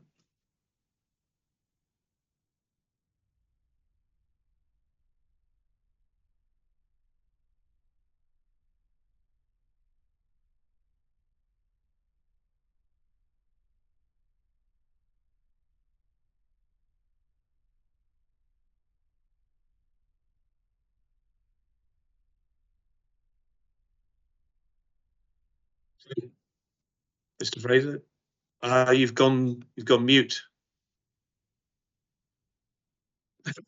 Sorry. I pressed, yeah, no, I'm sorry, I'm juggling with too many things and I must have obviously knocked the laptop. I do apologise. Thank you very much. Yeah. Have you got core document 6.002? Now, which one is that? That's the Clachaig Glen 2019 reporters inquiry report. Oh yes, probably. You've had it before, certainly. I know. I've got so many documents open, I can't tell. I just end up opening 6. There we are. Yeah. Okay. Okay. Right. So if we go again to, could we go to electronic page 45 first of all? Okay. Okay. Yep. And we can see that that's where, again, we've seen this before. This is the section where the reporters are reporting the main points made by the council last time. Yes. Yeah. And if we turn to page 50.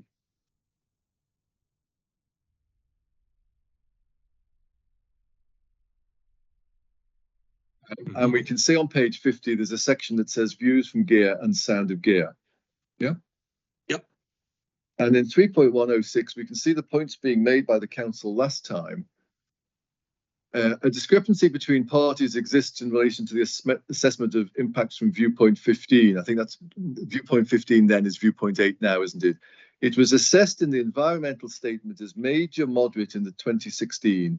This was downgraded to moderate in 2018, although still described as significant. No explanation was provided for this other than one of subjective judgment. So, and Mr. Weir explained it again yesterday, did he not? In actual fact, he was not responsible for the LVIA that was produced as part of the environmental statement in 2016. But when he was then instructed to deal with the matter, he did not agree with the assessment that was made from that viewpoint, and he changed it to moderate. So in actual fact, just let me finish the question. The deliberate downgrading, as you've just put it, that you say that Mr. Weir undertook between 2019 and 2022 did not occur, did it? Well, I'll answer your question first to say deliberate ungrading did not occur, but I think you've misunderstood my words. I said that I did not think that the assessment had been deliberately downgraded. I just noted what my assessment was, and then I noted what the 2016 assessment was, and obviously I didn't have the advantage of the later assessment by Mr. Weir because that was not uploaded as a core document. So what I wanted to emphasize was that I definitely do not think that Mr. Weir deliberately, or anybody else assessing it at that time, deliberately downgraded it. Thank you.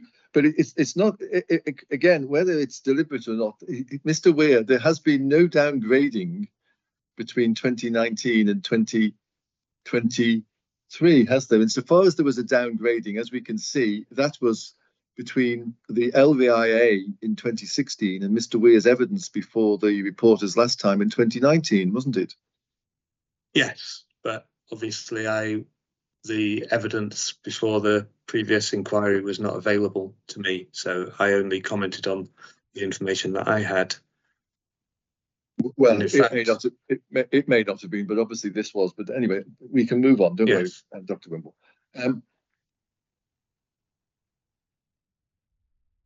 On impact from viewpoint 8, your assessment of the effect is that it's moderate major, isn't it?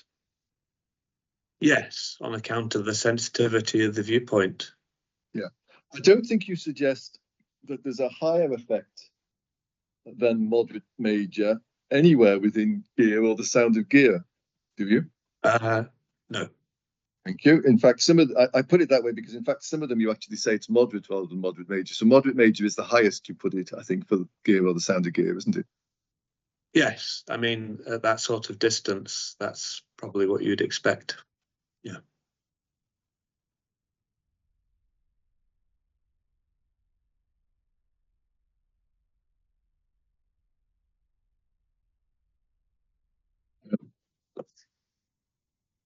You see, that of itself is a little ironic, it seems to me, because if we just go back to core document 6.002, which we were looking at,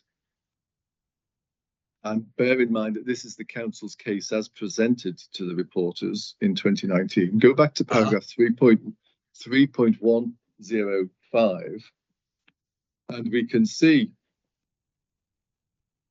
the size of moving turbines would form a prominent feature. Although the majority of the turbines would be visible, they'd be partially screened by the landform. Greater visibility is likely from more elevated viewpoints on gear, as shown in viewpoint 8 from the updated landscape and visual figure for Glen. Major adverse and significant effects would arise in views from the sound of gear and affecting much of the island of gear. So in 2019, with the smaller turbines, the council's case actually was there would be major effects, not moderate major, wasn't it? Well, that's as reported, so that's second-hand. However, the point is that I didn't do that assessment, No, and I didn't advise the council. Appreciate all of that, but in fact, ironically, given the point was being taken about us, ironically, the council at this inquiry comes forward at this inquiry arguing that there's a lesser effect on gear and the sound of gear than it argued that there was at the previous inquiry, doesn't it? Well, if you're then referring to my assessment, are you? Or are you Yes, because you've referring to agreed, the council's objection? You have put, well, the evidence the council's leading to support its objection is yours, Right. and you've told Okay. us your evidence is it's moderate major, and therefore on the basis of the evidence the council now leads, it actually ironically suggests a lesser impact than it was arguing for last time, doesn't it? Well, I carried out an assessment to the best of my judgment, and that is my assessment. I did not carry out the previous assessment, so I can't tell you why they came to that view. Fair enough, I understand all of that, but I think you haven't directly answered my question. I'm not going to push it much further, but I think the answer to my question is yes, isn't it? But you mean the irony is that smaller turbines were recorded as having a greater effect than the larger turbines now. Yeah. That's the irony, but well, we know what I think. I think the reason why I was describing it as the irony is because we seem to be being criticised for going down when in actual fact it seems to be the council. But there we go. So I think I'm about to move on to another topic. So if that's a convenient point, I'm happy to stop, sir. Yes, I think we could deal with a break just now. Mr. Fraser, in terms of continuing cross-examination, do you have an indication of how much more time you may require? I'm hoping that we'd managed to do it in about an hour or so. So I think we've made quite good progress. So I'm hoping it. I certainly, it might be a little bit longer than an hour, but I certainly think we'll be able to finish this afternoon, which I think is the question you really got in mind. So, but yeah. Yeah. Well, I think at this point in the day, it'd be useful to have a 20-minute break, just to get a cup of tea and refresh yourself. So if we can come back at 3:05. Thank you, sir. Okay, thank you.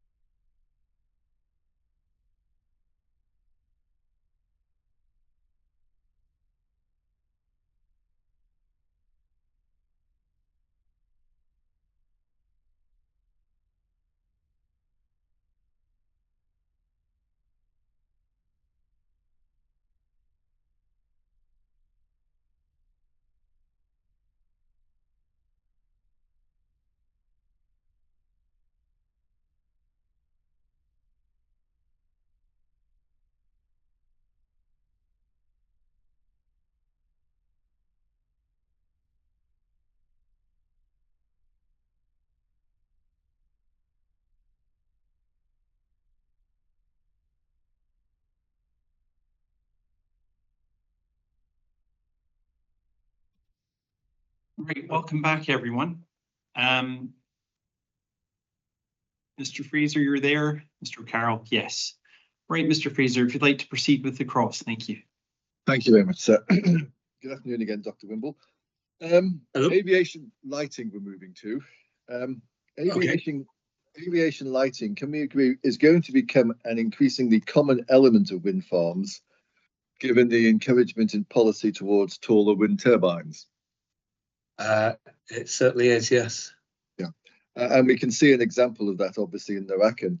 And of course, the government will have been aware of the need for lighting for turbines greater than 150 meters in height when they gave their advice about taller turbines, wouldn't it? Yes, I imagine so. Yep. Can we agree that the effects of lighting is a visual amenity concern rather than a landscape issue? Not entirely, no. Right. Well, let's just have a look at how other reporters have dealt with it. Can we turn to the Crystal Rig report, the inquiry report? That's core document 615, 6015.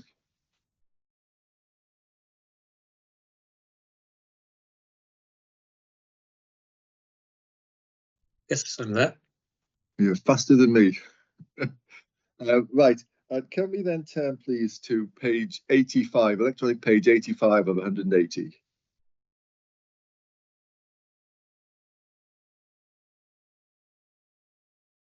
Yeah, are you there?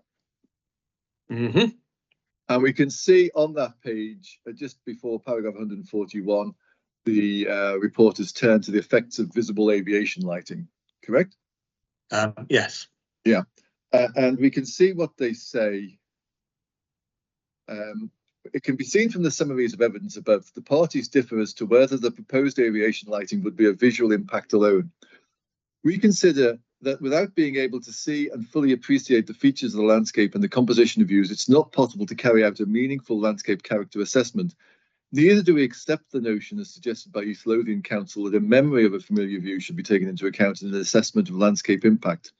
On this matter, we find that the proposed lighting is indeed a visual concern, as the applicant asserts. So you disagree with that view, do you? I think it's more likely to be a visual concern than it is a landscape concern, but I don't think you can write off the landscape effects completely. I think what the report is referring to there is the fact that most landscape assessments, in fact, probably all landscape assessments we have, tend to be for the daytime, where you can see features more clearly. My view is that the nighttime landscape is still a quality of an area of landscape, and it can vary, obviously, from pitch black on a cloudy evening to be able to see many kilometres on a moonlit night. And the quality of the sky and the outlines of landforms, and possibly also lights of settlements, is all part of landscape character. I think particularly, yeah. God, I don't want to. So it's an extension, but a different set of qualities to landscape character in the daytime. I don't know whether I'm sticking my neck out on this, but this is my opinion. No, Dr. Wimble, you're perfectly entitled to your opinion, and Yeah. you've explained why you hold it. But I think the conclusion is that you do disagree with the findings of those reporters. That's what you're saying, I think, isn't it? Yes. Okay, thank you. Obviously, I don't know the particular circumstances on that scheme compared with what we have here. Fair enough. Okay. Now you make a number. I think you make a number of points about sort of methodology for doing a nighttime assessment, so to speak. But I think first of all we can agree, can we not, that the council did not request anything further from the applicant to deal with the aviation lighting assessment, did they? This in the objection. No, not in their objection. Before they came to determine whether they were going to make an objection or not, they did not ask the applicants to provide any further material with respect to the assessment of the impact of aviation lighting, did they? I'm sorry, I can't say, because right. I'm afraid you're going to have to. Presumably, we're talking the consultation tables in the. If you can't say, yeah. Certainly you're not saying that they did. And are you saying that after the objection was entered, that there was something further that they wanted that we didn't provide? I don't think so. I don't know the detail of every single consultation response, or I can't remember. Yeah. Don't worry. Now, you also take a point about the time that the photograph was taken for viewpoint 8. And we can see you raise that, I think, in paragraph 7.23 of the report, don't you? Yeah? Yes. Now, I'm going to try to take this very simply, actually, because otherwise we could end up spending a lot of time with the technicalities of meteorology, so to speak. But the position is this, isn't it, Dr. Wimble, that the rate at which the light fades after sunset depends upon which time of year one is at. Yes. Yeah. And that is a big problem with the Nature Scotland advice, which I think that they have been alerted to since. That in actual fact, you're not necessarily going to get a representative viewpoint at all times of the year if you follow that advice. Now, the advice, can you say which particular element Your of the advice is that it should be within 30 minutes, I think, of sunset, the photograph. Or sunrise, if you're particularly keen. Yeah, if you're very keen. Yes. But the problem with that is that in actual fact, at the time of year, because this was taken almost at midsummer, wasn't it, this photograph, at the 15th of June, at that time of year, in actual fact, half an hour after sunset doesn't really make any difference because it's still not dark or even approaching dark, is it, at that time of year? Well, I think the reason for it is so that you can distinguish some of the background landscape in the photograph. So yes, I know. It's clearly dark enough in that photograph that you can't. Well, sorry, in the photograph that you can't. Yeah, I mean, put very simply, the reason why the photograph was the reason why the photograph was presented at that time was that it was the only way of getting something that was representative at that time of the year of what you would normally see half an hour after sunset during the majority of the year. Do you realise that, Dr. Wimble? I can understand that, yes. Whether that's technically the case, I don't know. Okay, well, that's the reason. I mean, as a matter of fact, you're quite right. It's an hour and 53 minutes. I think I haven't actually checked precisely, but I think it's certainly more than 30 minutes after sunset. But that was the reason why it was done that way, to try to make it representative. And I think I think what you're saying is you can understand the theory behind it. What you can't say in practice is whether they got it right or not, I think is what you're saying. Is that right? Well, that and the fact that it is actually a very dark photograph in which it's quite difficult to distinguish any landform. I mean, it's really a sort of verification idea, in that if you just have a completely black photograph, it could be anywhere at any time of night. So you have to have some features that are distinguishable. Okay. Now, I wonder if you agree with this proposition, Dr. Wimble, that in actual fact, that any impacts that we might get from aviation lighting merely extends the length of an effect of any effect you're getting from the development. That's correct. It's a different type of effect from the daytime, but it's an effect of the development. Yeah. And if the daytime effects were found to be acceptable, lighting isn't going to tip the balance, is it really? Well, I honestly don't know. I suppose it depends on the quality of the dark skies. Well, we're not, for example, in a dark sky park or anything like that here, are we? No, although there are two areas that are recorded for dark sky observation. And aviation lighting is very much a secondary effect, isn't it? You mean the secondary effect of the wind farm? Yeah. Yeah.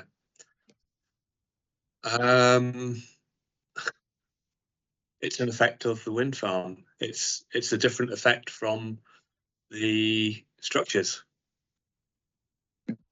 Now, I think, as I understand it, you tell us that it's the impact of the lighting, or the effect of the lighting at viewpoints 8 and 13 that are most critical to your case. Well, I've chosen those viewpoints as illustrative. One of the landscape and visual effects around the turbines, and secondly, views from gear. I'm just quoting from your report, paragraph 7.22. Viewpoints 8 and 13 are the most critical ones for your case, are they not? Yes. Yeah. And indeed, they've been selected as examples, yes. Very helpfully, you tell us that you're not concerned really about the impact of lighting, for example, from viewpoint 12. Where do I say that? Sorry. You say that in 722. No, that's right. We're talking Tegan Lone and Point Sands. No, I wouldn't be, because you may only see one light from those locations, and they're both got lighting in them anyway. Now, if we then look at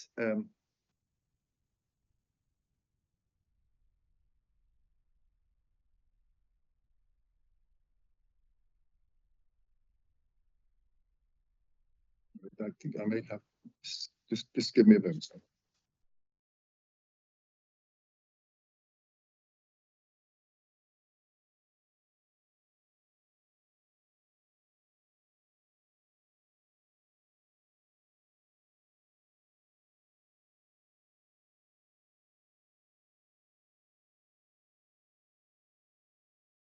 Oh yes. So we're looking at viewpoint 8 from paragraph 723 onwards, and at 726 you tell us that in the visualizations the 6 higher intensity lights are easily visible and appear relatively intense.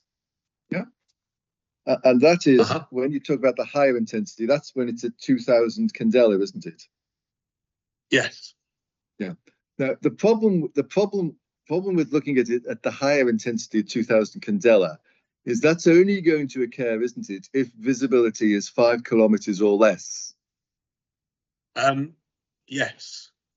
And visibility at 5 kilometers or less, given that gear is more than 5 kilometers from the turbines, you are only going to be able to experience that from gear in the rare occasion where visibility is 5 kilometers or less somewhere else around the turbines, but it is more than, in fact, it's 9 kilometers or more at gear. That's the only time you're going to be able to experience that, isn't it?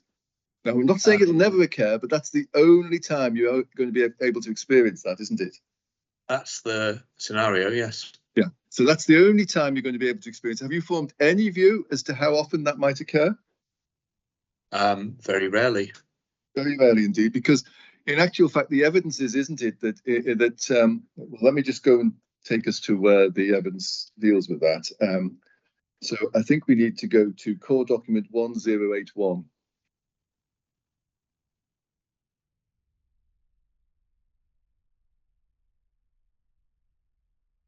Yeah. And this is the aviation lighting report, isn't it? Yeah. Yes. And if we can try to take this quickly, we can see that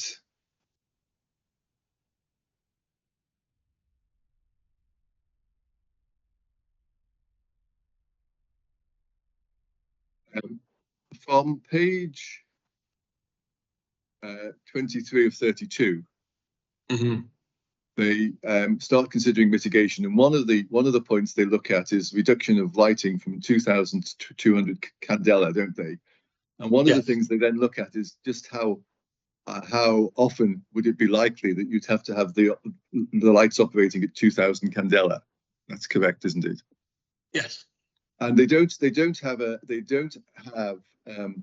weather station at Clachaig, Glen, that's able to tell them precisely what the historical evidence is for visibility. But what they can do is they can look at Tyree and Prestwick, and we can see that that's set out in paragraphs 27 and 28. Yes. And they tell us the average of the two would give them 4% of the time. And so that's giving us a picture. It's going to be somewhere probably between 6% and 2% of the time that you might have the lighting at that intensity, is what they're saying, isn't it? And they settle for 4% as a reasonable average. Yes. But what we've then got to bear in mind is that for most of that 4% of the time, you would expect the visibility at gear to be something comparable to the visibility elsewhere around the wind turbines, wouldn't you? Yes. So it's going to be some very small proportion of 4% of the time, in fact, that you might actually experience, if in fact at all, that you might actually experience this 2,000 candela from gear, isn't it? Well, yes. Yeah.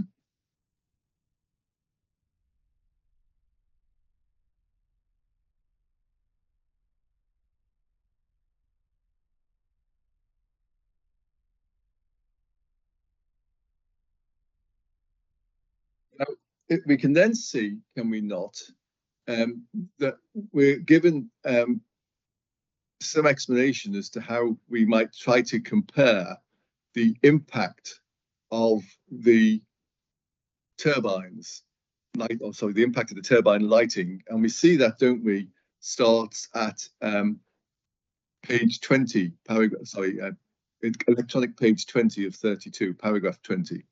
Yeah, interpreting the results. Yes. And then what we're told is the results show that there's a significant decrease in the luminous intensity candela of the light emanating towards those viewpoints which are at lower angles of elevation in relation to the turbine hub. However, when considering the perception of the light from a viewpoint, the distance between the light and the viewpoint is the dominant factor, and the resultant figure in microlumens is the most relevant figure to consider. So they advise us to look at it in microlumens rather than candela, don't they? And then we can see this report provides the results and anticipates that the landscape and visual impact assessment consultants will be able to put them into the correct context for visualizations in terms of background environmental lighting and atmospheric conditions. Table 4 shows the turbine with the greatest potential perceived luminous intensity expressed in microlumens at each viewpoint. So if we turn to the viewpoint 8, we can see that at viewpoint 8, what is concluded to be the most intense lit turbine is turbine 10. Sorry, we are at this table, right? Yeah, table immediately below. Yeah, table 4. Yep. So if we go to viewpoint 8, we can see that the brightest, if I put it that way, turbine at viewpoint 8 is assessed to be turbine 10. Yeah. Yep. And at 2,000 candela, that would equate to 5.7 microlumens. Yep.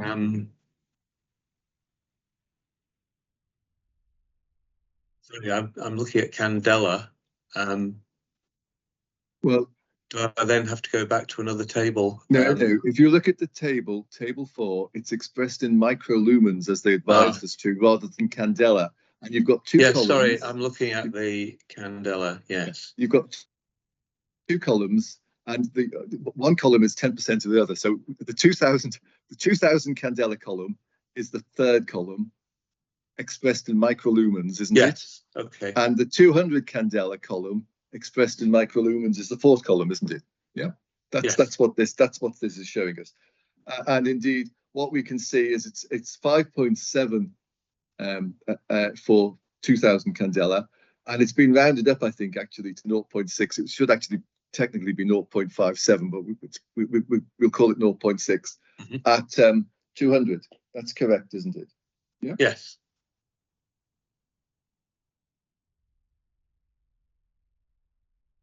And indeed, if you want to just, if you wanted to see where that came from, just if maybe the reporter might want to, if we just go back to electronic page 15, you'll see that from, in fact, from page 14, in fact, each viewpoint is addressed in more detail. And on page 15, you'll see viewpoint 8 is there.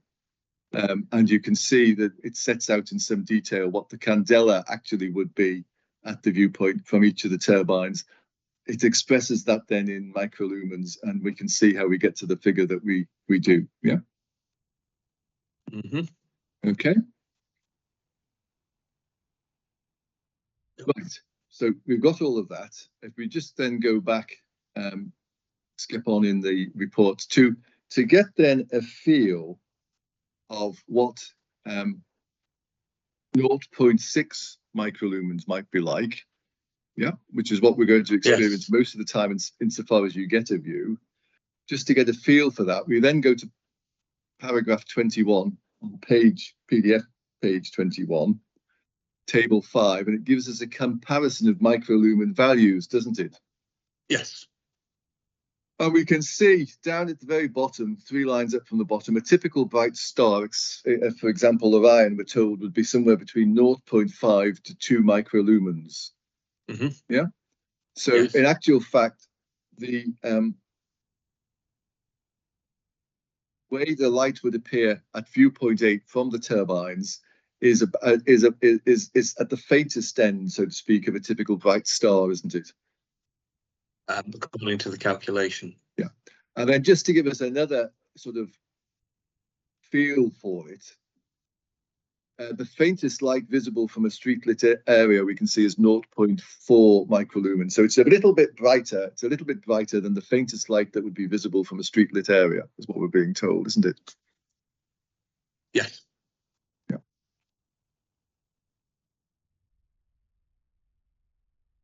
And then I suppose another comparison we've got just as immediately above that, an airliner flying at 30,000 feet, the navigation lights, it's at the very bottom a level, basically, really, again, of the navigation lights that you might be able to see on a plane flying overhead, effectively, is what it's telling us, isn't it? So that just because that actually, it's always very hard looking at these visualizations, because of course, as you say, and as they warn, they just show you how a photograph would produce it, not necessarily how you would perceive it on the ground. So that's actually the best way of looking to see just what in reality it might be like to somebody on the ground, isn't it, Dr. Wimble? You mean to look at the calculations?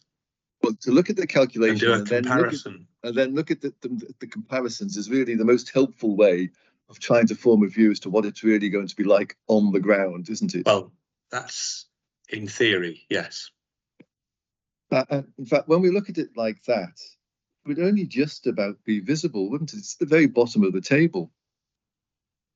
Well, theoretically, that is correct. But my experience, as outlined in my report, is different. Yeah, and I mean, what we've got to bear in mind is that obviously would be, if you're at viewpoint 8, there would be light. There would be light around the viewer at viewpoint 8 anyway. There'd be some light associated with gear in any event, would there not? Probably scattered domestic lighting. Yeah. Yes. And then the viewer would probably also be able to pick up lights from, for example, traffic along the A83, lights from other things on the landform, correct? Well, the brightest thing would be the terminal at Tame Lone, which is lit with street lights. Yeah. And sorry, go on. Other lighting appears to be pretty minimal in terms of domestic lights associated with scattered dwellings and occasional vehicles. But just to get an idea of streetlights, we don't actually sadly have streetlights at 9 kilometres for us. We do have white LED lights and sodium streetlights, both of them at 5 kilometres, and we can see the white LEDs we're told are 8 microlumens at 5 kilometres, and the sodium streetlights we can see are 5 at 5 kilometres. So they both seem to be brighter in reality, don't they, than would be being experienced from the wind turbines. Well, yeah. So, did you say 5 kilometres to street 5 lights? kilometres. Yeah, I don't Well, that's have a probably. I imagine the Tame Lone lights are slightly closer than that, but that's the nearest example you have, a cluster of LED lights, LED street lights. No, you're quite right. I was saying 9 kilometres, but that's the distance to the turbines. You're quite right. So, sorry, Tame Lone probably is around about that, isn't it? Thank you for correcting me, Dr. Wimble. So we can see quite clearly at viewpoint 8 those lights, and again you can see, for example, car brake lights at 5 kilometres further up. All of those lights that are currently occurring on Kintyre are all going to be brighter than, in actual fact, would be the impact or the perception of the turbine lighting. Well, according to the calculations, yes. However, I have observed lights of various verified candela, including in that area and on the other side of Kintyre from Arran, and at the kind of candela level that you would be expecting from turbine 8, they are extremely visible. Yeah, but you see, the problem with that is if you're looking at simply what the candela is at the light, Look at the actual light. You've got to then take into account. You've then got to take into account the directional nature of these lights, haven't you, Dr. Wimble, which reduces the actual candela received on the ground, doesn't it? No, absolutely. But if we are to go back to, well, table 6, yeah, and we say the brightest light is 48 candela at 10%. Yeah, we agreed on that. Yeah, that's what it says there. Yeah. Okay. Well, I've seen the lights on Ben and Turk wind farm from Arran on a clear night, and they were 14 to 16 kilometers away, and they were easily visible, and they are rated at 32 candela. Yes, but sorry, this is the light emitted towards the viewpoint we're looking at now, isn't it, in table 6? Yes. It's emitted towards the viewpoints, yeah. So what I'm saying is that I saw an aviation light at 32 candela, which is less than that, clearly at distances of 14 to 16 kilometers, and that's I in think my evidence for Narrachan. We're cross purposes, though, Yeah. Dr. Wimble, aren't we?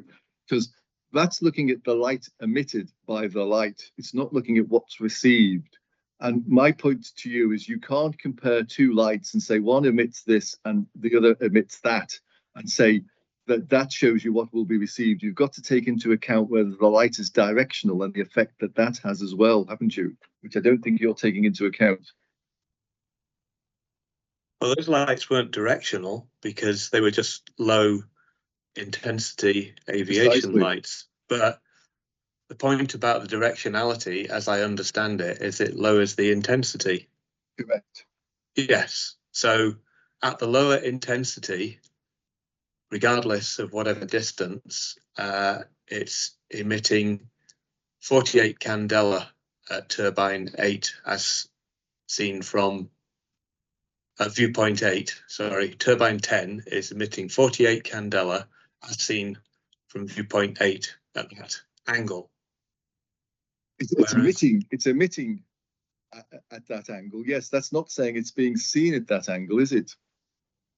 It's not saying it's being seen at viewpoint 8. That's what it's. So I understand your whole point about microlumens, but if we take as a basis what the light emits in the first place, because that's going to control everything else in terms of what you might see at a distance. I saw a light at 14 to 16 kilometers that had a lower rating than that. I saw the light.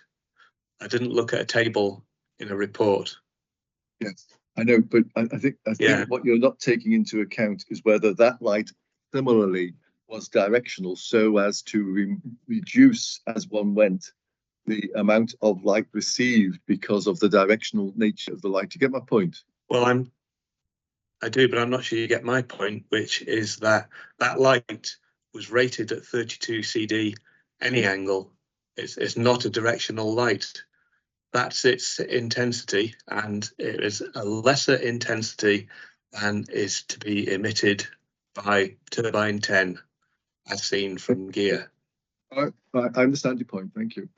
Right, Yeah. now, viewpoint 13, the Kintyre Way. Yes. I think, first of all, one has to have a question, doesn't one, as to just how many people in reality are likely to be on that part of the Kintyre Way in the sort of hours of darkness that you're concerned about. Well, granted, not many. Yeah. And then the second thing is that in practical terms, to be there in those light conditions, they are going to have some form of lighting themselves, are they not? Well, when they're walking or looking at their map or whatever, but they might stop on a nice night, enjoy the landscape, moon reflecting off that Lochen. Right, thank you. Right, just bear with me a moment, please. Right.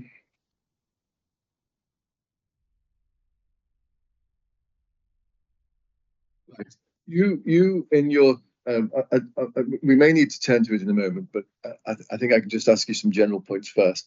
In your comparison document 1221, one of the things you do is you draw a comparison between this proposal and Glen. Yeah. Yes, that's right. Now, Glen, of course, and I think the reason you draw a comparison between this one and Glen is you say, well, actually, if Glen was refused really in landscape terms and found to be unacceptable, then the same question really must be asked about this proposal. That's why you're doing it, isn't it, I think? Well, it does beg the point, yes. Yeah. First of all, I think we can agree, can we not, that Glen was decided against a very different policy background. Well, certainly against a different policy background. Yes. Yes. Well, I'm not an expert on policy, so I can't say just how different that policy is. I know it's different. The different policy we know, we've touched on it a little bit, is set out in the onshore wind policy statement and also in NPF 4. And the consequence of that policy change is that there were some applications where reporters had prepared reports and they were asked to reconsider by Scottish ministers whether their recommendation would alter as a result of the proposal. Sorry, as a result of the change in policy, weren't they? I have seen 2 or 3 of those reports, yes. Yeah, well, Shepherd's Rig is one of them, and I think Clachaig and Darrick is another one. And in both of that, I've mentioned both of those, and they are in the core documents. We could turn to them if necessary, and I will make some submissions on them. But in both of those, they are examples, are they not, where the reporters had initially said, we think the proposal should be refused because of its landscape and visual impacts. And invited to reconsider the matter as a result of the change in policy. They said, well, we've changed our minds now because of the change in policy, and we now actually recommend approval. Well, I thought Shepherd's Rig, and you can correct me on that, I thought Shepherd's Rig, they said we would have approved it anyway. Don't think that's right. One of the ones I read said that.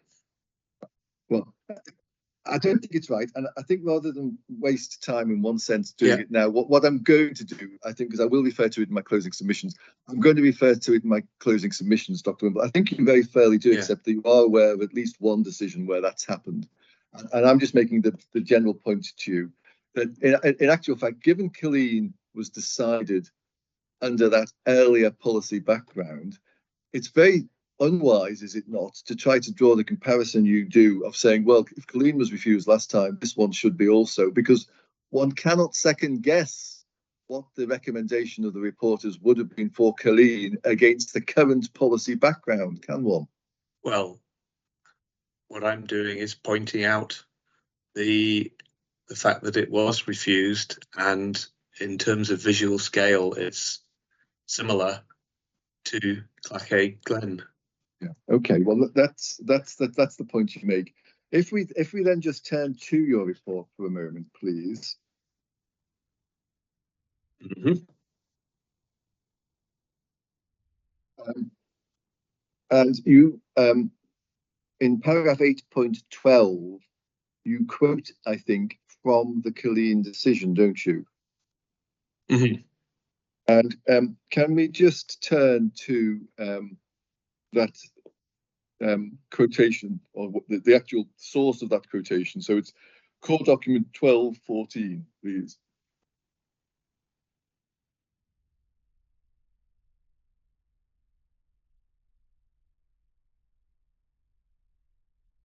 Mm-hmm. You have that? For some reason I don't. Oh. Well, I hope I put it on my list. I had problems downloading some things last night. I'm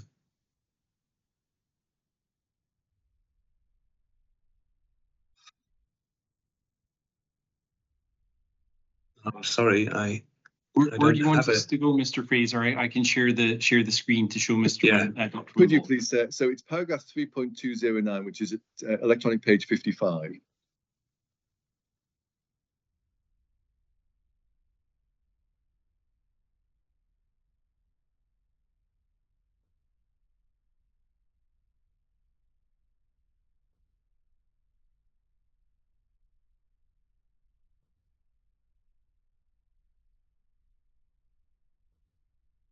Do you have that? You can see that now, Dr. Wimble. The paragraph again is 329. It's 3209. It's the one you 3209. Yeah. 3209. It's the one you quote from at the top of page 46 of your report.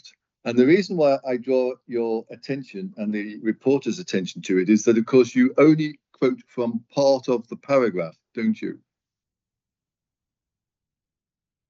Let me see. Because if we look at it, we can see you omit the first sentence of the paragraph, and you omit, which is perhaps more important, you omit the final two sentences of the paragraph, don't you?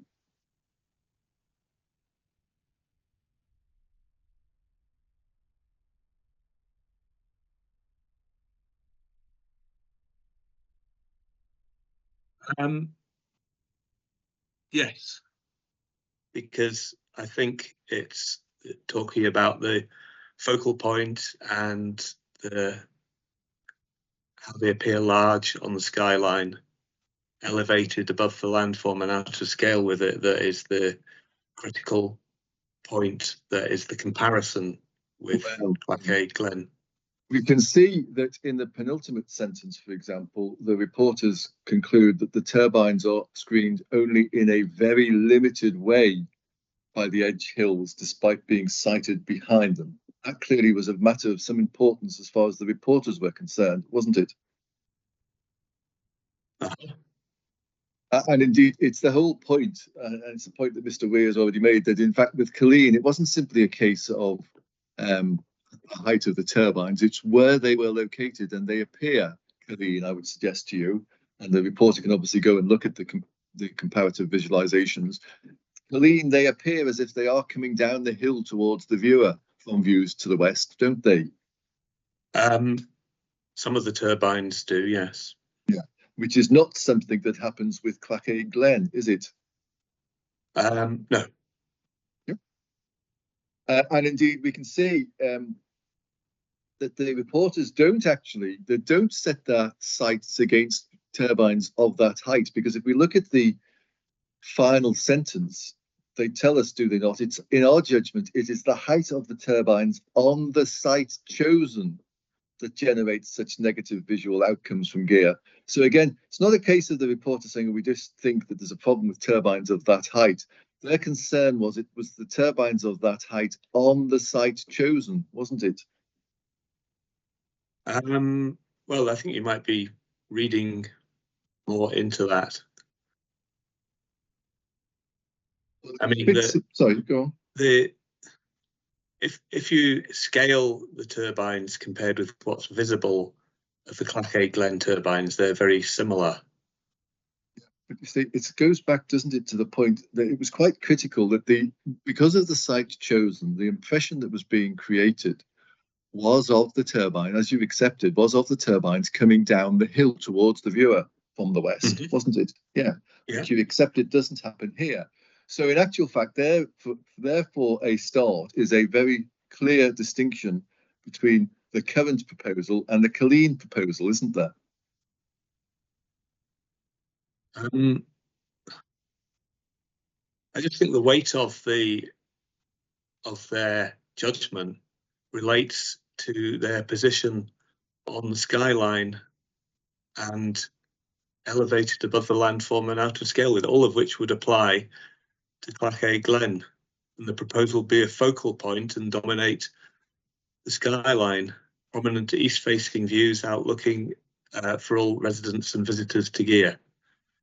Views hard to avoid on the east side of Gear, distinctly more noticeable than any other wind farm. I think those are the points that are most pertinent to Clachaig Glen, or the comparison to Clachaig Glen. Yes. And you see, I'll concede that the fact that they are less screened is another negative factor, but on the other hand, they are smaller as well.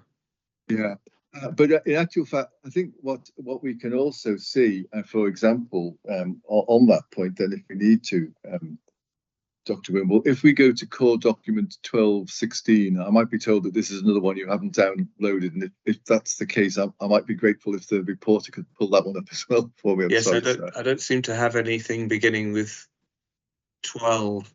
I don't know why, but don't worry. It could. Sorry, CD 1216. 1216. I think the 12 ones were the ones the council put in, actually, weren't they? But anyway, yeah.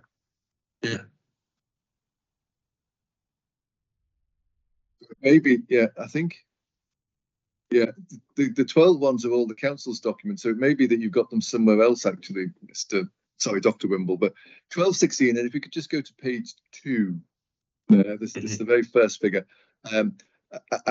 Maybe it just needs to be blown up a little bit. Well, it's a very simple point again. What I would suggest is it's very clear that for all that it's said that the turbines were lower in absolute height than the turbines at Clachaig Glen. It's very clear when one looks at the ZTV, again, because of where they were put, and it's the point that the reporters were making, that they had a more extensive, and still have a more extensive ZTV than Clachaig Glen would have. That's correct, isn't it?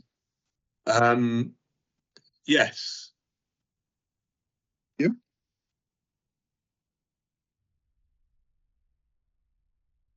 ZTVs are of limited use when trying to assess what an effect is. Okay, well, a particular location. Yeah, just again to get a bit of a feel for the effect. Just bear with me a moment. Let me just make sure I get to the right page.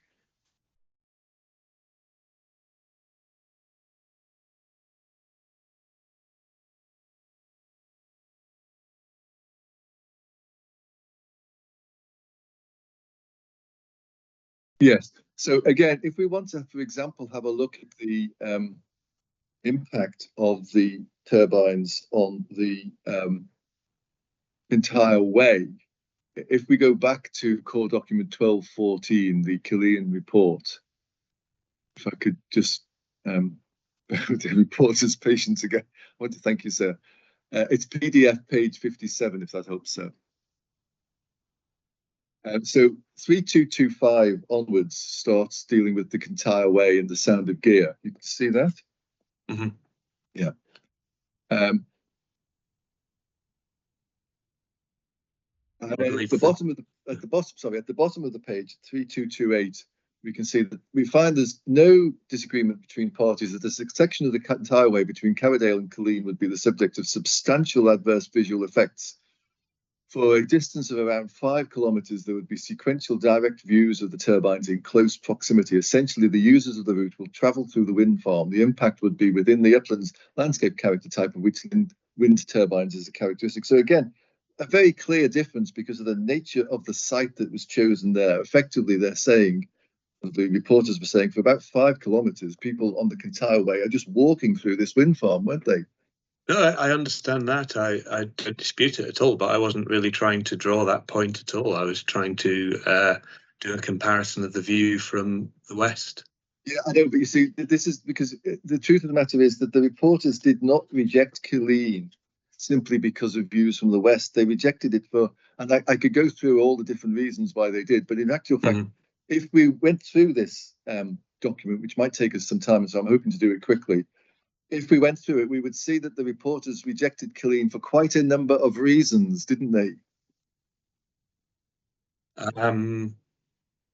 Well, I was mainly looking at the view from the west to draw a comparison. I know, but you see, that's why, again, it's not actually very useful to try to draw the comparison and say, well, the conclusion that the reporters arrived at the view from the west means that they would have, or that they would refuse or would have refused Clachaig Glen as it's seen now today. Because, of course, you're really not comparing like with like. The reporters had many concerns about Colleen because of the nature of the site that had been chosen, didn't they?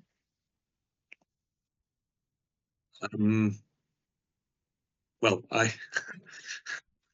if you can't help me on this, I'll deal with it this way then, if it helps, Dr. Wimble, because you've been very helpful. And if you can't help, I'm going to make some submissions on it, and it'll obviously be the reporter himself can look at the decision letter or the report, and I'm sure will make his own.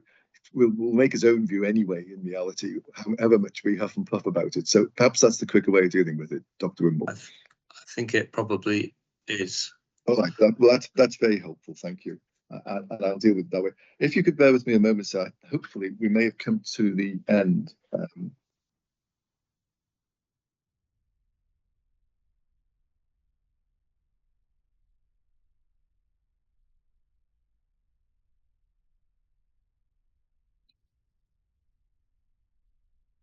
Yes, I think we have. Thank you very much, Dr. Wimble. Thank you, sir. Okay, thank you. Thank you, Mr. Fraser, Dr. Wimble.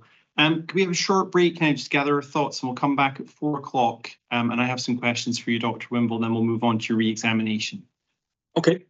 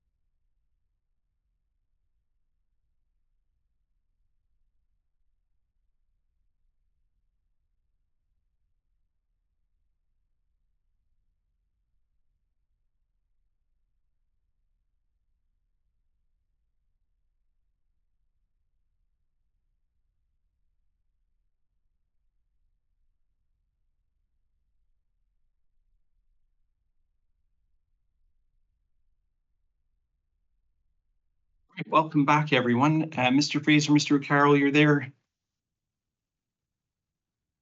Yes, fantastic. Right.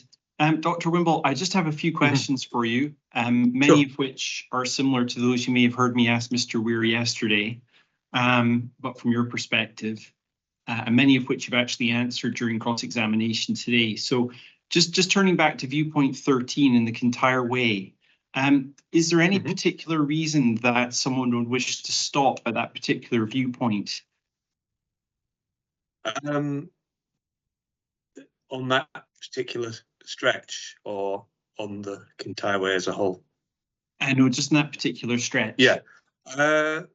Well, I think it's one of the more scenic parts of the moorland in that it does have the loch, which focuses views down towards the sea, with that ridge to the south of it. So compared with some of the more undulating or forested parts of the moorland area, I think it's more scenically attractive.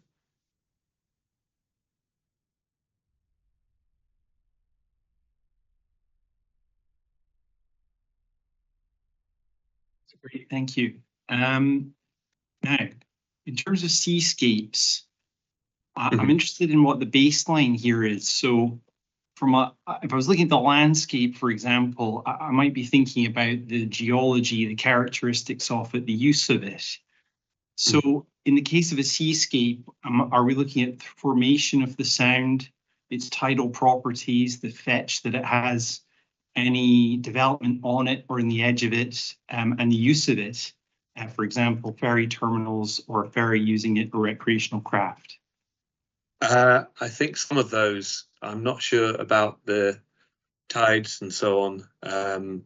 I guess it depends how interesting a particular tide is. If it's like the tide at Carl Rear on Skye, then I would say that is definitely part of the seascape because it runs at 8 knots. Wider area, I think it's the containing landscape that provides the character. So obviously, if you put yourself in the middle of the sea, far out from land, there would be no containing landscape, and one part of the sea would look fairly similar to the other, mainly determined by climate. However, if you put yourself in a sound, either the wider sound between Jura and Kintyre or the smaller area between Gigha and Kintyre, it's the containing landscapes and landforms that provide a lot of the character.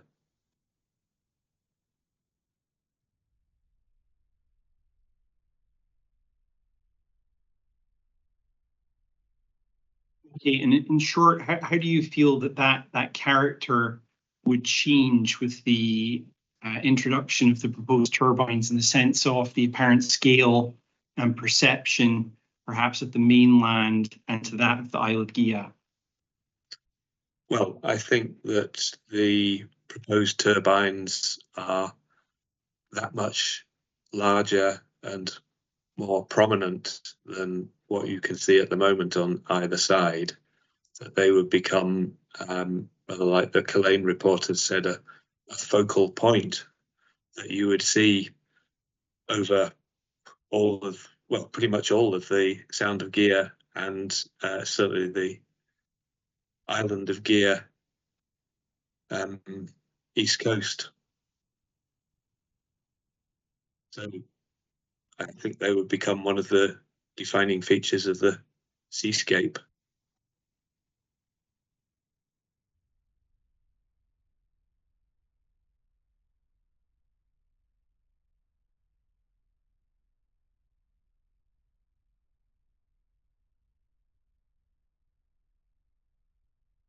I suppose that goes back to Mr. Fraser's point, and I'd like to understand that a bit more. Is that, would they be a defining feature of the seascape, or would they be just something that you could see from that particular body of water? Well, if I understand how seascape is characterized, which is not just the stretch of water, but also the coastline and the containing hinterland up to the skyline, then I think something within that affects the skyline or affects the facing slopes or the coast that isn't actually in the water can still have an effect. Obviously, those turbines would have more of an effect if they were located in the water, because there would be a direct physical effect there. But depending on the intensity and extent of the visual effects, they can have a defining effect on the seascape, because containing landscapes are perhaps more important for a seascape than they would be for some, like for a range of hills or somewhere like that. I think I understand that the highest point on GIA is around 100 meters AOD. I think that's around where SW2 was taken. Van, yeah. Yeah. So in terms of the height and scale of GIA, what would be the impact of the proposed turbines in comparison to that island? You mean, right, so you mean the proposed turbines in the location that they are? Yeah. Well, it's a bit difficult to compare, I suppose, apples and oranges. I mean, the turbines are something that are put on the landform as a development, and there's no similar scale of development on GIA. So, the turbines that are actually located on GIA are much smaller and have much less extensive effect on the sound of GIA. I'm not sure I'm answering the. I think perhaps I'll phrase it another way. If you're a recreational user on the sound of GIA, and you were coming on the sound of GIA, and you could view GIA on one side, high point's 100 meters in its landform, as you know, and then on the other side you have the proposed turbines. What effect would they have in terms of perception of scale of the island itself? I don't think they would affect the island itself, except visually. It's really the seascape area, because of the nature of seascapes being contained by landscapes.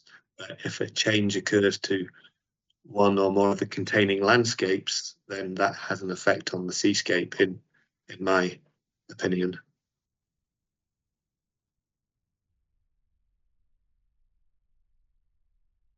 I suppose another way of putting it is you might prefer the view of GIA compared with the view of Kintyre, which would be more developed.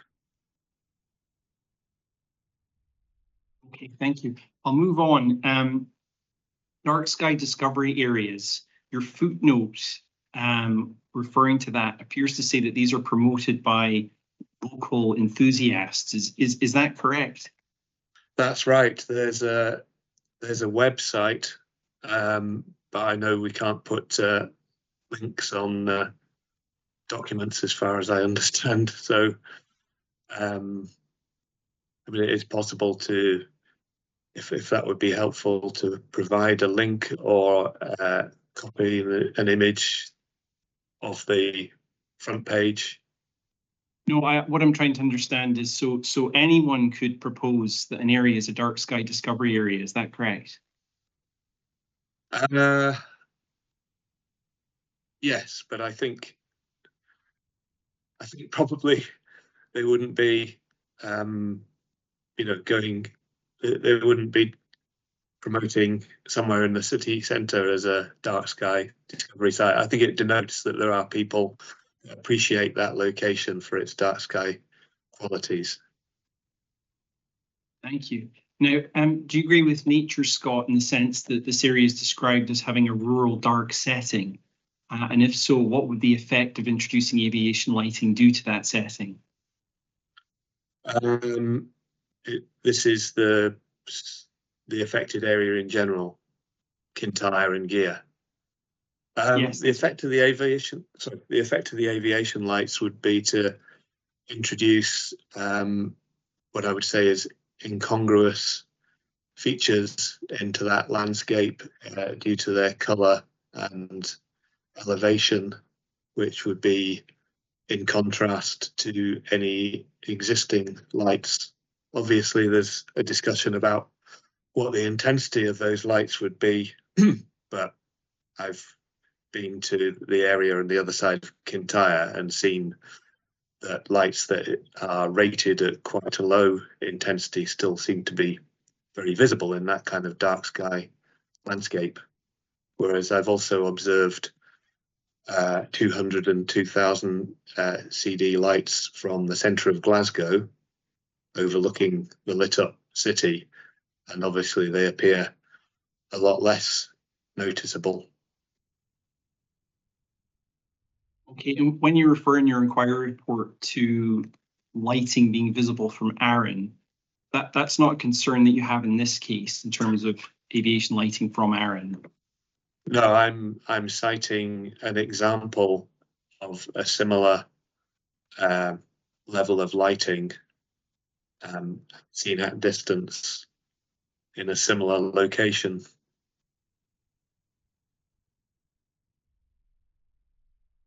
As when I wrote the report for Narrachan, I cited the examples of the lights that are near Glasgow when seen from the centre of Glasgow and seen from near Whiteley wind farm.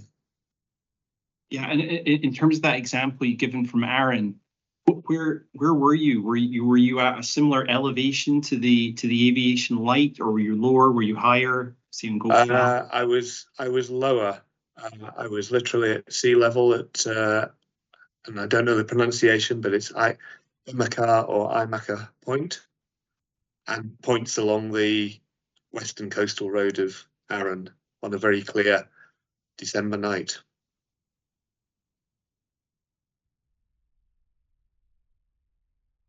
And I was looking at the aviation lights on two of the Benan Turk 3 turbines, which have been confirmed, and I think the document is a core document. They've been confirmed at 32 candela, which is less than the brightest light that would be seen from gear at the low setting.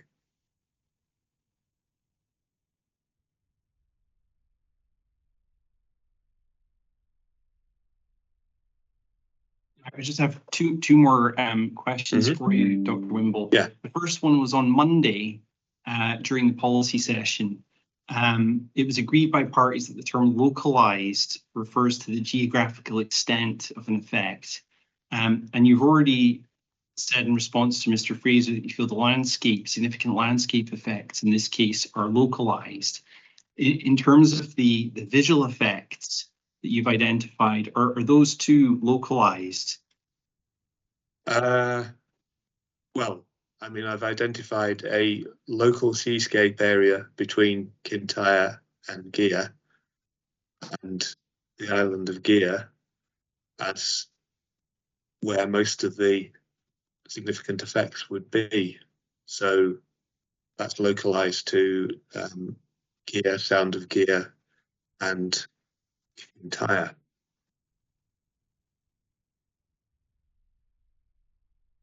Yes, I suppose more, I mean, localised in respect to distance from the proposed turbines. Well, I think we've agreed that the significant visual effects would not extend much beyond 10 kilometres. So localised to within approximately 10 kilometres of the turbines.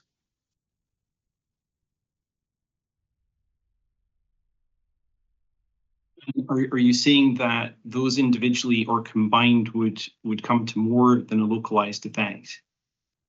Well, I don't think you could say it's a regional effect. So it's a localised effect, significant effect.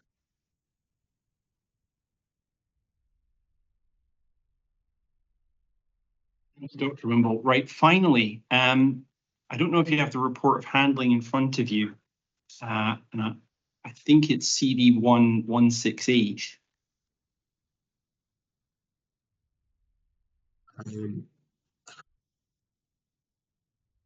I've got so many things open that I can't tell. Yes, I have it. Okay.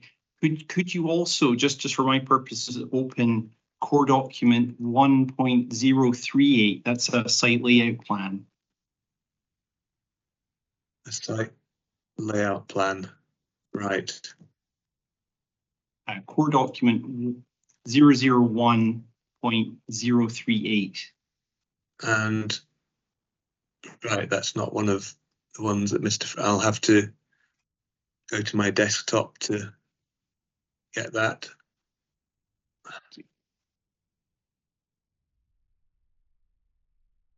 It's the site layout plan from Yes. the environmental statement, or? Yes, it's figure 11.3.1.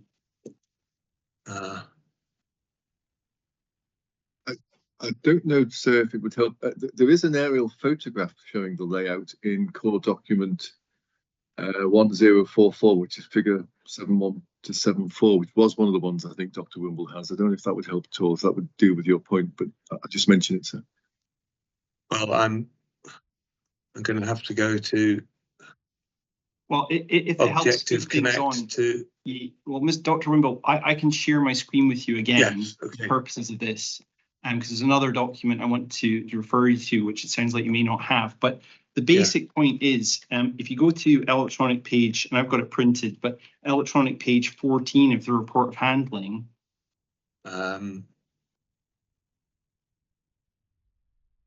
Yes. Right at the bottom, under the objection in bold, you'll see notes for the energy consent unit.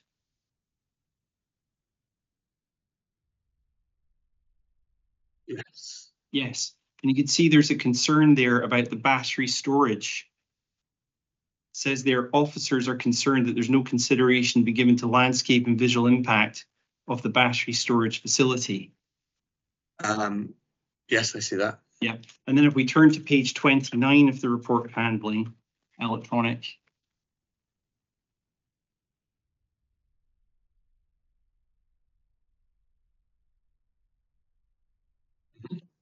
You'll see just near the bottom of the page, again, battery storage is underlined. Yes. And it says again, no consideration is be given to the landscape and visual of this battery storage facility. This is a large facility of 27 shipping containers proposed to be located in a rural landscape. So my question to yourself is, have you considered the landscape and visual effects of the proposed battery storage? And the two documents I'm referring to, and I'll show you them here, are the layout plan. So this is figure 11.3.1. And my understanding is the green rectangle up here is where the battery storage would be located. Yes. Yeah. And from the documentation provided to me, figure 3.6 is the typical construction compound and battery storage facility, which you can see here from above. Now, my understanding as well is that the elevations would be controlled through condition 4. Is that your understanding? Well, I haven't given the battery storage unit much consideration because I didn't think it would be a determining issue, because it's located fairly low down in an area of forestry, and the battery storage units are only a few meters high.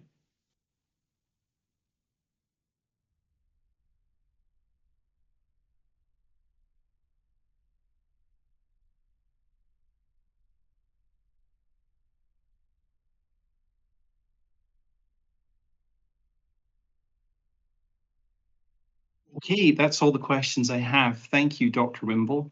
Okay, thank you. I'm going to pass you back to Mr. O'Carroll if he would like to re-examine you. Dr. Wimble, you're nearly there. and I'll be very, very brief.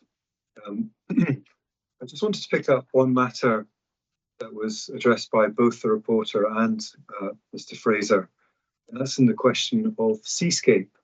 And you were asked a large number of questions about the general area of the seascape, which you addressed as part of your own original evidence. And I'm just wondering if I could take you to some guidance and to see if that might assist you with clarifying your answer. If you wish, this might not work, but I'm just simply want to put it forward for your consideration. So if you go to the GLVIA, which is at 7001, and if you're able to go to electronic page 33 of 186,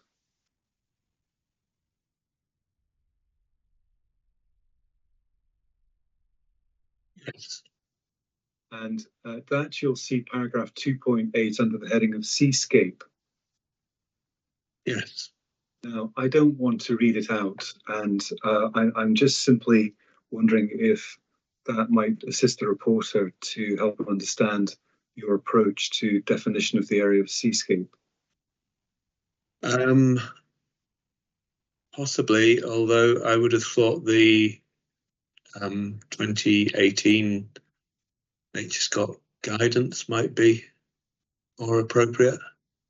Is that a document you referred to during your conversation or your discussion with Mr. Fraser? Yes, and is cited in my report. Right. Well, I think in that event, then I won't take you to that because I don't wish to have you repeat your evidence. Now, I just want to go back to some earlier matters, which now seem a very long time ago.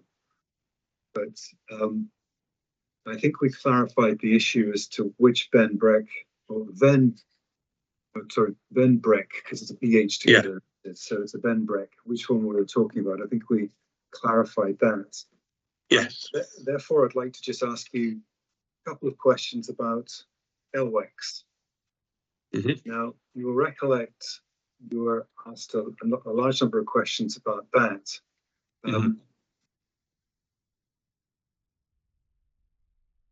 Now, in terms of the heights referred to in LWEX, I think there's a number of heights that are used. So there are in certain of the table that we looked at in volume 2, I might come to that in a moment, but that there was study of over 130 meters is one of the categories of the large typologies that's referred to. And then there was also mention of 150 meters as well. And we know what you already gave an answer as to what was said about that. Now, let's discuss that. And you also acknowledged that the LWEX was produced in 2017, earlier document of 2012. Yes. Current guidance from December of 2022, some 5 years later. And it was suggested too that LWEX is out of date. It was put to you quite directly in those terms. Now, in those 5 years since the publication of LWEX and 2022, December 22, has the landscape in Kintyre changed significantly? Beyond the addition of some wind farms and, well, the current construction of electricity transmission line, I can't think of significant changes. No doubt there's been forestry, felling and planting. Thank you. Now, I discussed the various heights that are discussed within LWEX, and it's pointed out to you that there's recognition in the OWPS policy document that there'll be a need for higher turbines that are more efficient. Does that affect that? Does government policy affect the sensitivity of the landscape?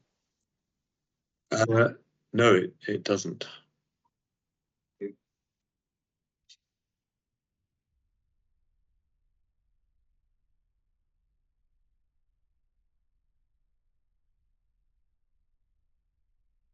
The other thing as well is, again, second question I have on LWEX, by reference to paragraph 3.14 of your inquiry report.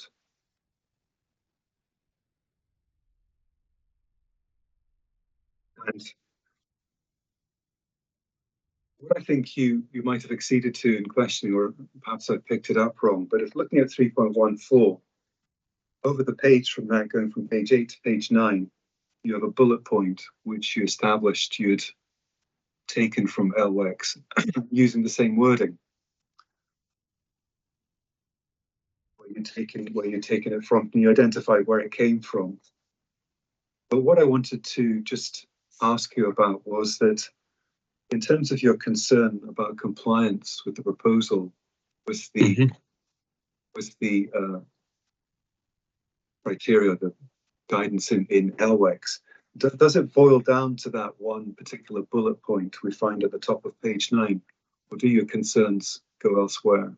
Well, I think the following points are also relevant in 3.15 and 3.16 and summarised in 3.17. Thank you.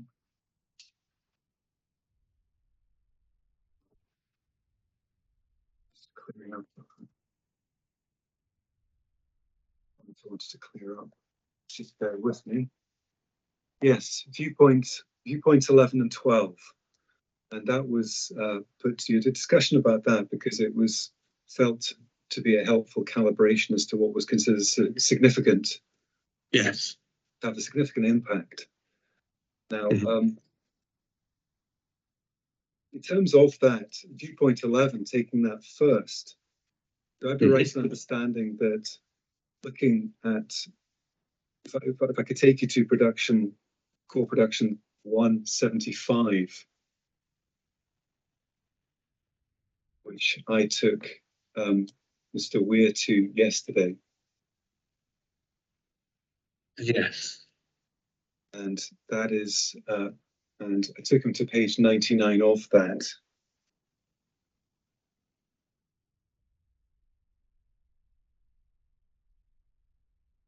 And I discussed that particular importance with the baseline description of the visual sensitivity as being high, and then the magnitude was stated within that appendix as being low, arriving at a by terms of the matrix that I also took him to being a moderate impact. Now, now obviously, Mr. Weir then applied his own particular judgment to that. But in terms of your own assessment, do you derive any support from your own point of view as to the significance of the impact on viewpoint 11 from that discussion, or do you hold it completely independently?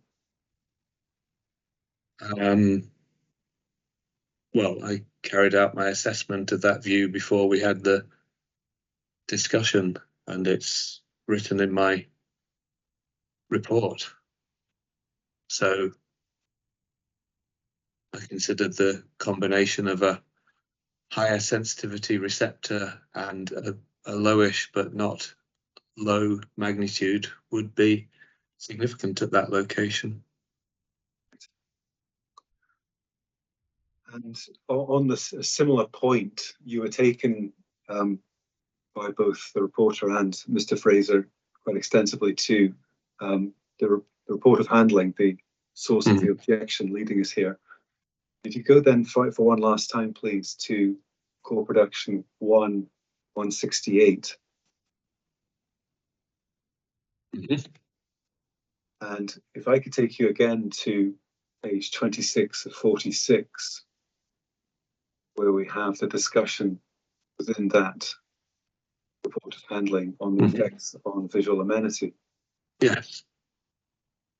Now, beneath the heading effects on visual amenity, there's another paragraph below that, and it was actually fairly noted in questioning of you that the proposal, that it stated the proposal would, however, have an increased intrusion from Point Sands and the Gia ferry terminal at Tay and Lone, yes, points 11 and 12. But then you were asked looking further on from that, and the absence of any further mention of it was pointed out to you. Now, did you take from that that there was therefore, despite what was said there in that paragraph I've read out, any disavowing of a statement of impacts from viewpoint 11 or 12, or do you take a different view? Well, what is highlighted below there is what are considered to be the most significant adverse effects, but I would say not all significant adverse effects.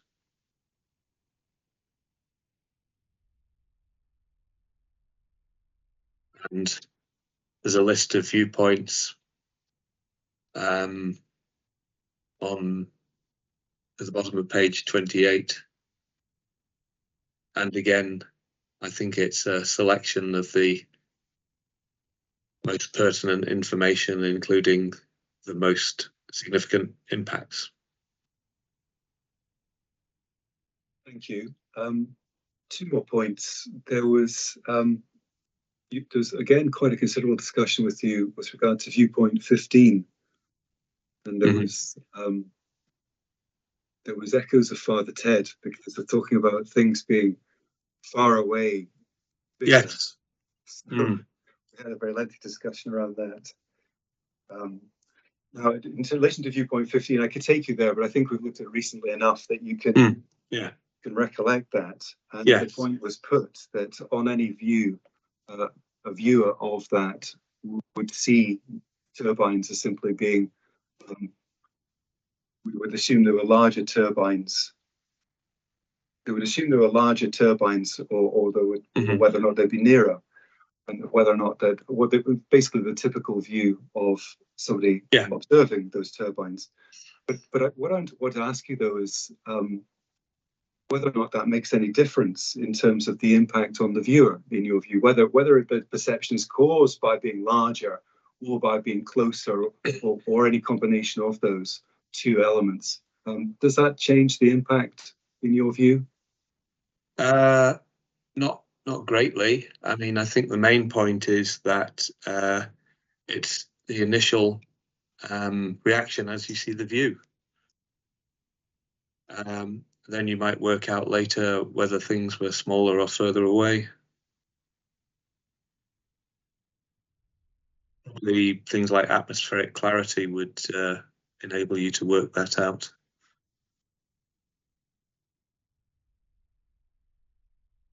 And the final point I've already dealt with first. Dr. Wimble, thank you very much for your evidence today. I have nothing further to add at this stage, well, at all. I've now concluded with your evidence. Thank you again. Okay. Thank you. Mr. Fraser. Yep. Thank you, sir. It's just a small point. It arises out of one of the questions you asked Dr. Wimble, which is the point about the battery storage and whether it was addressed in the LVIA. There are some passages in the LVIA that deal with it. I don't know whether you want for your record just for me to tell you which paragraphs to go to, but I just thought perhaps as a matter of completeness, it might help you. And, I think in particular, the LVIA is core document 1030. And I think the main paragraph I draw your attention to is paragraph 7.7.22. But there's also mention of it you will find in 7.6.10. I do wonder whether the issue really was whether there was adequate, because I think it's not right to say it wasn't considered in the LVI. I think perhaps the criticism might be whether there's enough, but you'll see that it is addressed there. So, thank you, helpful. Dr. Wimble, thank you very much for your time and evidence today. Okay, thank you. We're going to reconvene tomorrow afternoon at 2 to complete the condition session on the hearing, on the conditions. Are there any procedural matters before we close for this evening? No, in that case, thank you for your time today, and I will see you all at 2 o'clock tomorrow. Well, not all of you, those participating. Yes. Okay. Thank you. Thank you, sir. Good evening. Thank you.